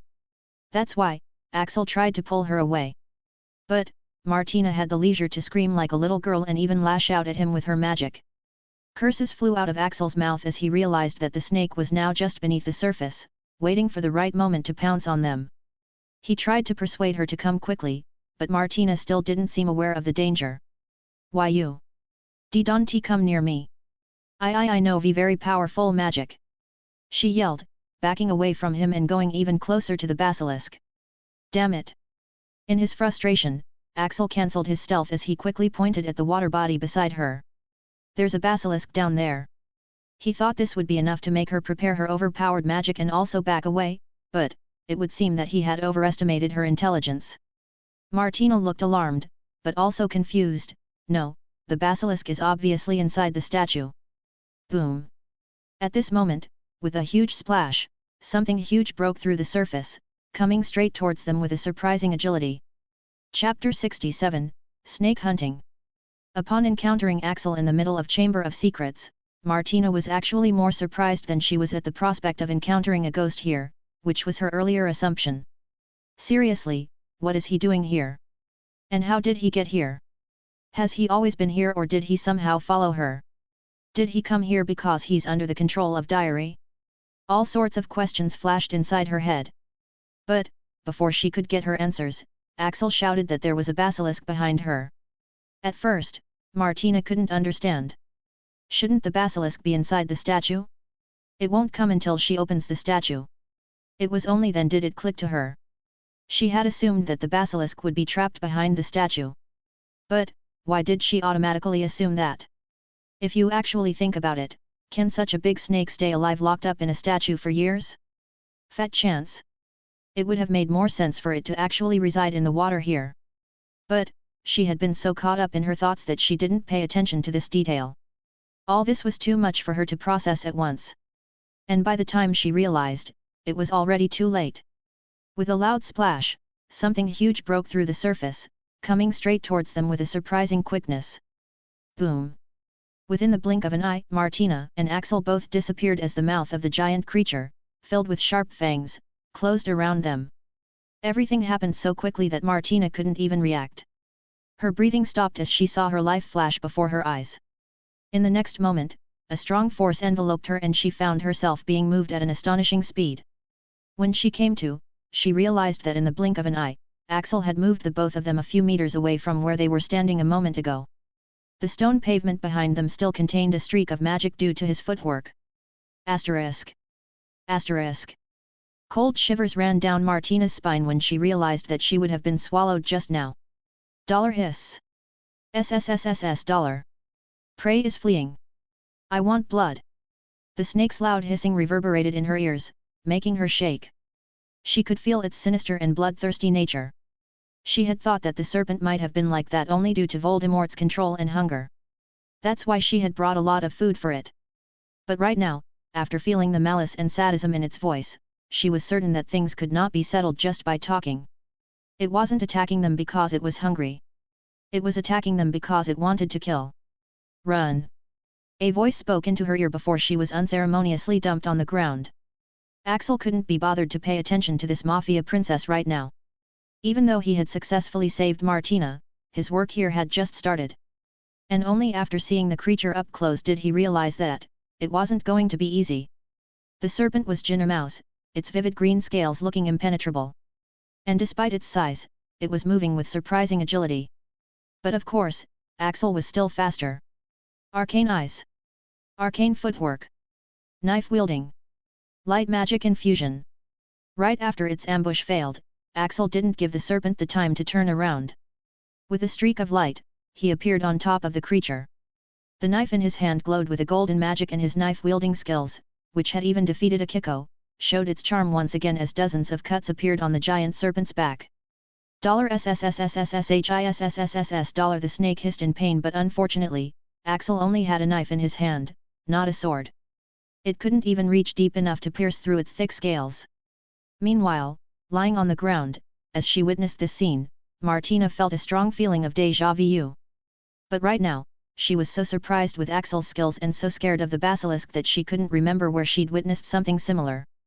Her mind wasn't working properly right now and her hands and feet were shaking. Scrambling to her feet, she quickly took out another pair of goggles similar to the ones she was wearing and sent them to Axel.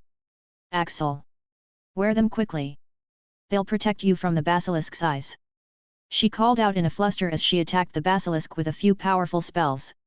Due to her shaking hands, some of her spells hit the basilisk in the face while the others missed, but since she was so distracted, they didn't come out as powerful as she intended them to be. They ended up only annoying the magic-resistant snake and drawing its attention. Shit!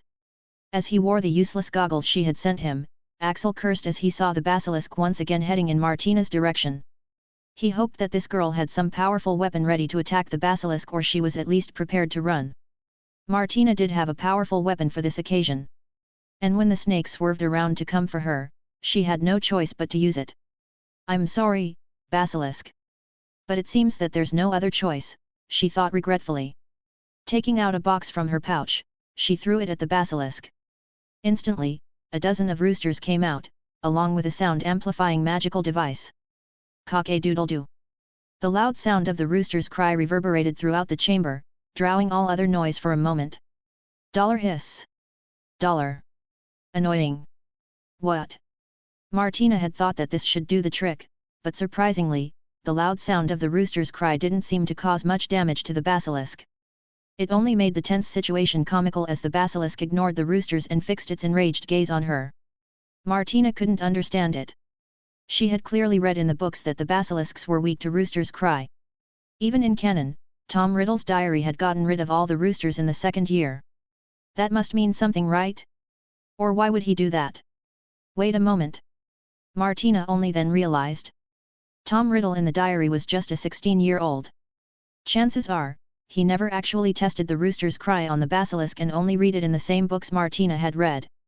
And this information mustn't be totally accurate. But, it was too late to realize this now. The basilisk was already coming for her with its scary eyes fixed on her. At this moment, she happened to make eye contact with the serpent for the very first time. Its large yellow eyes filled with viciousness were fixed directly on her as it slithered towards her with great momentum. Looking into its eyes, Martina felt fear gripping her heart. The glasses did protect her as she was still alive, and she could still move as well. But, she was too scared to take action. Her magic was only powerful when her mental state was stable. But right now, her mental state was all but stable. Nothing was going according to the plan. Plus, she was too damn scared. In her previous life, she had been an ordinary girl who would be scared by cockroaches, okay? Even though she was powerful right now and had a clemency, it seems that a 1,000-year-old basilisk is still out of her mental capacity.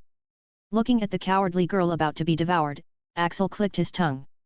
Did she really think it would work? He thought in exasperation. He was thinking of taking it easy, but it looks like he'll now have to take things a bit more seriously. His eyes glowed brighter and he searched for the best spots to attack on the serpent's body. Then, increasing the output of his skills, he rushed forward, running along the serpent's back. Before the snake reached Sakura Martina, Axel had arrived in front of the useless girl with a gust of wind that blew her hair back, standing between her and the snake. Run! This is the last time, he said in warning. He figured his life debt should be over by this much. Now he won't go out of his way to save her. His life is also in danger right now. Throwing those words, he rushed towards the incoming snake with all his might. In the Chamber of Secrets, amidst the towering pillars, a boy and a basilisk charged at each other, each unafraid of another. Dollar hiss! Dollar! Let's see what you've got, you worm, muttered Axel as he overclocked his skills to the max. The bones of his body made crackling sounds as he prepared to push his body to the limits. For some reason, he felt especially empowered right now. The glow of his knife intensified and the muscles of his hand that was holding the knife bulged. When they clashed, hundreds of cuts instantly appeared on the head of the creature. Dollar's hiss! Dollar! Dark green blood splashed as the creature hissed in agony. In a few moments, both of its eyes were gone, and its skull had deep gashes, formed by repeated slashing of Axel's knife. It snapped at Axel, causing him stop his attack to dodge easily, but in that moment, the snake unexpectedly raised its body and plunged its head into the water as it started to flee. Fuck! I had almost reached the skull, exclaimed Axel as he tried to stop it with no avail. On the other hand, after witnessing Axel's attack, that was much more powerful and faster than the previous one directly up front. Martina suddenly realized where she had seen it before. That? Isn't that? Her mind quickly dug out the memory and her eyes widened in absolute shock. Last year on the third floor, during the confrontation against Voldemort, when the Lethifold had attacked Daphne and Martina was helpless to stop it, she had seen these same golden slashes appear all over the Lethifold. There was no way she could forget it because she had never known that it was possible to actually kill a Lethifold. It was such a groundbreaking discovery that she had researched about it for days but wasn't able to find anything. That's why, when she saw those golden lines cut into the basilisk's skin from close proximity, she quickly connected the dots. So, it was actually him all along. As she looked at Axel, who was currently fighting a basilisk single-handedly while moving at a speed difficult to follow, the boy her appeared to be covered in a veil of mysteries. Just like how she was fascinated with magic, similarly, the boy in front of her full of mysteries fascinated her. She has seen this boy fight a troll, dementors, a Lethifold, and now basilisk. And each time, the level of his magic keeps increasing. From the boy limping in pain through the corridor alone at night, to the powerful wizard fearlessly fighting a basilisk, she wanted to uncover the story behind this transformation. How? The look in Martina's eyes slowly changed. She now looked at him with the same desire that she showed for rare tomes of magic. It made the fear inside her dissipate, letting her achieve the stable mental state that is needed for her magic to work. In face of her passion, her fear would never win. It's my turn now, she thought, as her magic flared, making her robes flutter. Martina raised her staff, and thick purple chains of magic burst forth, wrapping themselves around the serpent. Her hair bellowed as the purple magic oozed out of her. And surprisingly, the chains were actually able to stop the basilisk from moving its body into the water. The intensity of her magic increased. And, the chains actually started to retract slowly, pulling the giant creature along with them. Clack! That was the sound of Axel's jaw falling to the floor. He was ready to jump into the water and fight the creature underwater. Somehow, he felt that his chances underwater were not bad, especially since he felt additional power burning inside him at this moment. But, it would seem that there was no need to do that anymore. Looking at Martina bursting with magic, he only had one question. Woman, would it have killed you to use those powers earlier? Your daddy here had to fight at his max just now and even risk getting poisoned just now. Against its will, the thrashing serpent was brought out of the water as the chains tightly held it down on the ground. Not wanting to miss out on the chance, Axel used his arcane footwork to jump a few meters high. From that height, his knife hand stretched back completely while he infused as much light magic in the knife as he could. Knife throwing. Then, he used his knife throwing skill. The real deal, not the small percentage he had used in the class. Boom! The knife he threw from his hand broke the sound barrier as it passed through the gap he'd created with his earlier slashes. $SSSSS. Dollar. It's pierced through the basilisk's skull, sealing its fate. The serpent gave out a few dying thrashes before it moved no more. Like this, the life of the 1,000-year-old basilisk came to an end. Congratulations! You have completed the special quest, Snake Hunting. Rewards. Basilisk Body Parts. Special Skill, Poison Arts. Special Skill, Poison Immunity. Landing on the ground, Axel panted lightly as he sat on the ground. Even though the fight wasn't difficult, it wasn't easy either. Fortunately, the rewards were worth it. The new skills looked great. Poison, it was something he had been vulnerable against up until now. If anyone attacked him, whether it's up front or a sneak attack, he had made countermeasures. But, if someone attacked him using poison, Axel would have been helpless against it. It's actually good that he has been eating his own diet ingredients till now, or he'd have been poisoned by Damien Malcolm long ago. If the organization had decided to subdue him using a poison that spreads through the air, he would have been helpless as well. But now, he can learn about making poisons and even slowly develop his own poison immunity as well. So, overall, even though the mission had been risky, he'd say it was totally worth it. Sigh. Sitting on the ground, Axel sighed. He thought that it was time to relax, but then he remembered something. Glancing back, he saw Martina, who was currently looking at him in a daze. Fuck, I forgot. It would seem that the problem was still not over. Come sit, he said, beckoning her to sit on the ground beside him. He had a headache just thinking about what he was going to do now. Martina had seen too much. Chapter 68, flustered Martina and training with Akiko. Martina looked at Axel, lost in thoughts. Her heart was still hammering in her chest due to the near-death encounter with the giant poisonous serpent just now, and she couldn't calm down at all. She had almost died. Twice. Just because she had gotten very powerful in this life, she had naively assumed that her fear would go away now. But, she had forgot to take into account that some fears are irrational. A tiny spider, or a cockroach, can't really hurt you. But don't most girls still hit the ceiling whenever they actually see one? The same thing happened to her when the basilisk suddenly attacked her. It was only thanks to this boy that she was alive right now. The scene of Axel hurling down the knife mid-air with skull-shattering force was still playing in her head.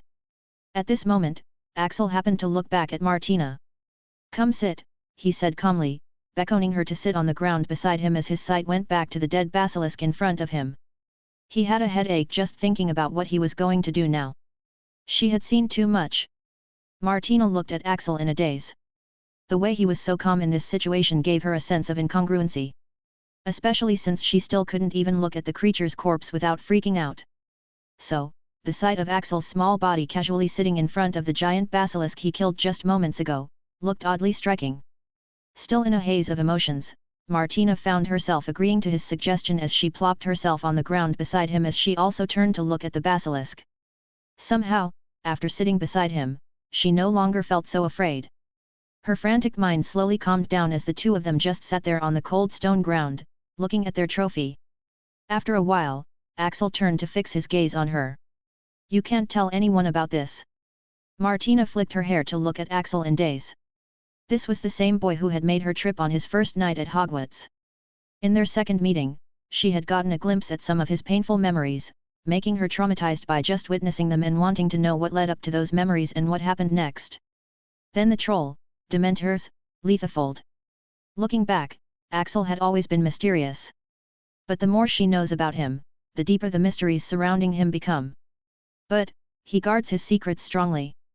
This was not the first time he was asking her to not tell anyone about his secrets. And every time she tries to know more about him, he always shuts her out. This time though, the things she has found out are too shocking. How is he doing the things he did? How and why did he sneak into the third-floor corridor that night? How did he appear here? How was he able to fight fearlessly against the basilisk? And most importantly, how is he so powerful? Martina had so many questions, and she badly wanted to know the answers. But, she knew that even if she asked, Axel wouldn't open up. So, she only nodded her head. "Don't worry. I won't tell anyone," she said reassuringly. "She'll save the questioning for later." Axel nodded, but still didn't look convinced. "Would you sign a secrecy contract?" Axel couldn't help but ask that. The things she had witnessed today were too big for him to risk it. Martina tried not to look hurt by that. "Oh okay, I'll sign it if you want," she said. "Though I thought we would have enough trust between us by now," she murmured in a lower voice. But Axel still heard it. "Hey, it's not your fault. I've just stopped trusting people due to certain reasons," he explained, not wanting to hurt her. Martina was not a stranger. He knew her well and he knew she wouldn't reveal it if she said so. It's just that, he doesn't trust his judgment on this matter anymore. It's better to be on the safer side since the secrets are too huge. Stop trusting people. That made Martina think about his circumstances. He was an orphan, that much she knew, and from the brief glimpses of memories she had glimpsed when she had tried reading his mind, she was sure that his life had not been pleasant. She could understand some of his pain since she was an orphan herself in her previous life, but, compared to him, her life was quite smooth sailing until the end since she had good relatives on both sides as well as a few nerdy friends she could trust. And in this life, she had her loving family whom she could trust with almost all of her secrets. So, it saddened her a lot to think how his life until now must have been, to have this outlook towards life. "No, this isn't right," she thought. "Having this state of mindset is wrong. Axel is missing out on too much." She decided in her heart that she'll find out more about his circumstances and help him out, especially since she might have died tonight if not for him.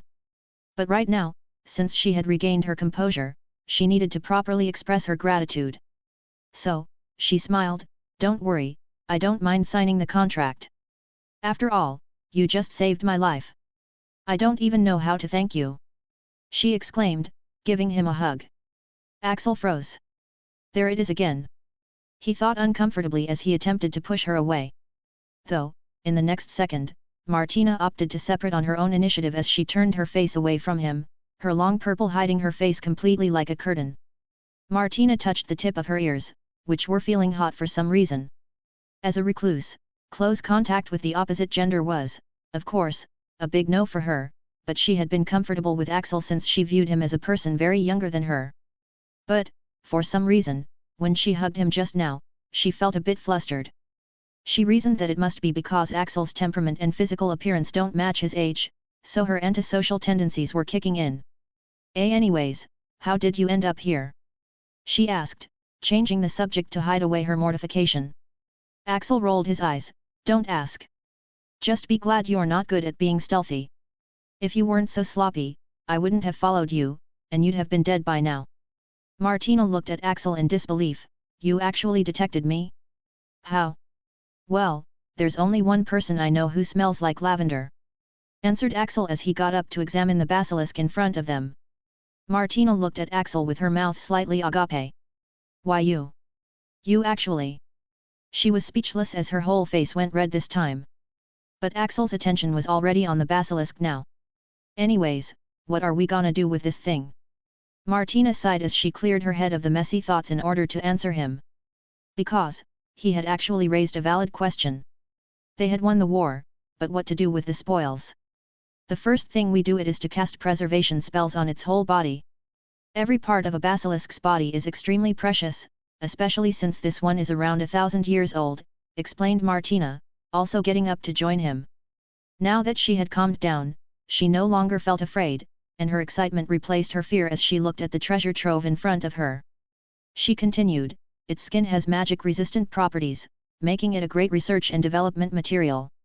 Its venom is one of the most poisonous substances in the world. Its eyes, which are the main conduit for its deathly gaze, also have diverse uses in potions and rituals. To sum it up, its body is a treasure from its blood, down to its bones, she concluded. Axel's eyes were already shining after hearing her. So, how do we divide it? He asked. They had both contributed in bringing this basilisk down. Martina hadn't contributed much to the fight, but she had brought him here and restrained the basilisk at a critical moment. So now the question was, how should they divide it? Axel was thinking 50-50 would be good enough, but they would have a problem if she asked for too much. Martina thought about it. I only want the materials for research and experiments. Just lend me the materials. I'll return them to you along with the things I make out of these. I will just keep a few things I make out of it. Even if she did keep something, it would be for her and the 3 members in her family. Axel was confused at first, but then remembered that this girl was filthy rich, and also a genius who had invented a lot of things. It's good to be rich, he thought, skipping this matter for now as he asked the most important question. How do we sell it? Martina looked appalled at his words. Sell it? Why would you want to sell? Basilisk are already an almost extinct species. And this is probably the only 1,000-year-old basilisk in the world, hatched and nurtured by Salazar Slytherin himself. Its properties are much superior compared to any other basilisk. If it landed in the wrong hands, it could end up causing a lot of damage. She then scratched her head embarrassedly. Besides, we don't know any reliable channels to sell it. Whoever has that kind of money would try to directly rob it from us instead of buying it. And if I asked for my family's help, they'd find out that their precious daughter was in close proximity with a 1,000-year-old basilisk, which would be the end of my days at Hogwarts. So, it's better if we keep it to ourselves, she concluded. Axel sighed. Martina did make sense, but he was still disappointed to hear that. The expenses for his diet and potions are only increasing, and stealing little by little can only get him so far. He needs a different source of income. He had thought that he had struck it rich just now, but his hopes were dashed in the next moment. It would seem that Damien Malcolm is going to have to be robbed again soon. The guy had been a nuisance these days anyways. They got to work after that. The basilisk's body was massive, and they had to cast the preservation spell on every part of its body and move it to Martina's storage bag. It was the first time Axel found out just how big the storage bags can be from inside. Apparently they're rare, but they do exist. For example, a certain magi zoologist used to have a suitcase with a whole wildlife sanctuary inside. Compared to that, Martina's storage bag still seemed much tamer. So, by the time they were done, it was already time for his morning training. Sighing, Axel had decided to choose training over sleeping. "Aren't you coming?" he asked, glancing back at Martina. Martina shook her head. "No, I'm going to explore the chamber more. I'll tell you if I find something." Axel shrugged as he waved her goodbye. He got out of the chamber and made his way towards the Forbidden Forest. But, as he arrived at his training spot deep in the Forbidden Forest, he wasn't alone this time. A familiar silhouette was present there, casually leaning against the tree. "You're late," said Akiko, pushing off the tree. Axel smirked, glad to find out that she was out. He had thought that she was deliberately avoiding him due to the training. "Late? Me? Who was the one holed up in the VIP ward until now?" Akiko's perpetually calm face had a ripple of annoyance at the mention of that.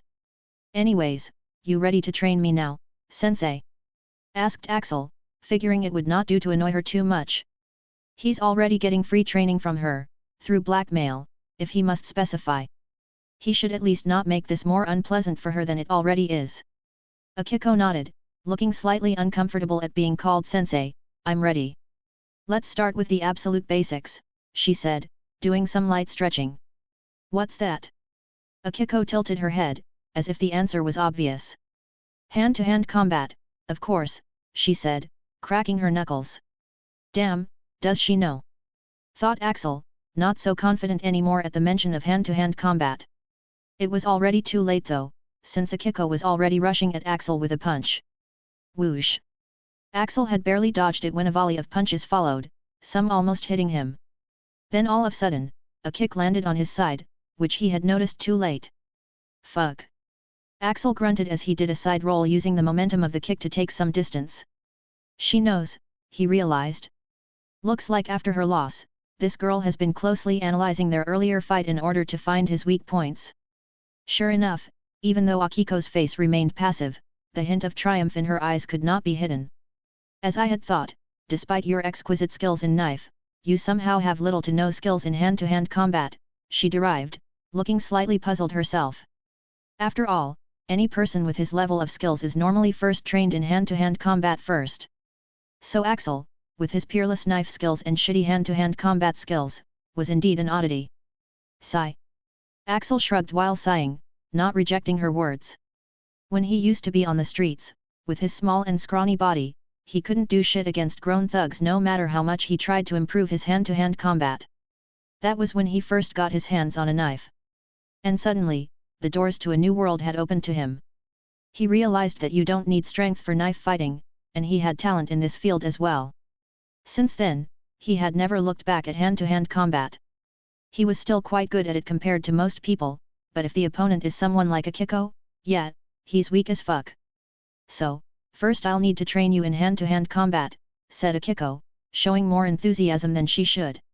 What is a bitch, is karma, thought Axel.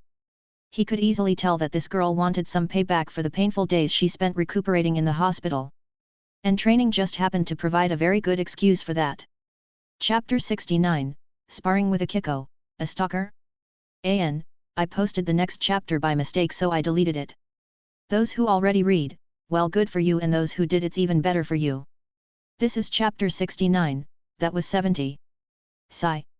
In the clearing deep inside the Forbidden Forest, Axel and Akiko faced each other barehanded. Axel rubbed his side where the kick had landed. They were just sparring, so of course it didn't hurt. But it was more of a mental blow. Well, this brings back memories, he thought, feeling the overwhelming gap between them. This gap is why he had quit hand-to-hand combat in favor of knife. Though at that time, the gap was due to his weak body and with no combat instincts. This time though, in comparison to his opponent, he had superior physical stats, better dynamic vision, and better instincts. But still, with his crude hand-to-hand combat skills, there's not much he can do against this fighting machine trained professionally with the best techniques. Swish! Akiko didn't give him time to think. She was on Axel once again as she swung her long leg to kick his face. But it actually turned out to be a feint as a roundhouse kick was coming for his face before he could counter. When he blocked that, he was instantly trapped in a grapple as his head was enveloped between Akiko's thighs. In the next moment, he was flung to the ground with an incredible force, knocking the breath out of his lungs. Not so easily. Akiko might have overwhelmed him with her skills, but she would have no idea that this much beating couldn't even put a dent to Axel. Pain tolerance, 87%. Yep, this was the same guy who took cruciatus for 10 minutes straight with a perfectly conscious and sane mind. Bam! Not even a second after he had fallen, Axel had already freed his hand to land a solid punch across Akiko's cheek, flinging her off himself. He then flipped backwards off the ground to take distance. She got me good, he thought, deactivating his arcane eyes. He had activated it at a very low intensity just when she had started attacking. Cracking his neck, Axel recalled the series of attacks he had faced in their brief exchange just now. They were all part of a single move, synchronized in a way that defending against everything would be very difficult, much less counter with his crude brawling. Especially since now she already knows that injuries have no effect on him. And he also can't use too much force since he doesn't want to hurt her too badly. Suffice it to say, he can't beat her like this. But this is good. A grin threatened to break from Axel's face. Before getting the system, he had never received any sort of training. But he had still managed to be skilled at many things. At that time, all that he had learnt was through observing, relentless practice, and real fights. And in those fights, you couldn't afford to try something you weren't good at. The things he had observed were pretty also mediocre since you can't find many experts on streets. But now, he had someone who had mastery in many techniques. And she's also not trying to kill or maim him. This is a perfect opportunity to learn. What more could he want? Her moves, which he had seen under slight usage of arcane eyes, played in his mind and he started to absorb and assimilate. Meanwhile, Akiko was still stunned as she felt a familiar pain in her jaw. She couldn't even understand how she got punched. Not even a second after she had hit Axel with a deadly combo, a punch had landed on her before even she could recover. So, how did he recover? My turn. Before she even came out of her shock, she heard Axel's voice as he attacked her with a few rough punches with his non-existent style. He really is an amateur at this, she thought, easily deflecting the first few punches. But then, a series of master jabs were suddenly thrown at her, almost catching her off guard with the familiar combo. This is... she exclaimed in her mind as she blocked the suddenly thrown kick to her side, mirroring the move she had just gotten him with in their very first exchange. This was the very same combo she had used against him. But surprisingly, the kick actually turned out to be a feint, similar to the second combo she had used on him. The incoming roundhouse kick came so quickly that she could only brace herself to block it. Bam! The force generated was enough to knock her to the ground even after that as her arms went numb. What was this power? It was much more than what he has shown until now. If she hadn't defended in time, another trip to hospital wing was in order. Oh, my bad, I couldn't control my power properly since I was trying it out for the first time, she heard Axel's casual apology at that moment, which made her realize that he had been pulling his punches all this while. Her jaw might have been broken otherwise. But now the question is, how much strength does he actually have? That's how their hand-to-hand training began. Since he had run out of surprises and they were both trying not to seriously hurt each other, Axel got beaten up most of the time due to his low experience and skill level, but Akiko could no longer disdain him for it. He was getting better with each exchange. Akiko took her task seriously.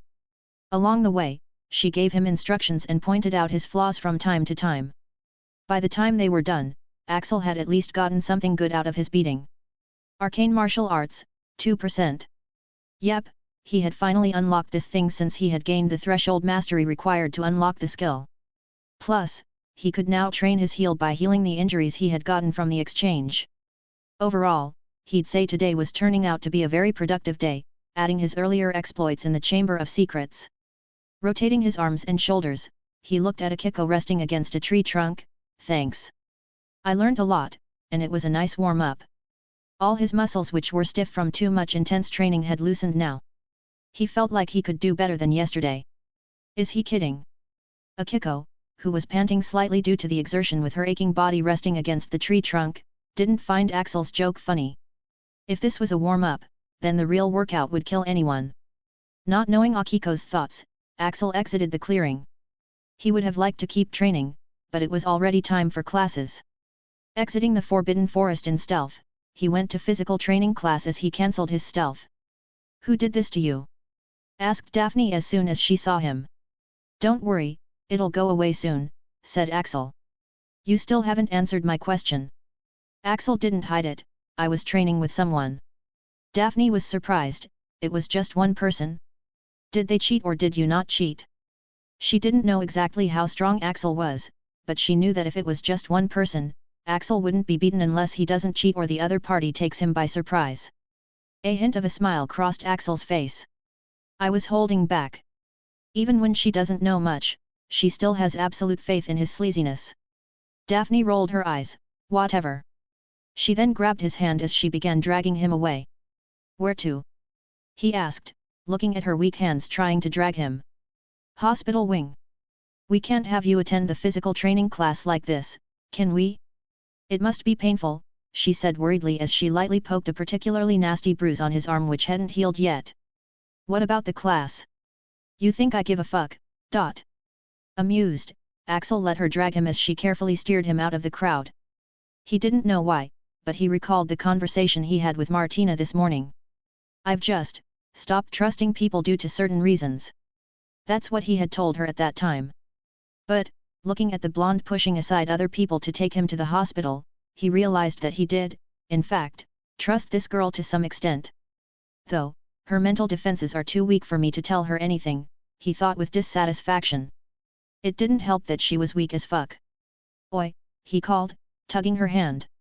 What? Asked Daphne, still busy navigating through the crowd. Let's not go to the mahaut okoro classes. I'll train you instead, he said out of nowhere.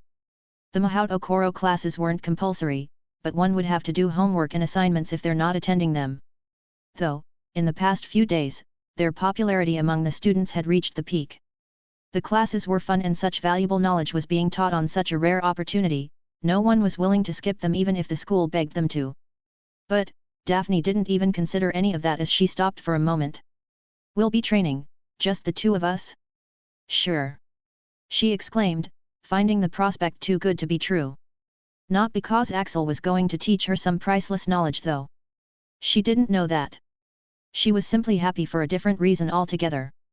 Yeah, I guess. Answered Axel, wondering if she misunderstood his question. He was asking her to skip the class that everyone was so pumped to attend. Though, Daphne only nodded her head blissfully as they continued on their way. Skipping classes together. Isn't this progress? Along the way, Daphne kept murmuring strange things in a low voice.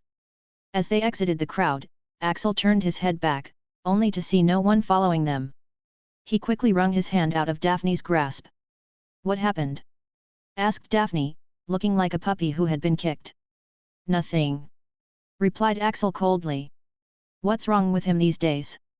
Thought Daphne despondently. This wasn't the first time Axel had suddenly pushed her away. It has been happening for the past few days and she's really beginning to get worried. On the other hand, Axel sighed. For the past few days, someone has been following him from time to time. Usually, it's not an uncommon thing for someone to follow him, but this person is actually extremely skilled, making him worried. He has been cautious from the beginning. After dinner, he always goes into stealth to go to his secret hideout. He's also in stealth when he's alone wandering in the night or going to training in the Forbidden Forest. The rest of the time, he's usually in public. So, the stalker hasn't done anything yet. And Axel also hasn't done anything either since he wants to catch this person alive with no chance of escape. Is it the organization already? This was his main suspicion. He wasn't exactly ready yet. And he had been careful to not show off too much power in public these days, to make them lower their guard and not show any real weakness either. That's why, Axel had been careful not to be too friendly with Daphne in public these days. If they find out that he has a close relationship with her, they might use her to get to him. But, how could he explain this all to Daphne? As he already lamented, her mental defenses are too weak. Though she has been training since an early age and she has talent, so there's hope. But for now, she'll just have to suck it up.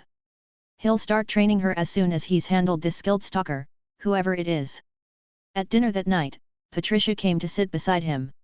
What is it? Asked Axel in irritation. Patricia smiled, why? Can't I sit here because I want to? Of course you won't.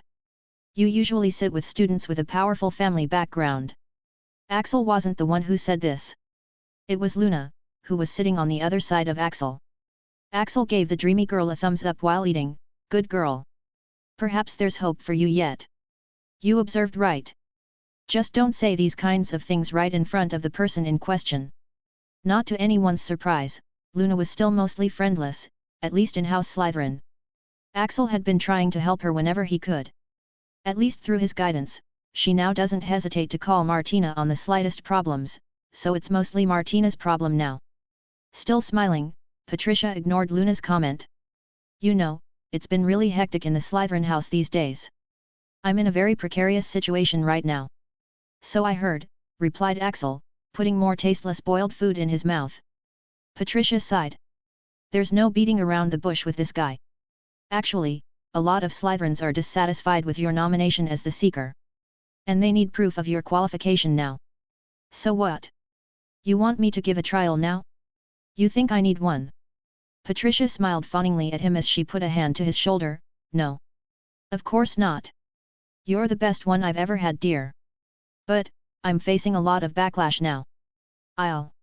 Lady Patricia, said Axel, cutting her off as he removed her hand, I'd like to say, I'm deeply apologetic, that I don't give a fuck about your situation.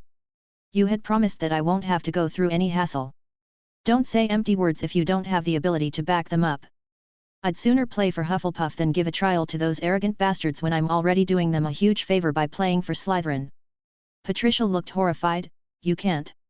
I actually can, Princess, Axel grinned. There's no rule banning the students from playing for another house. And there are a few precedents of it happening as well. I've done my research.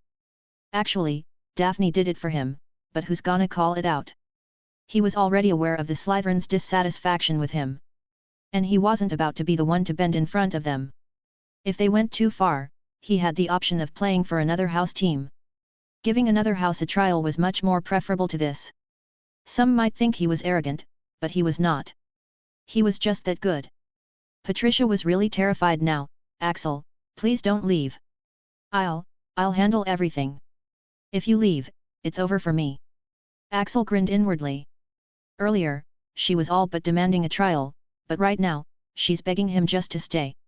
Well, let's not tell her that he also doesn't want to leave. It has too many complications. Besides, the worse the team, the more he'll shine.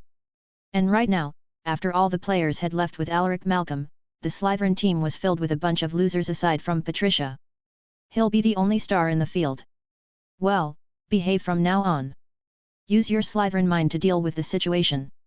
I'll give you the Quidditch cup. He said dismissively as he finished his dinner and got up to leave. Exiting the Great Hall, he once again felt the same feeling, as if someone was following him. Usually, he would just ignore it and disappear at a turn after a few corridors. But not tonight. Tonight, he's going to take action. Chapter 70, Encounter with a Metamorphmagus, and News about Atlantis. During the past few days, Axel had been refraining from taking action even when someone had been following him. The first reason was, of course, because the person seemed quite skilled. This was the first time someone had thwarted his arcane eyes, and if someone can do that, then they must be damn good. The other reason was, Gorski had warned him that the organization might be coming for him soon. So, the chances of this mysterious person being from the organization are very high. He wanted to act immediately, but considering the fact that he knows next to nothing about the organization and this person, he had been testing the waters and making some preparations until now. He had to first judge whether he could actually afford to confront this person based on the stalker's skill level, behavioral pattern, and reaction to sudden circumstances. After that, he had to plan in order to catch the person with a method that won't fail, but also won't be crippling in case it's not someone from the organization. And that's what he had been trying to do these days. From what he can gather, this person is very skilled at concealment, but also very shitty at stealth and tracking. They'd randomly do things that will blow their cover. It has been very hard for Axel to pretend that he didn't notice anything.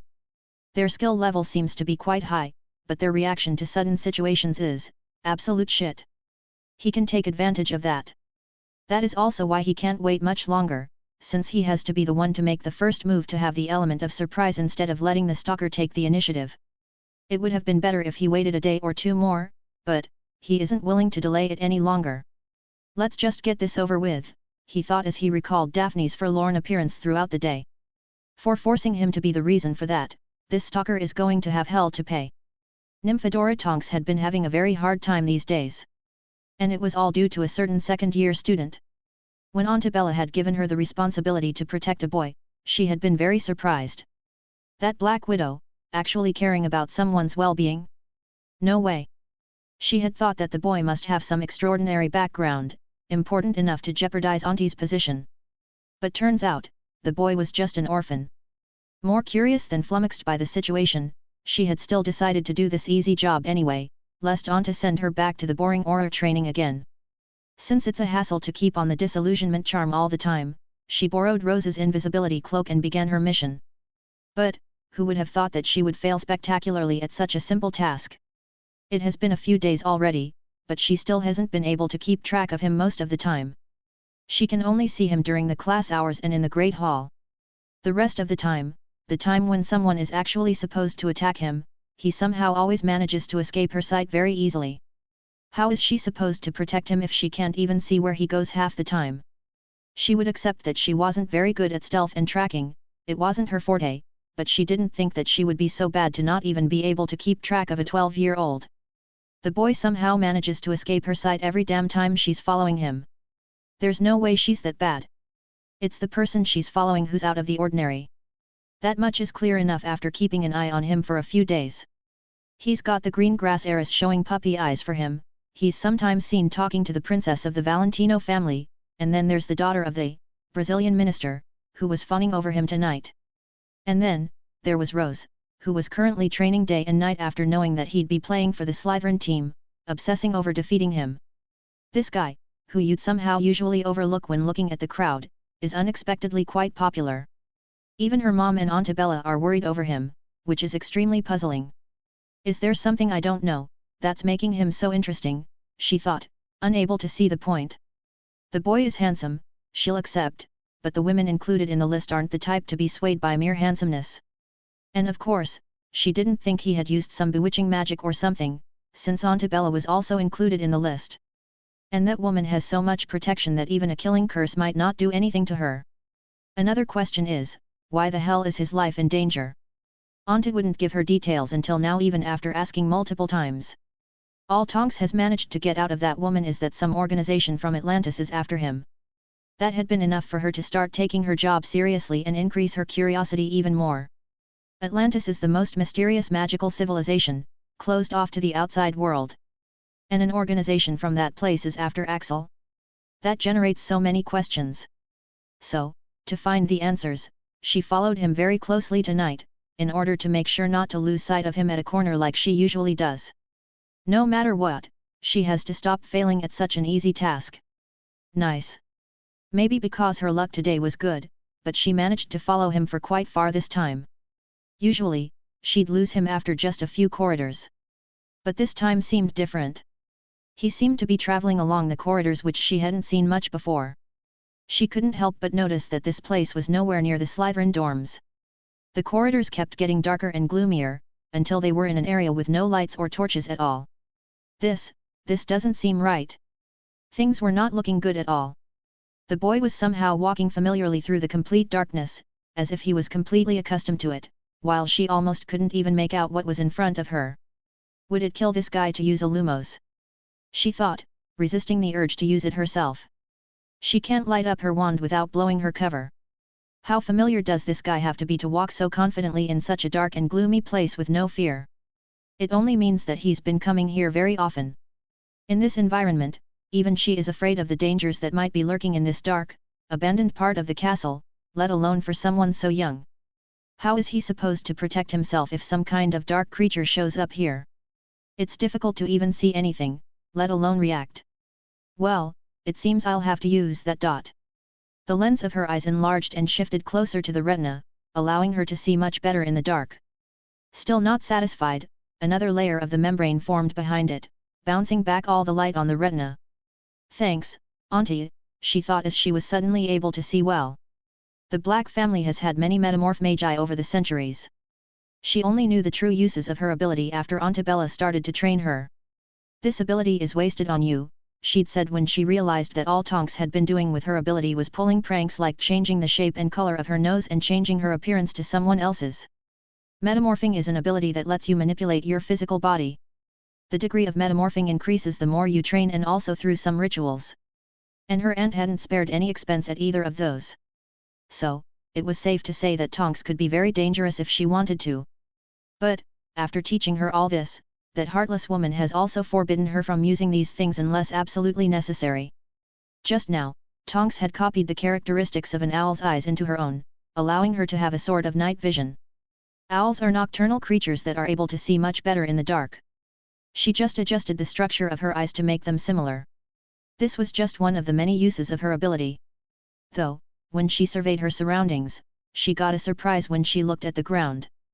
Huge footprints could be seen, going in the direction Axel was going. Gulp. Troll footprints. She recognized from her training. Where was this boy going? Now Tonks was debating whether to keep following the boy or just stop him. But curiosity got the better of her and she decided to follow. A troll would be a bit difficult, but nothing she can't handle. Finally, she saw him entering a classroom after walking forever. Interestingly enough, the troll footprints were also leading into the classroom. What the hell are you up to?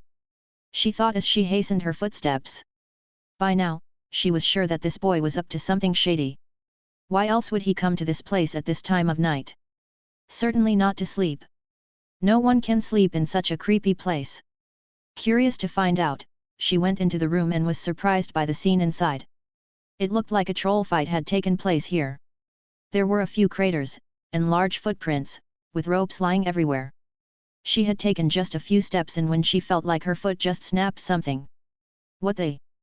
Before she could even look down to investigate, the ropes that were lying on the ground suddenly went taut, binding around her hands and feet, leaving her suspended above the ground, unable to move.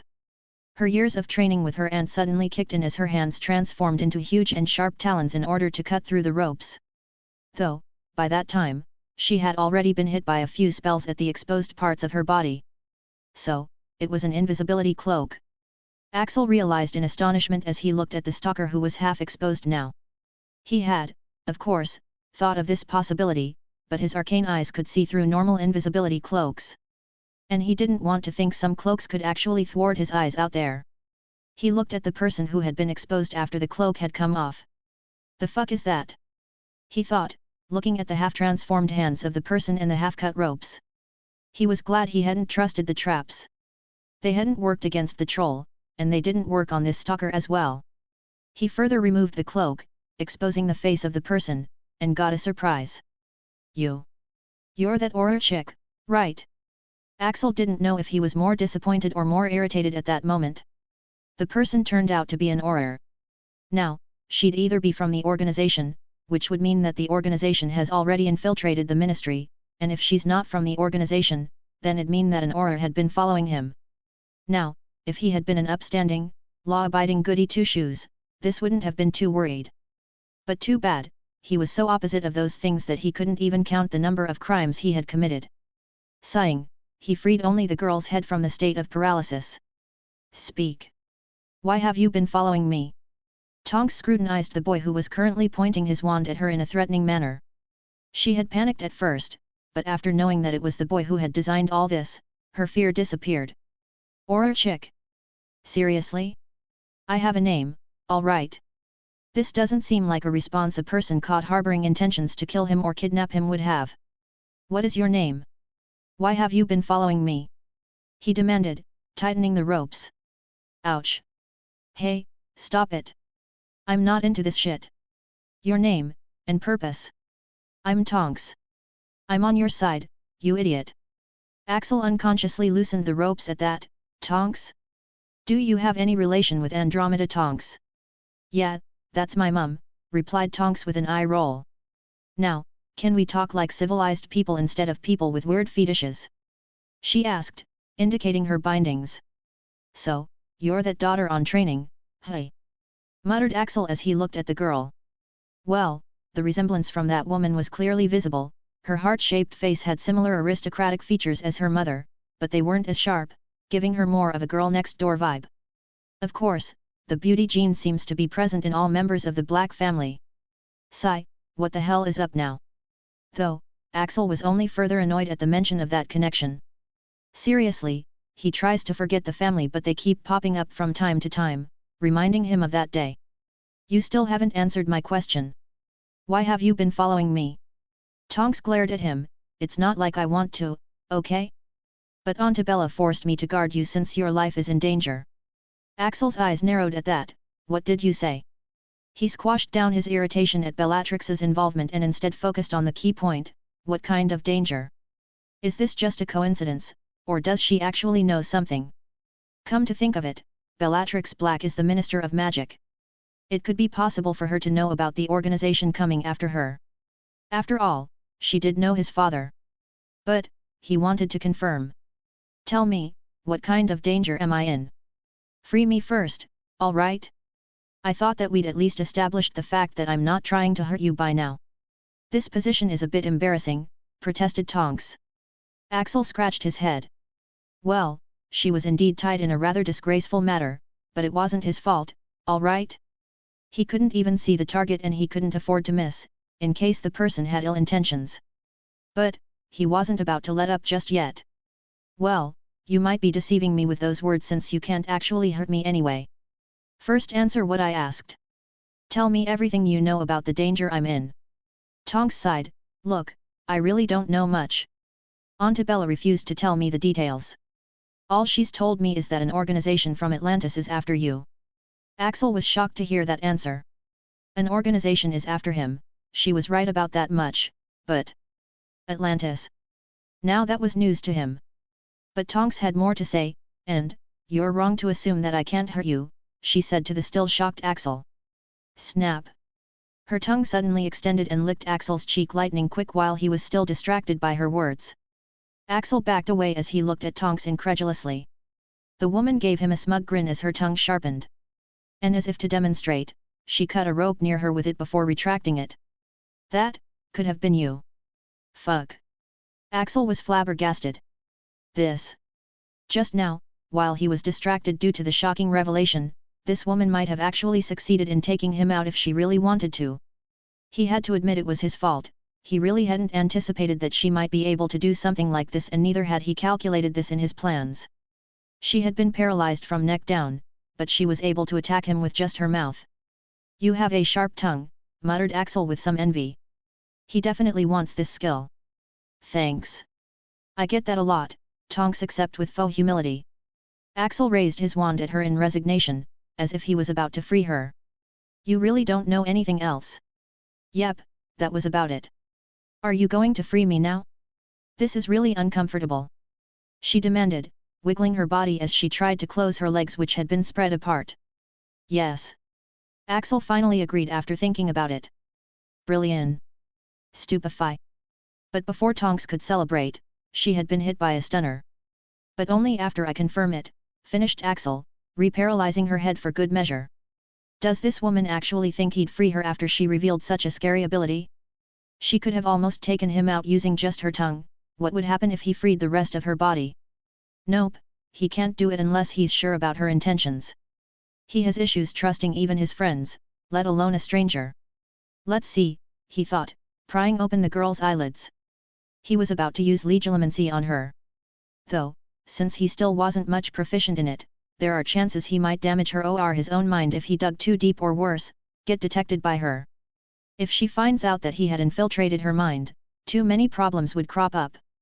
So, it's better if he just found the information on the surface. Let's see. Legilimens. He muttered, using the spell in the way he learnt from the system. By now, he was skilled enough that he could at least access the surface thoughts of the person without getting detected. At once, his mind entered hers. Inside, there were thickly built shields, but Axel was able to get past them. The legilimancy training provided by the system was obviously much superior, and Tonks' occlumency shields were fully developed yet. When he finally reached her surface thoughts, a slew of information bombarded him, making it very difficult for him to navigate through them. Let's see. Metamorphmagus ability, only acquired through inheritance? Too bad, damn, she had so much planned in case he was hostile. Couldn't tell with her casual bubbly persona, what? There's a wet patch somewhere? Maybe being tied up wasn't bad? Unrelated. Here it is. Stupid auntie, can't even tell the details, why does she have to act all mysterious? Just an organization from Atlantis? Yep, this is it. Since he got what he wanted, he exited her mind since he can't use it for too long yet. So, she was telling the truth, hey? Muttered Axel with some surprise. It's hard to believe, but there actually is someone who wouldn't lie in captivity. It would seem that she really didn't plan to harm him and the information regarding Atlantis is true. Atlantis, damn. This makes so much sense. Why else had he been unable to find anything about the organization? It would make perfect sense if it's from a place that's shut down to the outside world. But, how did that minister know about this? Is it because she knew his father? If his father had been a part of the organization, then, does that mean he's also an Atlantean? What about his mother? Where was she from? How much did that minister know? Does she know more about the organization? Would he actually have to face her and ask, after what she had done a year ago? Axel had so many questions. Just fuck it, he'll think about that later. Right now, it's already very late and he also has a dangerous aura to deal with. Atlantis. Deep inside the ocean, a huge city, spread over hundreds of thousands of miles, filled with space extension magic was hidden. In this place filled with ancient architecture, a huge castle dominated the central land, spanning over a few hundred miles. The castle was luxurious and lavish, with different kinds of jewels shining with magic embedded in it. Powerful wards surrounded the castle, giving it an even more grand and intimidating air. But, this was just a show. The castle had lost its power with no one to rule it. Thus, Atlantis wasn't as peaceful as it looked anymore. Inside this castle, in a luxurious bedroom, an old man was lying on a majestic bed. Though contrasting from resplendence around him, the old man appeared rather pale and haggard. "Father! Is there really no way?" asked a woman with dark blue hair and eyes. She had an exquisite appearance, worthy of someone from the royal family, but currently, her eyes had traces of tears and she looked exhausted. The old man coughed, "None that I could think of, my daughter. At this point, the throne can only be inherited if you have absolute power. Forgive me. Antilla, I've been an incompetent ruler, and father." Antilla, the second princess of Atlantis, only shook her head. "No, father. It is I who has been incompetent. If I was only as capable as sister, it wouldn't have come to this." Hearing about his lost daughter caused the king to go into another round of coughing. "Adelna." He whispered the lost daughter's name between coughs. The princess grew frantic as she fished out a box from the beside. "Father, do not worry about sister," she said, opening the box and revealing a brightly glowing blue pearl inside. "See? It's still completely fine." The king took the pearl in his hands as only then did his breathing relaxed. Both father and daughter looked at the pearl with worry and hope. Because they knew what the pearl signified. It was their only source of hope left now. For as long as the pearl was glowing, it meant that Adelna, the powerful first princess of Atlantis, was still alive and well. Looking at the king who had fallen asleep clutching the pearl, Antilla sighed as she let her weakness show on her face once again. "Sister, where are you?" she wondered, recalling the explosion that shook Atlantis more than a decade ago, taking away her sister along with her sister's lover. Chapter 71, One Wish. Renovate. Since his business with Tonks was done, Axel renovated her and removed her bindings. But, he didn't anticipate her reaction. As soon as she woke up, the first thing she did was to punch him in the face. Whoosh! And that punch! It turned out to be strong enough to cave his face in. Fortunately, Axel somehow managed to deflect it in time. "What the hell are you doing?" he demanded as he glared at Tonks, his knife already at her throat. Axel was really a bit scared this time. He didn't know if he could have avoided that punch without the training/beating in hand-to-hand that he had received from Akiko. And what was with that power? He thought only he was supposed to have super strength here. Tonks seemed to have come to her senses by now. "Holy Morgana, I'm a sorcery!" she exclaimed frantically as she checked his face where the punch had barely grazed him. And Axel couldn't help but notice that the skin of the hand she had hit him with had been darkened and hardened, in case the insane power alone wasn't enough to destroy her victims. If that punch had connected, he would have been in trouble. Tonks rubbed her temples. "I'm so sorry, I really didn't mean to hurt you. It's just..." Tonks was quite surprised by the situation herself. Her head was throbbing with pain and she was feeling very disoriented. Just now, when she had woken up in this darkness with her thoughts in a jumbled mess, not recalling how she was here, she had lashed out after suddenly seeing someone so close. Only after a few seconds she recalled what had happened and how she had ended up here. Axel realized that her reaction just now must have been due to his forceful intrusion into her mind. He had managed to avoid detection using the system's method, but his proficiency was still low. Anyways, he can't blame the girl for this. Looking at Tonks, who looked to be on the verge of figuring out that she had been mind-raped, Axel quickly got up. "I'll go now. Don't follow me anymore." Before Tonks could respond, Axel had already left the place. Tonight, he hadn't caught the criminal, but he did get some important information. Atlantis. He recalled what he already knew about the place. Unsurprisingly, everything he knew was taught by Professor Gorsky, their previous history teacher. Now it makes sense why he'd know about it. Gorsky was a member of the organization, and the organization turned out to be from Atlantis. Of course he'll know about Atlantis. Too bad, that source is no longer available. It would seem Axel will have to find out about it some other way. The next day, Akiko was once again found training at his spot. "Are you ready?" she asked, getting into position for another sparring session. She looked determined to beat him again. "Can't you teach me ninjutsu today?" asked Axel with a sigh. Akiko shook her head. "No ninjutsu until you've mastered hand-to-hand," she said seriously. "Whatever." Axel could only shrug as he got into position. Tilting her head slightly, Akiko looked at Axel like she was looking at a rare animal. "You're ready for the pain." Yesterday, after getting used to his surprises, she had beaten him quite badly. And today was probably going to be the same. This was her grandfather's method of making her back down whenever she forced him to teach her something risky. Had her resolution been weak and lacking, she would have quit very easily. So, she thought that it would be easy to make Axel quit. On the other hand, Axel was a bit confused by her question. Pain? Was yesterday's training supposed to be painful? That was pain? In comparison to the cruciatus, it was nothing but a massage. "I don't really care about the pain. Let's begin," he replied to Akiko as he got into position. He was eager to learn ninjutsu, but he didn't mind mastering close combat first. After all, it did save his face from being bashed in last night, didn't it? But Akiko, who didn't know all this, looked skeptical.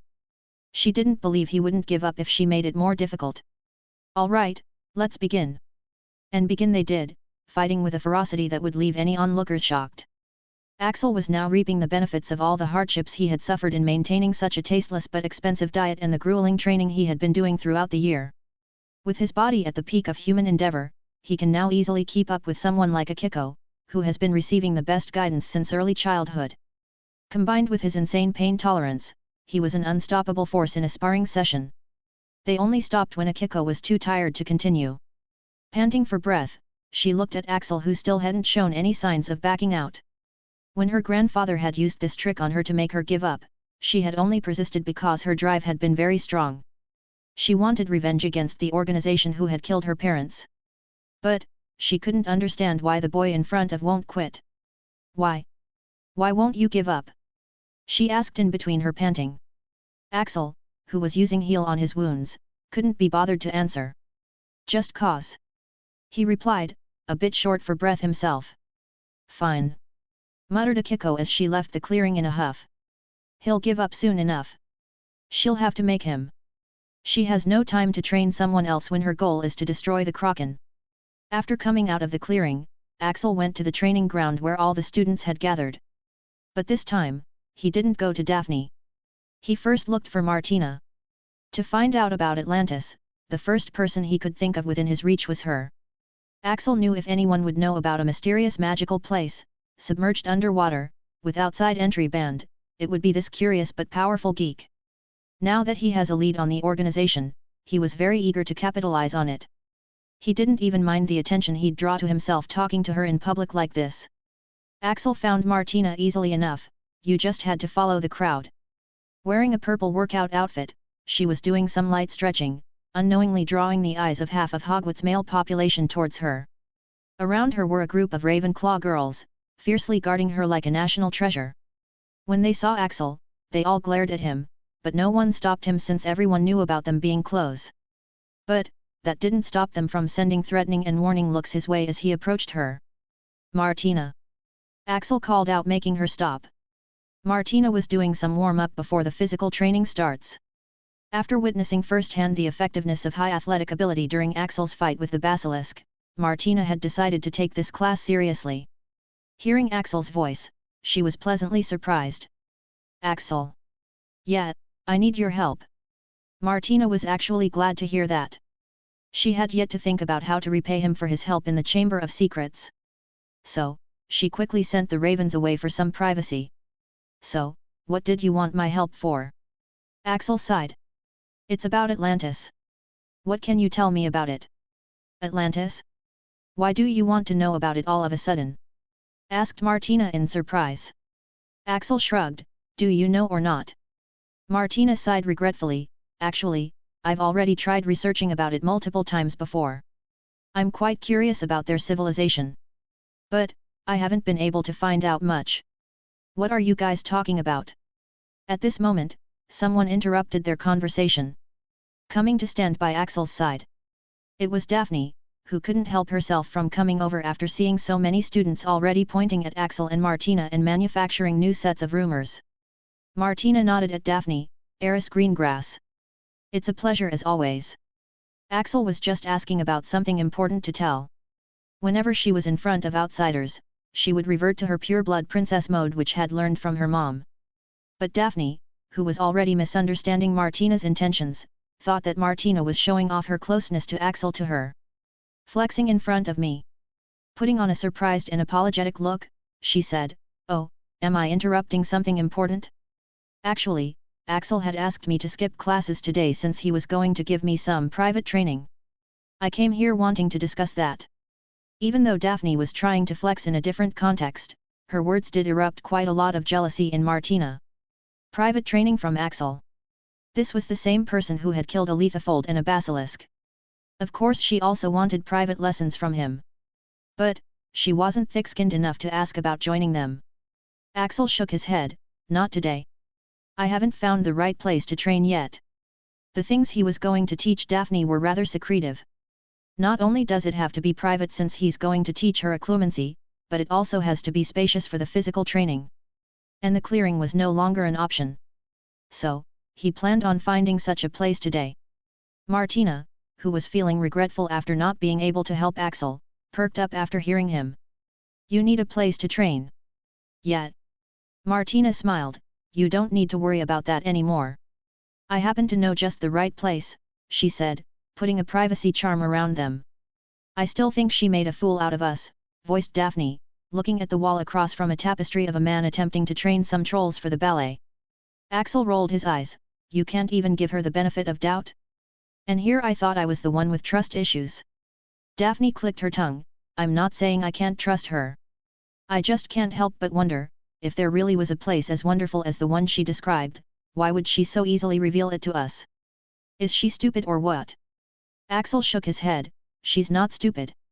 She could have told me about such a place last year as well, but she didn't.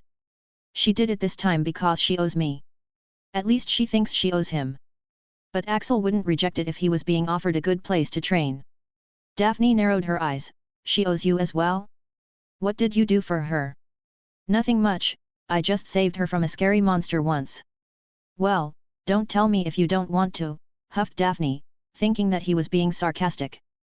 Axel shrugged. He tried. It's not his fault if she didn't believe it. So, we just have to pace back and forth while imagining the kind of place I want, right? He asked, turning his attention back to the door. Daphne nodded, looking excited as well. After such a long time, it's going to be just her and Axel. She wondered if it could be called a date. She imagined a romantic place, where Axel would personally train her. They'd slowly grow closer, and then... It's here. Unfortunately, Daphne snapped out of her fantasy when a door appeared out of nowhere and Axel unceremoniously pushed it open. Inside was not the romantic place she had been imagining, but a spacious room with lots of training dummies, weights, and other training equipment. This place. She began. It's perfect, said Axel, stepping in as he looked around. It actually worked. Perfect wasn't the word Daphne had in her mind for this place, but nevertheless, she still followed Axel into the room as the door closed behind them. "So, what are you going to teach me?" asked Daphne, looking at Axel with anticipation. Axel frowned. "Do 10 laps of this place first." Daphne couldn't understand the situation, but unable to deny him, she still did what he had asked. Ha, ha. Done. This room was quite big. Big enough that 10 laps was enough to make her weary. "Do 15 push-ups now." Daphne wanted to say something, but in the end, she still got down on all fours as she began to do push-ups. 1, 2, 15, ha. 20 sit-ups now. What? 7, ha, 8. Ha, ha, hey. Can I stop now? Axel watched her indifferently with his hands folded. "Do you want to give up already?" "No. It's just..." "Just what? You expected me to teach you something good. You didn't expect it to be difficult, did you?" She did expect it to be quite a bit different. Or more like, she was just too excited by the prospect of him training her that she didn't think much about this. "I won't lie. I do have a lot to teach you," admitted Axel. "And those things are quite unique as well. Not this bullshit I'm having you do right now." Daphne looked up at him from the ground. She really couldn't understand what was going on, then, why? She asked, looking to be on the verge of tears. Why make her go through this for no reason? Was he just having fun in making her suffer? "Because, I want to be sure that you're determined. I will only teach if you are serious about this." "This is not a picnic, Daphne," replied Axel coldly. "You always say that I don't trust you with my secrets, don't you? Well, honestly, you're too weak and immature for me to tell you anything." That hurt. But Daphne had no words to deny him. She had always been trying hard to catch up to him, but no matter how hard she tried, the gap between them only seemed to be increasing over time. It has now come to the point that she can no longer tell just how strong he actually is. So, Axel was right. He's actually teaching her, giving her a chance to be able to stand beside him in the future, and here she is, only thinking about useless stuff. She just wanted to punch her earlier self now. She wondered if he's regretting teach her now. Damn it. Looking at the dispirited Daphne, Axel wondered if he had said too much. Was I too harsh just now? He wondered, misunderstanding her regretful look as signs of her giving up. Actually, him offering to train Daphne, it wasn't entirely for her benefit. It was for his own selfishness as well. He wanted her to be strong, so that she doesn't randomly gets done in by one of his enemies in the future. He wanted her to have a good occlumency defense, so that he can tell her stuff without having to lie and keep secrets for even the smallest of things. So, he didn't actually want her to quit. He wanted her to train seriously. So, very reluctantly, he decided to make a concession. Oi! From her collapsed position on the ground, Daphne looked up at Axel with her eyes glistening, seemingly on the verge of tears. She was afraid that Axel wouldn't train her now. Though, what came out of Axel's mouth was completely different from what she was expecting. "One wish. What?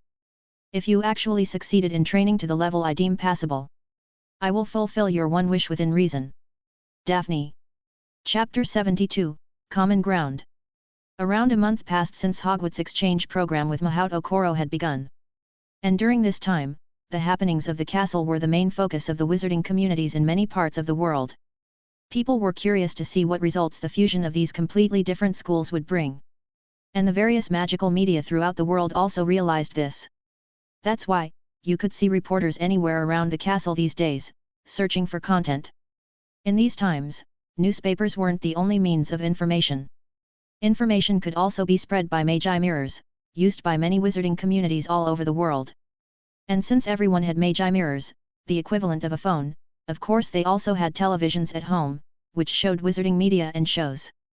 With the advancement of Wizarding Britain, other countries in the ICW had also made some advancement under Britain's lead, at least in the media sector. By now, instead of radios and newspapers, most of the wizarding homes had switched to televisions which work with magic. Since the reporters from various countries were sent to the school, Hogwarts was currently trending on various platforms throughout the world. And the exchange program was just a small part of the reason why this was the case. In actuality, Hogwarts is already a land of content as it is.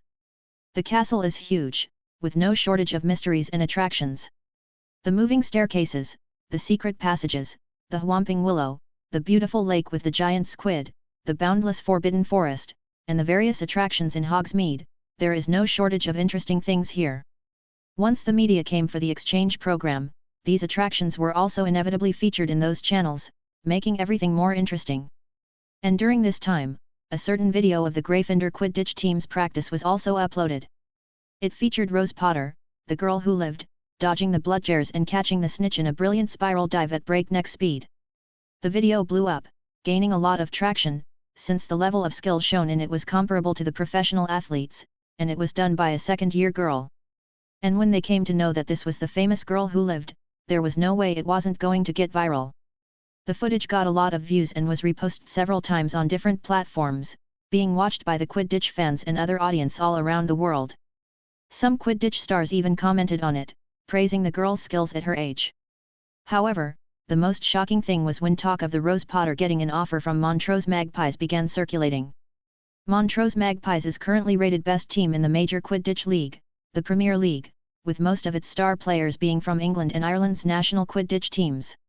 And getting selected for such a team is like the ultimate goal for all Quidditch players. The salary is very high, and you get to play with the best players under the best guidance.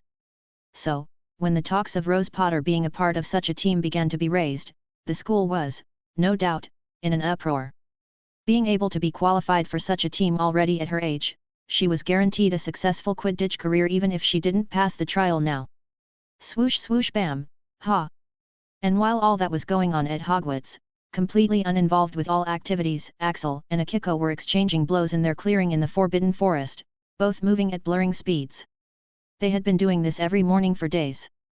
But, there was a drastic shift in the situation compared to how it was when they started. When they had started, it was like a one-sided beating, since both were using pure hand-to-hand combat skills. And in that area, Akiko, who had been trained since childhood, had an overwhelming advantage. But now, in just a few weeks, Axel had bridged the gap to the point that he was now fighting Akiko without taking even a single hit. "You ready to give up yet?" asked Axel, easily blocking yet another series of kicks from Akiko. "Ha!"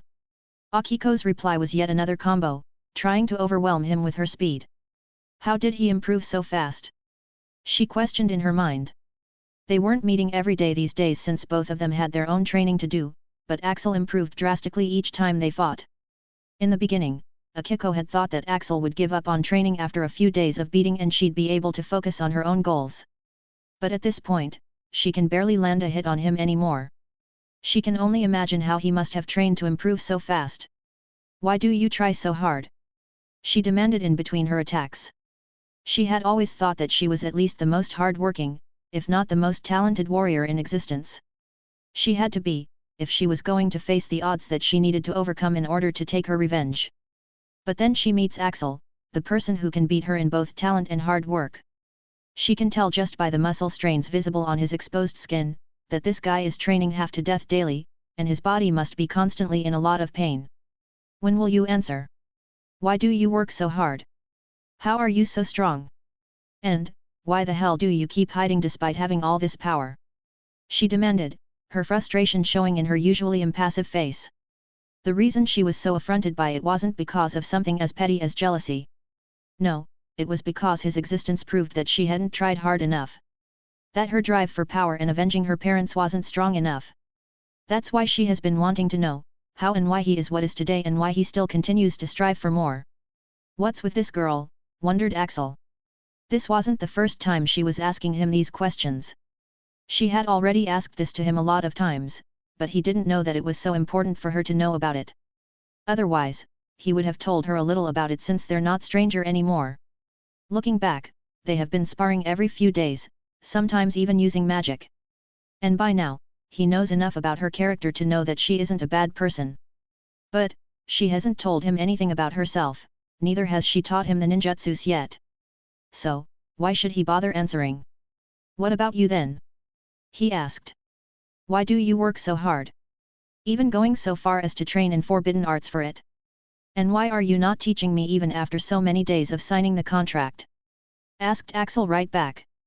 He hadn't been forcing her using the contract yet since it would be better if she taught him willingly. Akiko gritted her teeth.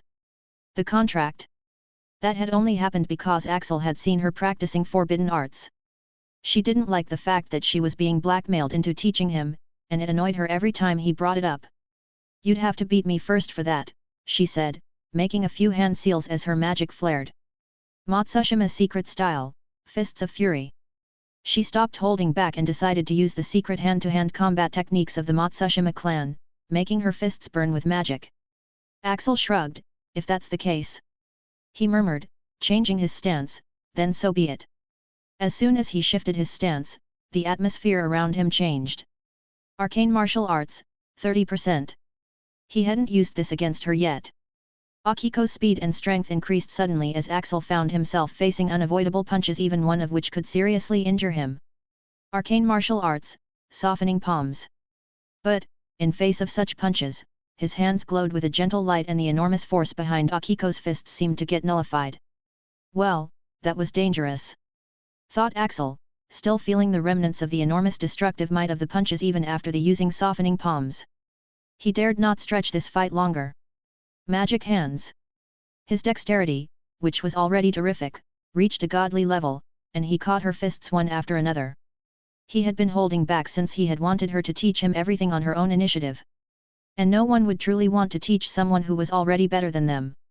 But I had been wrong, he thought, ignoring her surprised reaction as his hands gripped her fist. If he wants to learn from her, he has to make her submit first. Take this. Axel jumped as his legs wrapped around her neck, and he flipped her to the ground with her hands pinned on either side of her.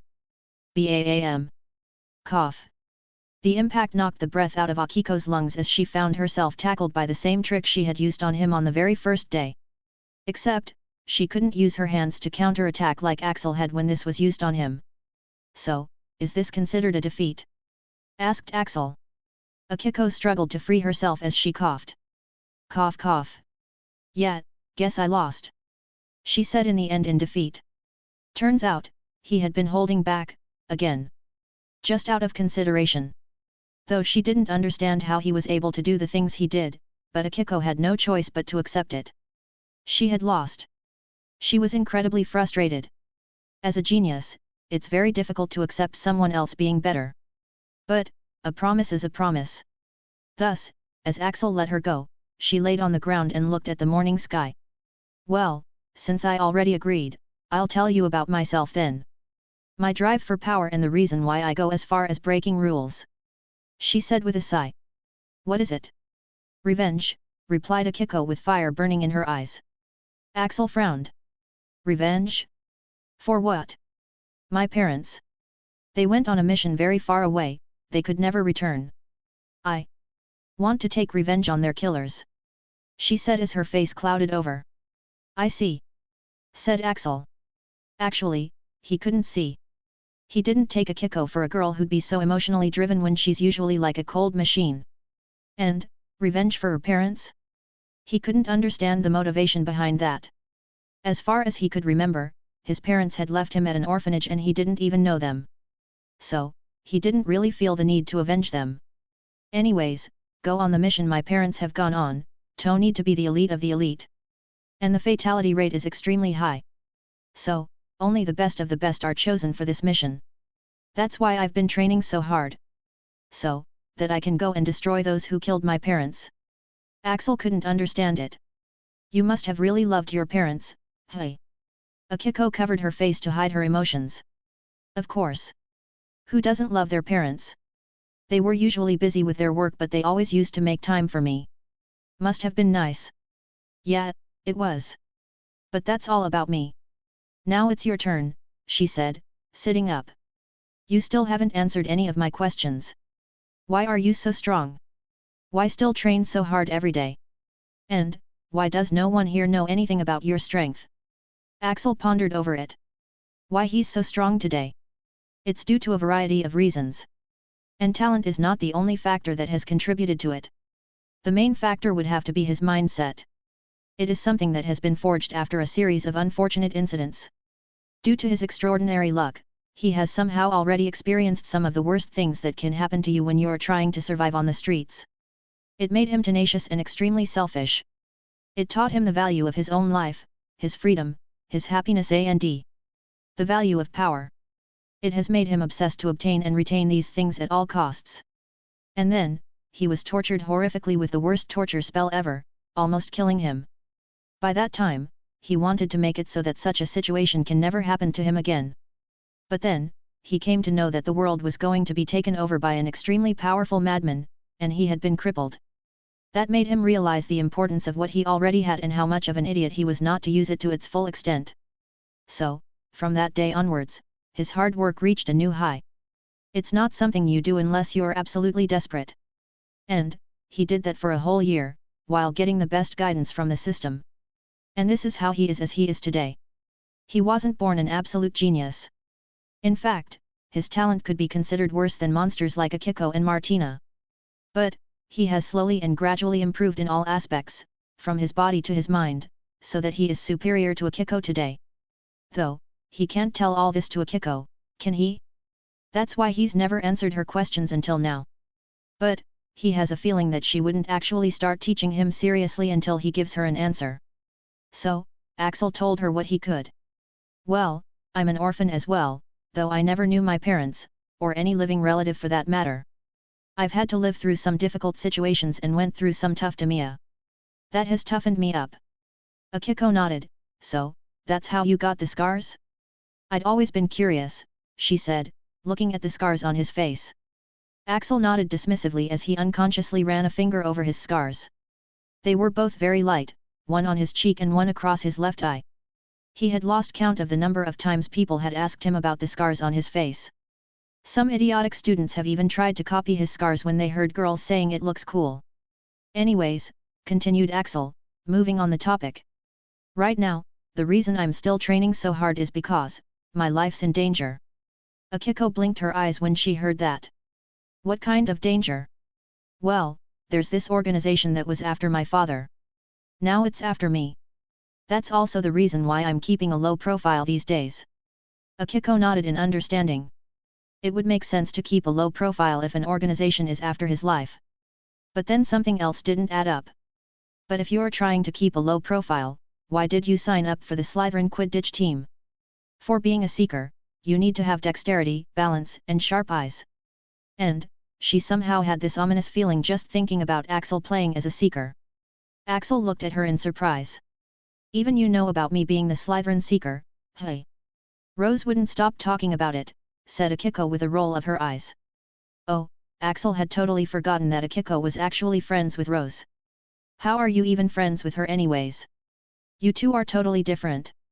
Akiko shrugged. You might already know it, but she has a very powerful yin, darkness, affinity. I had noticed right away. Anyways, what are you going to do in quidditch? Keep a low profile. Axel just smirked. You'll see.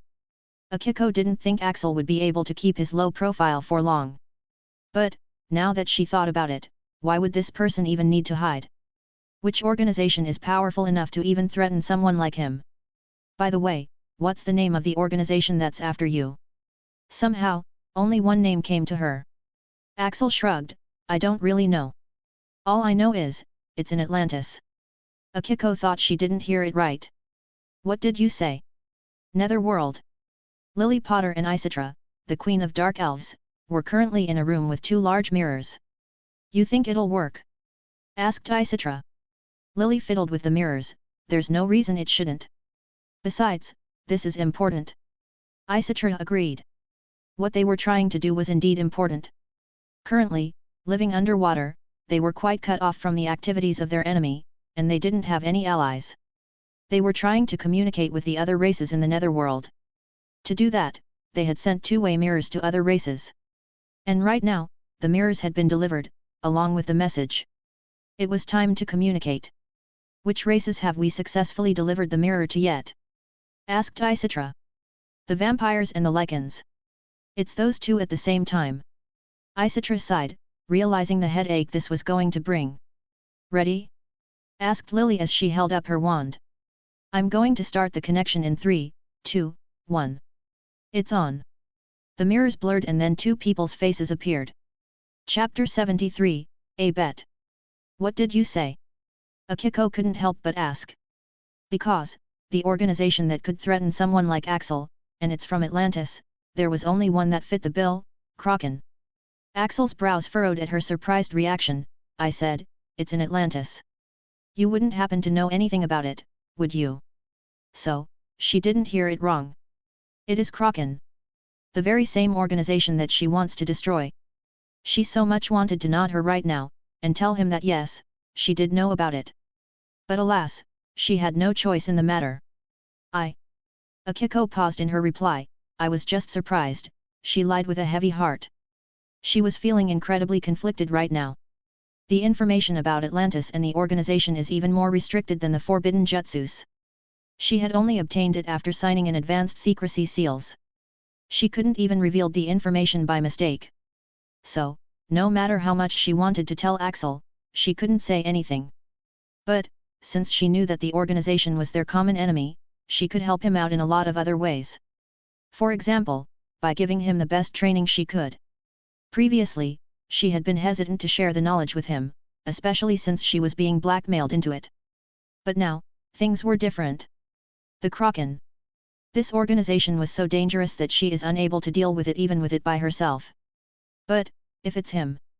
At only 12, Axel is already so dangerous. If trained properly, they would have a Kraken doomsday machine at hand.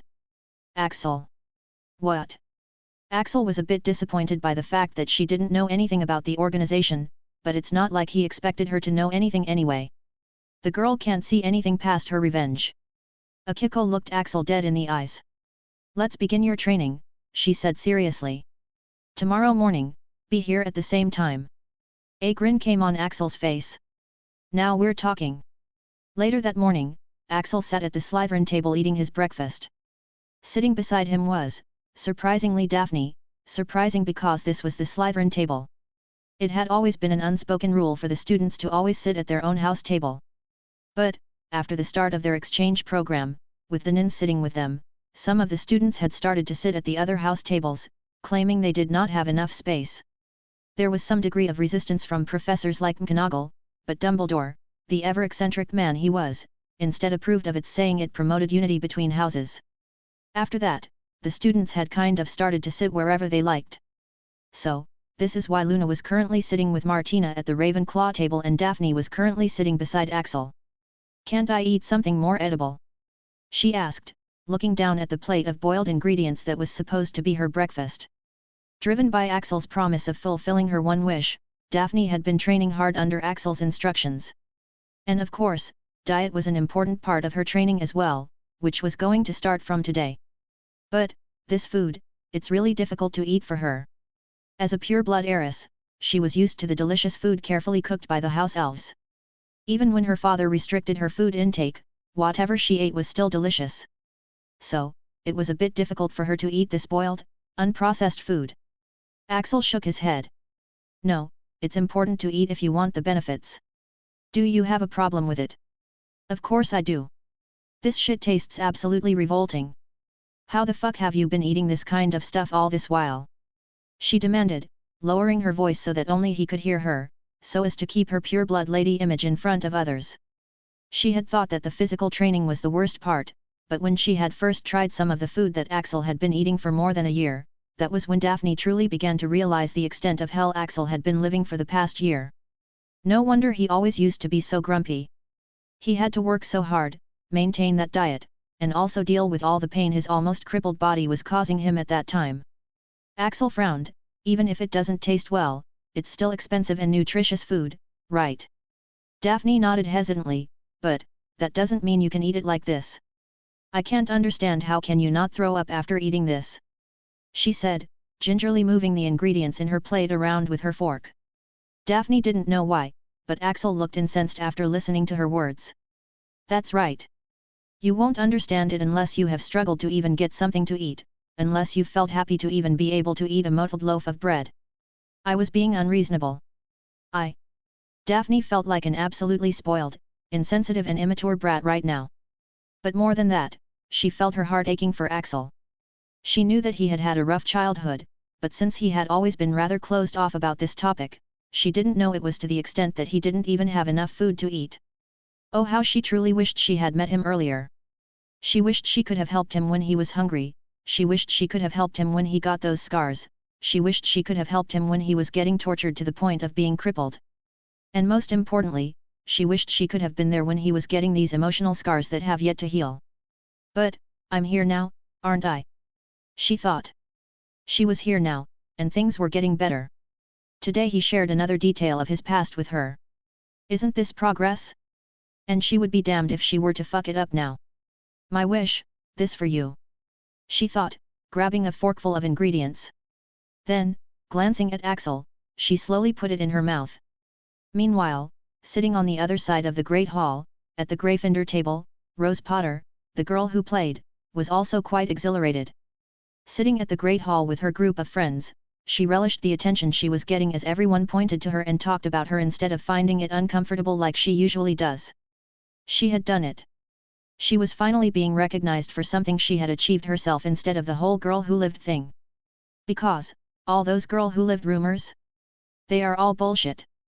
Rose recalled the conversation she had had with Dumbledore at the end of last term. Waking up in the hospital wing, she had panicked as soon as the events of the previous night had come crashing down on her. She had so many questions. What happened? How was Voldemort still alive? Why did he say he died because of her mother? Why did she suddenly pass out when Voldemort had her? And more importantly, what did he mean when he said he'll kill her and her mother? Isn't her mother already dead? But thankfully, Albus Dumbledore himself was there when she woke up, to answer all her questions. At first, she was quite surprised and reticent, seeing Dumbledore in the flesh right after waking up. But the old man had calmed her down and given her some answers. Turns out, Voldemort never truly died that Halloween night, and whatever had happened, she certainly didn't play any part in it. It would seem that her mother had used a very obscure ritual, something which even Dumbledore didn't know of, to give her some very powerful protection. And was the reason why she was able to overcome the killing curse. And that's why she disliked it even more whenever someone called her the girl who lived. Her mother, while praised by everyone who knew her personally as the brightest witch of her time, never got any credit despite everything she had done. Isn't this great? We're now allowed to sit at whichever table we like, said Susan, who was also sitting with her at the Gryffindor table. I'd rather we sat at our own table, said Hannah to Susan, feeling uncomfortable with all the attention Rose was attracting their way. Rose rolled her eyes. Come on, Hannah. It's so rare for all of us to be able to sit and talk like this. Classes have been so busy, she said, getting nods from the table. Well, not everyone, said Neville, looking pointedly at the Slytherin table where Daphne had chosen to sit. It's like she's no longer our friend at all. Looking at Daphne, Rose's face darkened. This was the same friend who had gone through life and death with her at the third-floor corridor last year. The same friend whom she has known for years. But, ever since Rose's and Neville's conflict with Axel on the train, Daphne has distanced herself from this group. And of course, she knows why. And now she's always skipping classes as well. She's gone as well. It's what he does. Bewitching witches, she said, glaring at Axel. No, she can't let him take away Daphne as well. Hermione, who was also sitting with them, looked surprised. Does he really do that? She asked, realizing why Martina paid so much attention to him. Rose nodded. Both of her aunts, Daphne, Martina Valentino, Patricia Afonso, all seemed to have been bewitched by him. Maybe, he bewitched me as well, said Susan, breaking the heavy atmosphere. You are bewitched by every handsome boy, said Hannah as everyone laughed. Their group finished their breakfast after that. But as they were exiting, the two groups happened to meet at the door. Seeing the two talking among themselves and completely ignoring them, Rose couldn't take it anymore. Daphne, she called, attracting the blonde girl's attention. What is it? Asked Daphne, looking impatient. Why have you been skipping classes? Daphne shrugged, just 'cause. Do you have anything else to say? Rose was annoyed. It's because of him, right? What has he done to you? You used to never miss classes. Axel frowned. They were beginning to attract a crowd here. What do you want? He asked, stepping forward, getting away from Daphne, so as to avoid getting attention on the two of them. Rose glared at Axel. What I want? I want you to stop bewitching witches all around. She shot back, stepping up as well. Axel was a bit annoyed. He knew that he couldn't clear up whatever misunderstanding this girl had of him even if he tried. And he was tired of her annoying him all the time. Fine, let's make a bet. The match is coming. The loser will do whatever the winner asks. Fine. Rose hesitated for a moment before agreeing. She had been training very hard. She was now at a level where even pro players were praising her. Of course she can now easily beat Axel. And that's how, the biggest bet in Hogwarts was made. Meanwhile, in Netherworld. Continuing. In the room where Isitra and Lily were present with two images appeared in the mirrors. Even though they were physically present, just their virtual image was enough to tell that these were not ordinary individuals. Oh, if it isn't the fallen queen, said one of the two individuals, looking at the dark elf queen as he began to chuckle in a deep, hoarse voice. The appearance of this person was different from humans. He had a large and buffed stature, his teeth were sharp, his yellow irises were bigger than human with black pupils, and his face had a beard that resembled wolf fur. He was the king of lichens, Finisulfur. Finisulfur, you shouldn't be mocking others when you have become a lapdog of an outsider yourself, came a low seductive whisper from the other mirror. The mirrors were placed in a way that they could see the other mirror as well as Isitra, who was sitting on her throne. A low growl escaped Finisulfur's mouth as he glared at the other mirror. I'm no one's lapdog. I'm his ally. And why is she here? He growled, looking back at the dark elf queen. I would like to ask you the same, Isitra, asked the person in the other mirror, flicking her white hair back. This was, of course, the vampire queen, Celeste. She was an ageless beauty, with pale skin and red eyes. Whenever she smiled, two sharp canines could be seen in between her red lips. Isitra sighed. She was very well aware of the unending feuds between lichens and vampires. The two races were like fire and water, always conflicting. They were already at war even when Voldemort started his takeover. But, seeing them still at odds even to this moment made her disappointed. I had thought that getting your race conquered by an outsider would have at least made you change, even by a little. But you two haven't changed, she said with some frustration. But her words ended up offending the other two rulers. The vampires have not been conquered. We've simply changed our allies, proclaimed Celeste. That's right. The lichens haven't lost as well.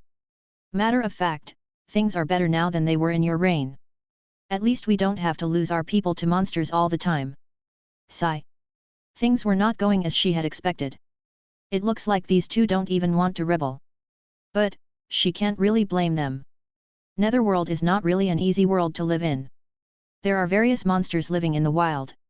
And these monsters constantly attack all the kingdoms in hordes.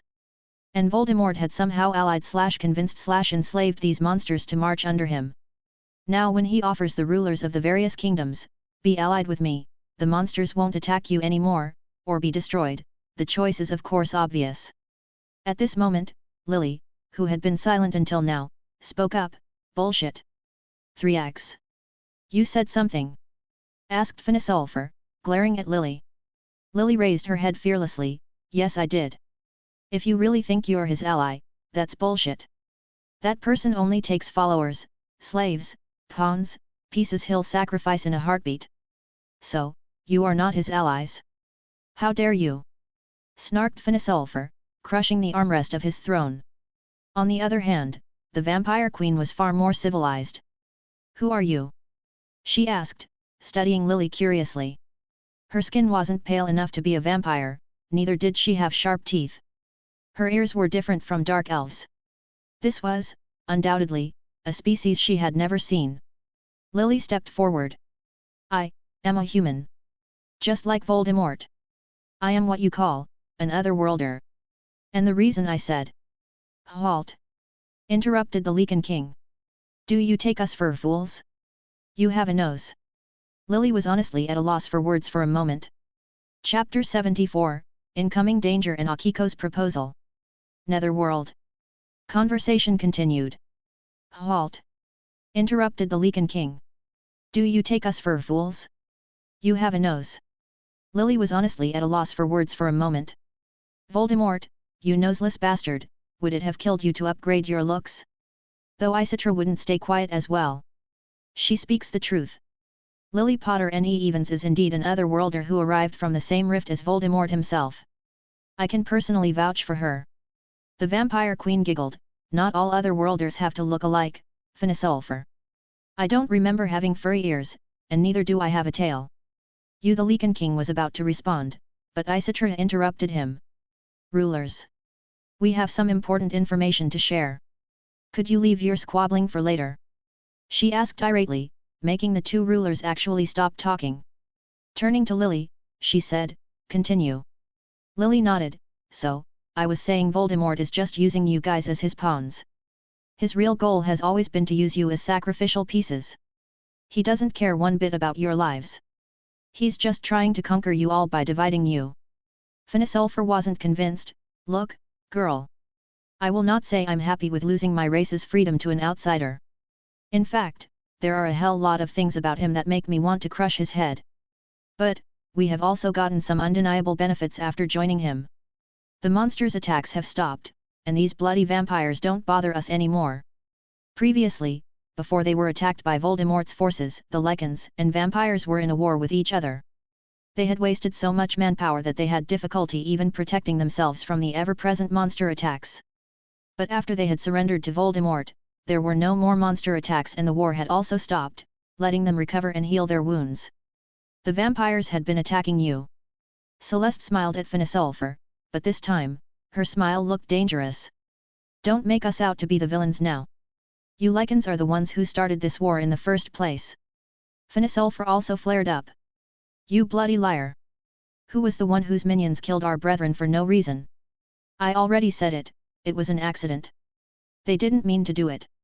What a load of... Guys. Lily Potter waved her hands in the air, appearing very weak in the presence of these powerhouses. That's what I've been talking about.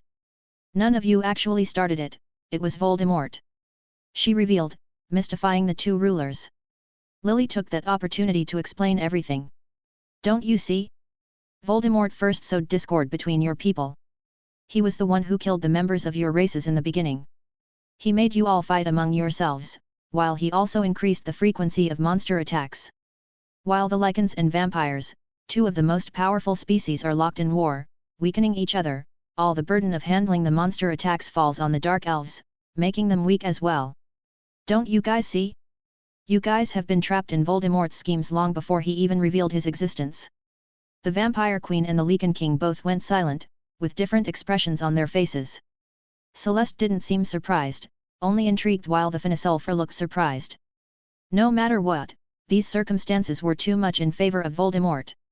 And now that they thought about it, it all fit together. Is this true? Asked the Vampire Queen, looking serious for the first time. If it is, then how did he make the members of our races attack each other?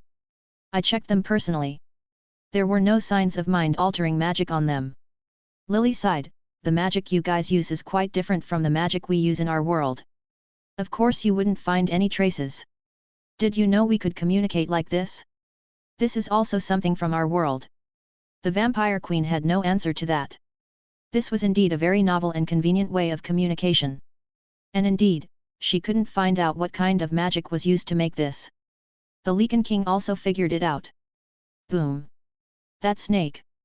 He roared, banging his feet on the ground. If what the girl was saying was true, then that bastard had indeed gotten them good.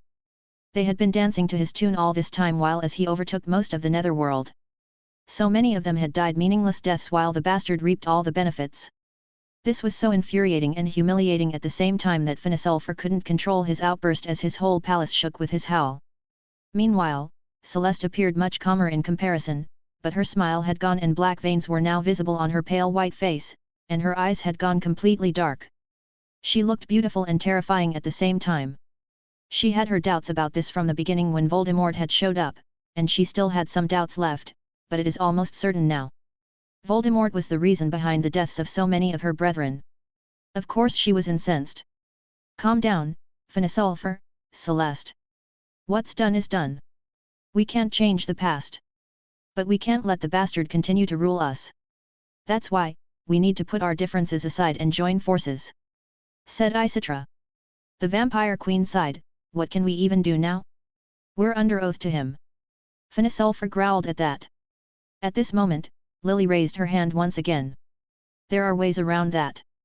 Our main priority right now is to gather our forces and monitor his movements. We want to know what he's planning. Finisulfur shook his head, I don't know anything. Haven't heard from the bastard for months. Celeste on the other hand, appeared solemn, I've tried to send my spies to him. They haven't found what he's doing exactly, but one thing is for sure. He's up to something, and whatever it is, he has had moderate success already. Lily paled. This is exactly what she was fearing. Whatever Voldemort was up to, it could only be related to one person, her daughter. Hogwarts. The day after making the bet with Rose, Akiko and Axel stood in the clearing in the early morning. Today, Akiko was going to teach him seriously for the first time and Axel was looking forward to it. So, we're finally coming to lightning ninjutsu? Asked Axel. Akiko nodded. We are. But there's a lot of other things I'm going to have to teach you as well, she said seriously. The organization was no joke. If they were going to take it down, she was going to have to teach Axel a lot more than just lightning ninjutsu. Axel nodded.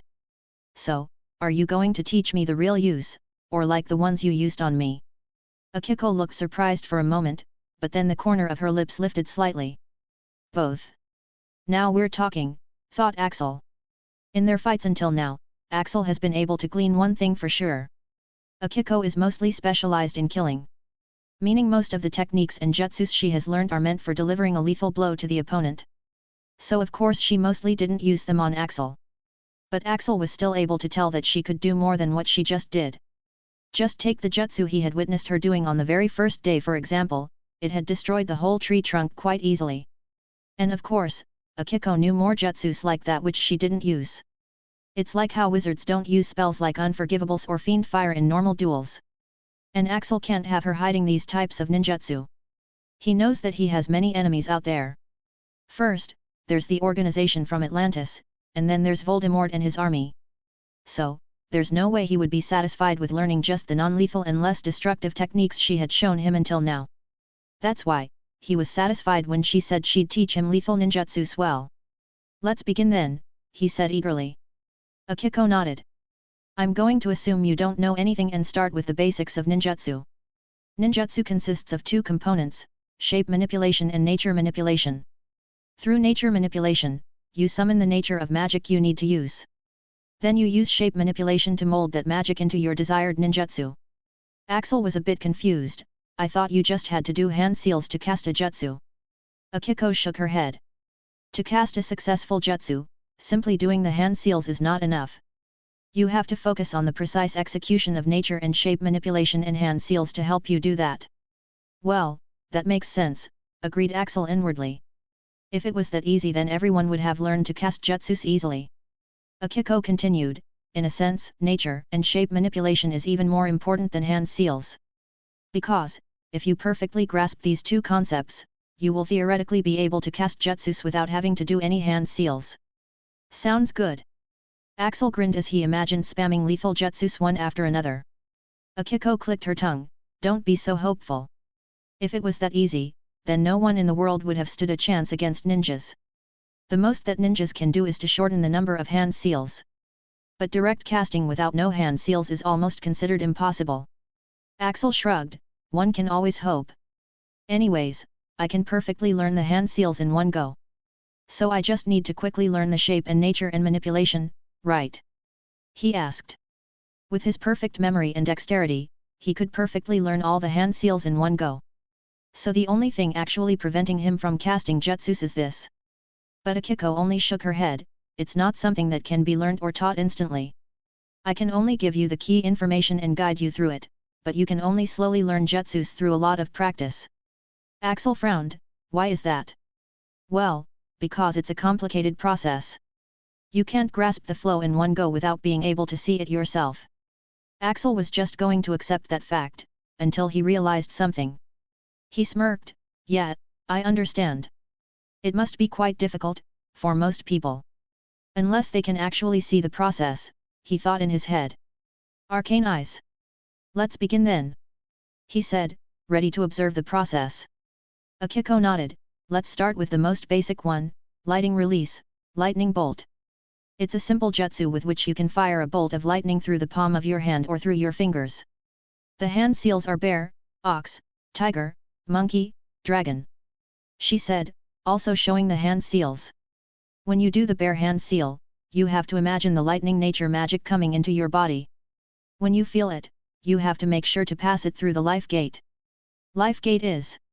She began to describe the entire process, and Axel realized why jutsus were secrets that couldn't be copied just by learning the hand seals and why it was difficult to learn them. "Well, this seems more difficult than magic," Axel commented after she was done. Akiko nodded. "It is. And they only get more complicated if you want to use this for other purposes. That's why we are also taught wand magic.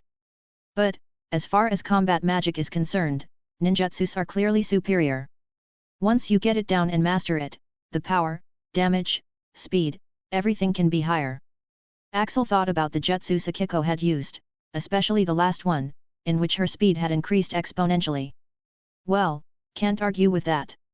That lightning technique which increased your speed was amazing. The ancient forbidden jutsu." Akiko winced upon remembering it. "That was only half of the technique. The other half is supposed to cover my body with a protective armor of lighting." "Damn. That sounds dangerous." Akiko nodded. "Of course it is. But it's quite dangerous to the caster as well, that's why it's forbidden. In fact, no one is actually able to master it for a long time. The most someone has progressed in the last 2 centuries is me." 2 centuries? Axel couldn't understand it. "Why is that?" he asked. "Well, the control and lightning affinity needed for it is quite high. Plus, very few ninjas have even been able to access it, since it's such a guarded technique." Axel swallowed his saliva.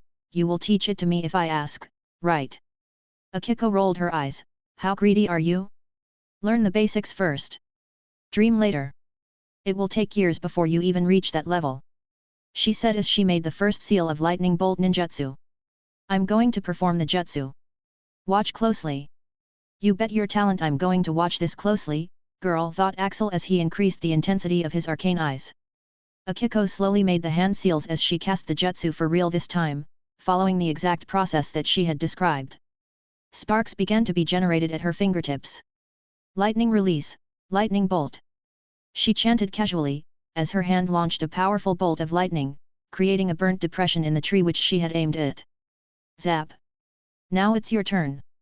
Try with less intensity, and don't expect much success on the first try," she was saying as she slowly turned her head towards Axel, only to see him. Zap! Before she could do anything, Axel had already cast a similar lightning bolt right where she had. Though the power was admittedly quite lower, but it was definitely the same lightning jutsu that Akiko had cast moments ago. To say Akiko was shocked would be an understatement. How was Axel able to do it on his first try? Even she had taken at least a whole day before she was able to do something like that. "Are you going to beat me at ninjutsu as well?"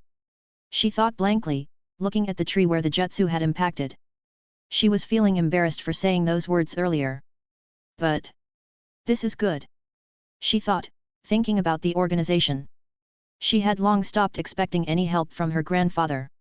He was a powerful man, but a peaceful one. So, if she had to stand a chance against Kraken, she needed exactly someone like Axel. Axel is like an unpolished gem. He has lots of imperfections. In a life-or-death fight, there are ways he could be bested. But, that is to be expected from someone with no systematic combat training or experience. These are things that can only be forged when he receives professional training for a long time. And she could do that for him. And once she has removed his impurities, and once she has properly polished him, if the two of them join forces, her dark affinity and his lightning, revenge wasn't just a pipe dream for her. The training went on for a while before it was time for Axel go on and do his own training. "By the way, what did you do yesterday?" asked Akiko as he was leaving. Axel raised his eyebrows. "Even you know about it?" he asked, but then shrugged helplessly. Of course she did. It would be weird if she didn't. Because yesterday's matter had, sadly, blown up, and now everyone knew that Rose Potter and Axel Hunt had made a bet in which the loser would do whatever the winner wanted. Of course, it was blown in the sense that everyone was trolling Axel for making such a stupid bet. With her spectacular performance last year that won the Gryffindor team the Inter-House Quidditch Cup, Rose Potter was already considered the best seeker at Hogwarts.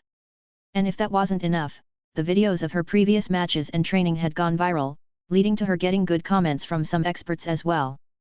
And Axel, who was trying to compete with someone like Rose, was simply absurd to everyone. So, Axel was currently getting trolled all over the internet in various ways. There were memes, there were voting polls, and betting pools, all heavily in favor of Rose's winning. It's really surprising how blind these people are. To treat a prodigy like you like this, she said with some disdain. Axel rolled his eyes. So what? I've always been treated unfairly, but it doesn't affect me in the least anymore. Axel had long stopped expecting anything but the absolute worst from the people. So, it didn't affect him in the least what others thought about him. But Akiko didn't seem reconciled. I don't understand the system here. They judge students more based on their ability to tolerate cramming for written exams rather than their practical ability. There are no real rewards for being the best, no preferential treatment for the prodigies and hard-working students. The only rewards you get are some meaningless house points which, turns out, can get you absolutely nothing. Axel had to smile at that judgment is surprisingly accurate. You know, you should come to Mahaut Okoro, Akiko proposed out of the blue, looking absolutely sincere about her offer. You'd receive the best treatment there. Custom training, custom diet, and forbidden knowledge. I'll make sure you get everything there. You have the potential to be the best ninja in the world, and no one here even recognizes that, let alone giving you any benefits. Axel thought about it and nodded solemnly, thanks for the offer. I'll think about it. Honestly, he didn't think it would be a good idea to leave. In the future, Hogwarts was going to be the center of all the activities. And he'd rather be in on the action than let the situation get worse in his absence. It is not just a matter of his treatment. The world can turn upside down if Voldemort is allowed to take over, and then he can say goodbye to good treatment in any part of the world. That's why he's hesitant to leave Hogwarts for other places. But, who knows what the future has in store for him? No one can tell where he might end up. Though if there's really a bastard out there who can, that person better not make life more difficult for Axel than it already is, or Axel would have to consider breaking the walls to end whoever it is. Walking back into the castle, as he passed by the Great Hall, Axel had to pause in order to look at the crowd that was gathering here. Students from both Hogwarts and Mahaut Okoro were milling around the message board, talking excitedly about something. Weird sisters at Hogwarts. What are you going to wear? I'm considering to go for an undo. I can't think of anything yet. Well, think fast. There's not much time left. Getting closer to investigate, Axel found a poster on the board. Halloween costume party. All students invited. Axel scoffed. A party? What a waste of time. As if he'll go there. His life is in danger here. Chapter 75, Jealous Daphne. The next morning, in the Ravenclaw's dorms, Daphne's bedroom. The morning sunshine fell on the few potted plants standing on the windowsill, pouring into a clean room containing a few more types of flora, lots of books, and some quidditch posters. Yawn. Daphne woke up, feeling her body sore all over. Axel had gone rather hard on her last night, not even letting her take any breaks. All she could do was grit her teeth and bear it, holding in her moans until they were finished. If he doesn't take responsibility now, I swear I'll commit suicide, she thought, thinking of his promise. Really, if he doesn't fulfill her one wish after making her train so hard, she would feel really unreconciled. Just as she was considering stealing a few more minutes of sleep, her magi mirror suddenly rang, making her sigh as she tried to find it. Astoria. Since it was just her sister, Daphne picked up the call without bothering to fix her groggy appearance.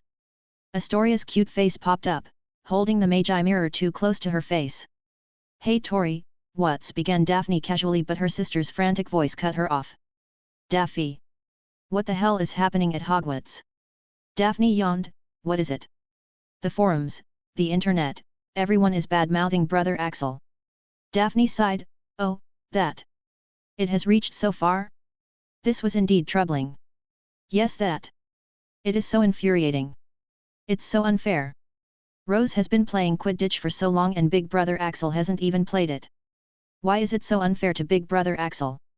Daphne chuckled at Astoria's anxious ramblings. Tori, let me tell you one thing, she said, making the blabbering girl pause. What? Daphne lazily plopped her head back into the pillows. That guy, there's no way in hell he's losing this, she said with surety.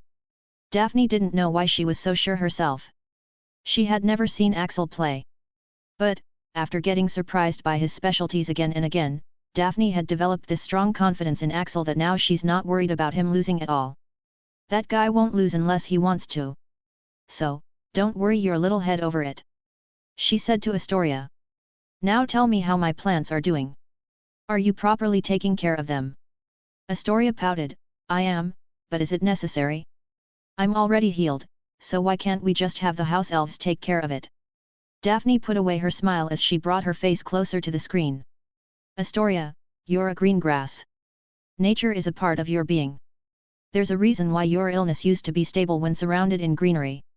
Astoria rolled her eyes. Yet, whatever, she said sullenly. Anyways, what are your plans for Halloween? Asked Daphne with a smile, knowing exactly what would cheer up her sister. Halloween was coming up and her sister really liked cosplaying.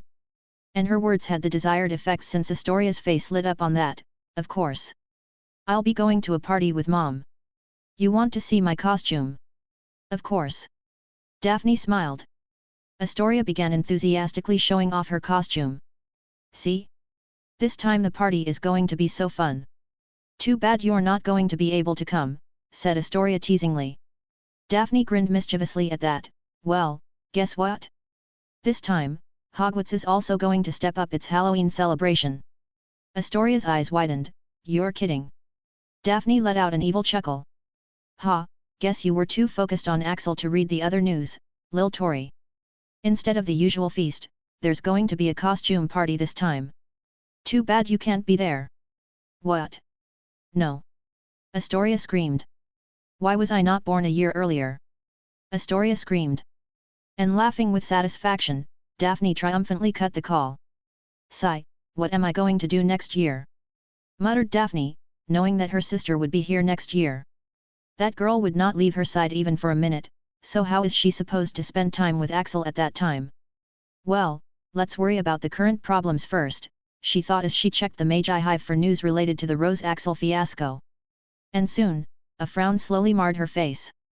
Nope, she wasn't worried about people talking bad about Axel. She knew that guy couldn't care less about these things. What she was worried about was a completely opposite kind of problem. After this incident, Axel, who had always kept a low profile, was once again pushed to the spotlight. His pictures and videos were being circulated on various platforms, and it was starting to attract the wrong sort of attention. Daphne read some of the comments. So what even if he loses? At least he has the balls to face someone on pro level. I'm with Axel. Yeah, I like his attitude. So what if it's the girl who lived? He doesn't simp for her like others. Axel, please challenge me as well. I'll lose and do anything you want. Daphne. How to say it? Axel's appearance was quite eye-catching. Usually, Axel has this effect that makes people not focus much on him or his appearance whenever someone is in his presence. But too bad, that mysterious effect doesn't seem to work when his picture is seen through the screen instead of seeing it in person. With his sharp and handsome features, accentuated with the light scars and the smooth and silky raven hair stylishly messed up, he gives off this bad boy charm that can hardly be ignored. So now, many girls are coming out to defend him, saying it needs balls for someone to challenge the girl who lived herself without any fear. But, that wasn't enough. Daphne rubbed her face in exasperation as she read some other threads which were very popular right now. Axo's ship. Rose x Axel. These kinds of posts were everywhere. Upon opening one of them, some infuriating shit popped up. Now that I look at it from another perspective, isn't this like a scene from a romantic story? Rose calls out Axel due to jealousy when she sees him with other girls and they make a bet in which the loser will have to do whatever the winner wants. Yes. I thought I was the only one who saw it that way. I'm shipping them so hard. They both secretly like each other but are very resistant to admit it. I simply love this love-hate relation. Yep, this was the most infuriating thing of all to Daphne. Many people, who apparently had too much time on their hands, had begun to ship Axel and Rose, making Daphne want to say a few choice words to them. Why is it their business who pairs up with whom? And how the hell did they see this kind of scenario as something remotely romantic? Axel and Rose clearly hate each other. Daphne threw her phone away in annoyance. F# and end number $cent dollar number end times. It's not like that at all. Are these people blind? They clearly hate each other. There's nothing like that between them. She exclaimed in vexation. Her annoyance was immeasurable and her day was ruined. She'll need some of Axel's presence to wash this off. So, she was now looking forward to their next training meeting, and dreading it at the same time. Somewhere inside Hogwarts, in a heavily warded room, a small diary remained opened on a desk, showing words from time to time. The room was filled with different types of bizarre ingredients, and drawn with different kinds of symbols. There were also cages, big and small, with various creatures locked inside them. You think this is necessary? It could be dangerous, a person said, looking into the screen of the Magi mirror held in their hand. In the screen, the image of a masked man in a dark cloak could be seen. It is. And you should do what you are told. You've already angered the Dark Lord, the death of the basilisk, replied the masked man, dark energy swirling around him. The person became a bit annoyed. You are not the one to talk, after getting your headquarters raided single-handedly by just one guy. And you've still got nothing on him. So, don't tell me about what and what not to do. The task I've been given is too insane. The dark magic around the masked man flared again. The guy who raided us. I'll find him one day. And as for giving you orders, well, these are Dark Lord's orders, not mine. But the person tried to protest, but the diary glowed at this moment and the person stopped protesting. Do you have enough sacrifices? Asked the masked man. The person glanced at the stacked cages in the room. I do. Good. Keep trying. Time skip Halloween. Just like this the days at Hogwarts passed. Axel trained daily with Akiko, and the real training making him have some deep realizations. Not only for his attitude towards training, but towards life in general. And during this time, he continued to train Daphne as well, making her have some rather noticeable improvements. Just like that, October 31st arrived. It was a day that everyone had been looking for. Because with all the attention that was focused on Hogwarts, it had been decided that Hogwarts would host a Halloween costume party to celebrate it and make this event more exciting. But surprisingly, the excitement for tomorrow was also not small as well. 1st of November, the day after Halloween. Because, tomorrow is the highly awaited Gryffindor vs Slytherin match. The match has been so hyped up that they have had to expand the Quidditch stadium, in order to accommodate the growing number of people who were now going to come to Hogwarts to see the match. The security had been doubled, with Aurors and Ninja Corps both being deployed. So with these events about to be held, Hogwarts was currently abuzz with activity. What are you going to be wearing for the costume party tonight? Asked Daphne after they had finished training. Axel shrugged, not going. Daphne frowned, why not? It's going to be fun. I don't have time. Besides, I don't like parties. Axel really didn't. He had only been to one party in his life, and it was thrown by the rich muggle boy he had beaten. In his mind, a party is a place where rich assholes gather. Oh, come on. You have to come. I want to see you in a costume. Daphne protested. She imagined seeing Axel wearing a pair of cute cat ears and blushed. Axel rolled his eyes, not happening. Don't even think about it. Daphne blinked her eyes cutely at Axel, please. Axel frowned, don't do that. Please. I said, don't do that. Please. Axel gritted his teeth, fine. But no stupid costume. There were 2 reasons he agreed, none of which were because he couldn't deny her. Abso-fucking-lutely not. He was still a Sigma. Done. Daphne jumped in joy. She knew better than to push her luck. Costumes weren't compulsory. If you don't want to put on a costume, you could just put on a mask.